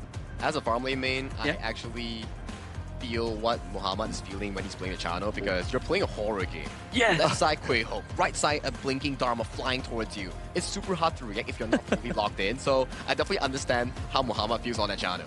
Yeah, and as a roam main, I don't know how to protect you. Like you're busy in the front line doing like engage stuff, and then suddenly the Dharma is like, "Oh, you're alone!" Boom. That's like, hey, but I'm busy here. No, my family. No. It's gonna be a big problem all the time because you know the skill sets from Dharma. That's why sometimes I choose to ban Dharma alongside Guan Yu or maybe alongside Mai Shiranui because right now the first two bans. Sorry? That's a lot of bans. Yeah, that's a lot of bans. How many bans do you have? Yeah, it's small. The first two bans is quite important. I think it reminds us of back the 2025 and 2024 meta where there's a lot of Mai Shiranui and also there's a lot of like Dharma that they want to force engage on. If you miss it out on the Zhuangzi pick, on the second phase, it's gonna be banned away here. So that's definitely the Philippines playstyle. They like to fight with the engage tools provided and then they utilize the fights around you to make chaos here. So when you want to rotate, it's gonna get difficult. Yeah, but what I like about Team Philippines and their draft is that they have a philosophy behind it. Like we can clearly see from game 1, okay, they're gonna do this. Yeah, it becomes a storyline, right? And game 2 is like totally different. No more like relying on projectiles. They have a totally different play style, and it just shows that the Philippines is here to win. They are showing that they are a versatile team. And the way their tactic really revolves around the presence of Kui and moving around him and making good use of the hook, and they know if he's not gonna hit the hook, he will just save it and just use it as a presence control. And I think that has been very effective coming from Philippines. I like how you say that there's like a specific playstyle coming in from Team Philippines. Although yes, we did have game 1 Justine being the MVP on the Nakoruru and game 2 being Chammy on the Dharma. But when we zoom out and then we slowly see the bigger picture, I kind of like the fact that mid and roam coming in from Dragon and also Charles, they're very consistent. Every single play you can see like Mai Shiranui jumping in game 1 and then the multi-landing cannon blast. They're setting up the team for the great success. And in game 2, it's the Xiao Qiao putting the Honey Sweet Breeze below the HoK and making those engages happen. So the team philosophy that you mentioned is really revolving around the mid and roam, opening up the game for the remainder members to perform. Yeah, and that's the advantage that you get when you put these players together who have played together for the longest time, right? It's like, it's just like telepathic by now. Yeah. It's like, I don't need to say it. I don't know, if we have a comms that maybe their comms is just quiet and they just do it and it works, right? They're just vibing, right? Yeah, they're just vibing. Yeah, that's how the Gen Z says nowadays, right? That's how bonding. That's how bonding really helps, Mr. Gen Z people. But yeah, it's very important to bond outside the game. Yeah, it's true. Like, you want to bond inside the game, you want to be friends. That's how you form teammate bonds. But I also want to find out what Mara has to discuss with the Filipino representative for the interview later. So let's go, Mara. Let's get to the interview. Here with a big smile, Justin from Team Philippines. Congratulations with that 2-0. Now, you guys had a great advantage with your poking abilities. You used certain heroes that were so successful. You were able to pick off your opponents. How come you were using different picking heroes for the second game instead of using repeating ones to make sure that you guys were successful? Because most of the teams from the previous matches, they were repeating the heroes that they used in the previous, but with you guys, totally different. What was the rationality behind that? I think we're just used to playing different heroes because that's the standard of HoK, right? And yeah, also to like aura farming, I guess. Now, you represented the country prior. And what makes this one different from the 2026 Asian Games esports qualifiers? I think this one is different because you're bringing the whole country, and it puts us, I think, a lot of pressure because, yeah, like I said, like you're bringing the whole country, and I think every Filipinos, even though they don't play this game, they will support us. So you're saying that you feel a little bit of pressure because you said you're feeling pressure right now. And how are you guys handling that? Just a little bit. Who would you say is in your group? Who would you say would be the most threat to you that you think might give you a harder time than the others? I think Indonesia. because their players are really good, and also I know them very well. I know how they will play. And we're excited to see that matchup between the two of you. Now, the Filipinos, they're watching you right now. They're really happy with that 2-0. Send them a message and let them know when your next match is so they can support you. Thank you guys for your support, and I hope you will support us tomorrow at third match against Uzbekistan, I guess. So see you guys. Once again, MVP, Justin, congratulations from Team Philippines. And we're going to go back to Casters to break it down a little bit more. Casters, lead the gorge. Thank you, Justine, and also Mara for the wonderful interview. And you were talking about Gen Z, right? He was saying that he's aura farming on the stage there. But of course, jokes aside, although he was aura farming, he did mention that he was pretty pressured because this is not only for the club, but it's also for the region, Philippines itself. So they are bringing the nation's pride coming in towards this tournament here. And then you can start to see that they are actually acknowledging the Philippines and Indonesia rivalry. They know for a fact that they are the opponents that they want to beat in this group. Yeah, I like that acknowledgement, right? No cap. Yeah, no cap. That is the game that I believe a lot of fans will be looking forward to. I try. My head hurts. My head hurts. But remember what he said? He said that they are used to fighting against the Indonesians, and yes. they know how the Indonesians play. So, but the question is now, does the Indonesians know how the Philippines play? They've watched today's game, and also they've watched each other's games, and pretty sure it's gonna be a very interesting game when they're gonna go up against each other. Definitely going to be interesting, right? Because both of these teams, I think for a fact that Indonesia will understand how Philippines play, because Philippines, this specific team that represents the Sibyl, they are been together for very long time, since I think 2024, if I'm not mistaken. Yeah. So it's been a really long roster here. Well, let's check out the overall standing after day one of the 2026 Asian Games Esports Qualifier for Honor of Kings. And Group A, we're looking at Indonesia and Philippines, both cleanly sitting on top. Uzbekistan has yet to play their first game in Group A. Coming to Group B, we only have one series between Nepal and Kyrgyzstan, where it's also ended up in a 2-0. And moving on to Group C, same thing has happened between Vietnam and India, with Vietnam being the victors. And finally, in Group D, Syria, which just got a clean 2-0 against Sri Lanka as well. So, lads, it's been a full day of 2-0 cleanly across the board. Yeah, we can see a lot of power differences, but as we go along throughout this entire week, we're pretty sure we'll find more hard games. Like just now, one of the games that I cast just now between the Syria and Sri Lanka is quite close actually. There's comebacks, and even the first game we went towards the Tempest, but we can expect more of that down the line. Yeah, and if you're up there right now, you're not really safe yet because you still have a lot more games to go. And speaking about a lot more games, Sagi, well, a lot more games will be coming in tomorrow with more best of threes here as we start at 12 p.m. UTC plus 8. Korea of Republic of Korea will take on Singapore, and UAE will take on Myanmar. Group A again, Philippines will take on Mongolia, India against Kazakhstan, and finally Indonesia will go up against Uzbekistan here. So I think the highlight of tomorrow will be the first series. I agree. The first series is going to be a very interesting one, but I'm just realizing something. Unfortunate for Mongolia, they just went through Indonesia just now, and tomorrow they're gonna have to go through Philippines. So it's gonna be a very tough game for them. But hopefully that will help them to build up a better mentality strength for the next games in the group. I mean, if you think about it, right? Okay, so we don't know the result tomorrow yet, to be fair to them, but you get over the two favorites first. Yeah. Like you let the monkey off your back first, right? And then you can focus on okay, potentially we can win the other games and give us a better chance. With the experience that they have. Yeah, I think it's a good underdog story, right? Because with how many days of group stage that we actually have in phase 1, maybe you lose in the first 2 days. It's okay. Then you make a comeback in the following days, and then you have a good mentality as the third placer or the second placer going into the main event or the last chance stage. That feels really good. Yeah, absolutely, right? So that you can build your momentum across as well. Yeah, so maybe that could be a good sign for them. I have a question for you. Right. Like both of you. Would you rather to win the first 2 days and then lose the next 2 days, or to lose the first 2 days and win the next 2 days? The latter for me. The latter for me. Oh, really? Yeah. Oh, Yeah. okay. Whatever it is, right? You want to end on a good note. Yeah. Yeah. You want to have a good sleep. You want to have a good sleep. That's Okay, for sure. okay, that's interesting. That's interesting. Definitely different philosophies here.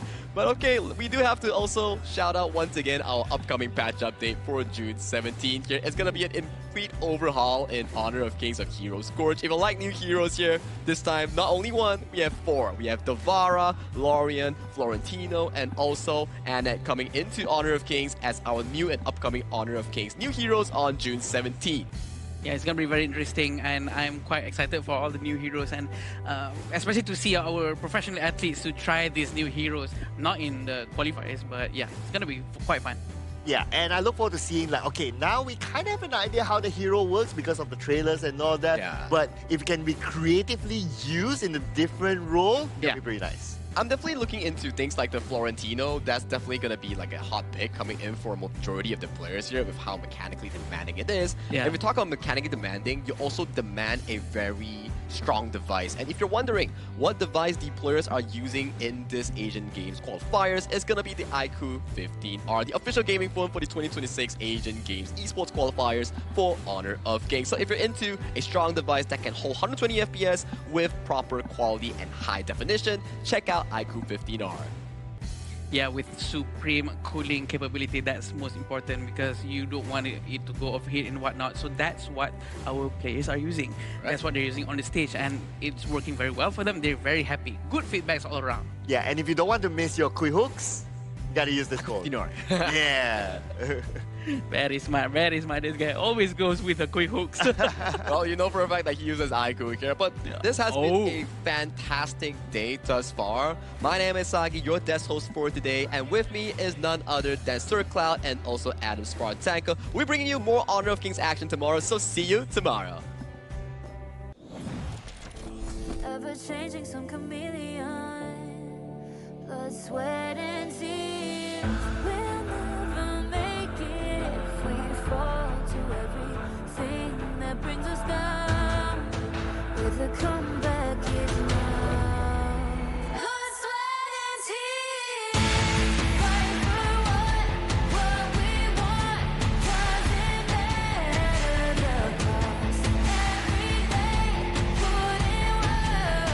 Blood, sweat, and tears. Nothing comes overnight. Strength in numbers start to line. We don't bow to fear. Blood, sweat, and tears.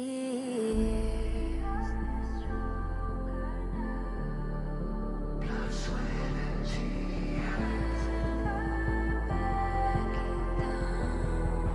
Blood, sweat, and tears.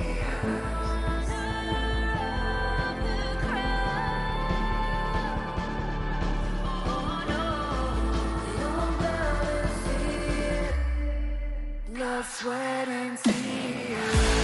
Fight for what we want. Doesn't matter the cost. Every day, put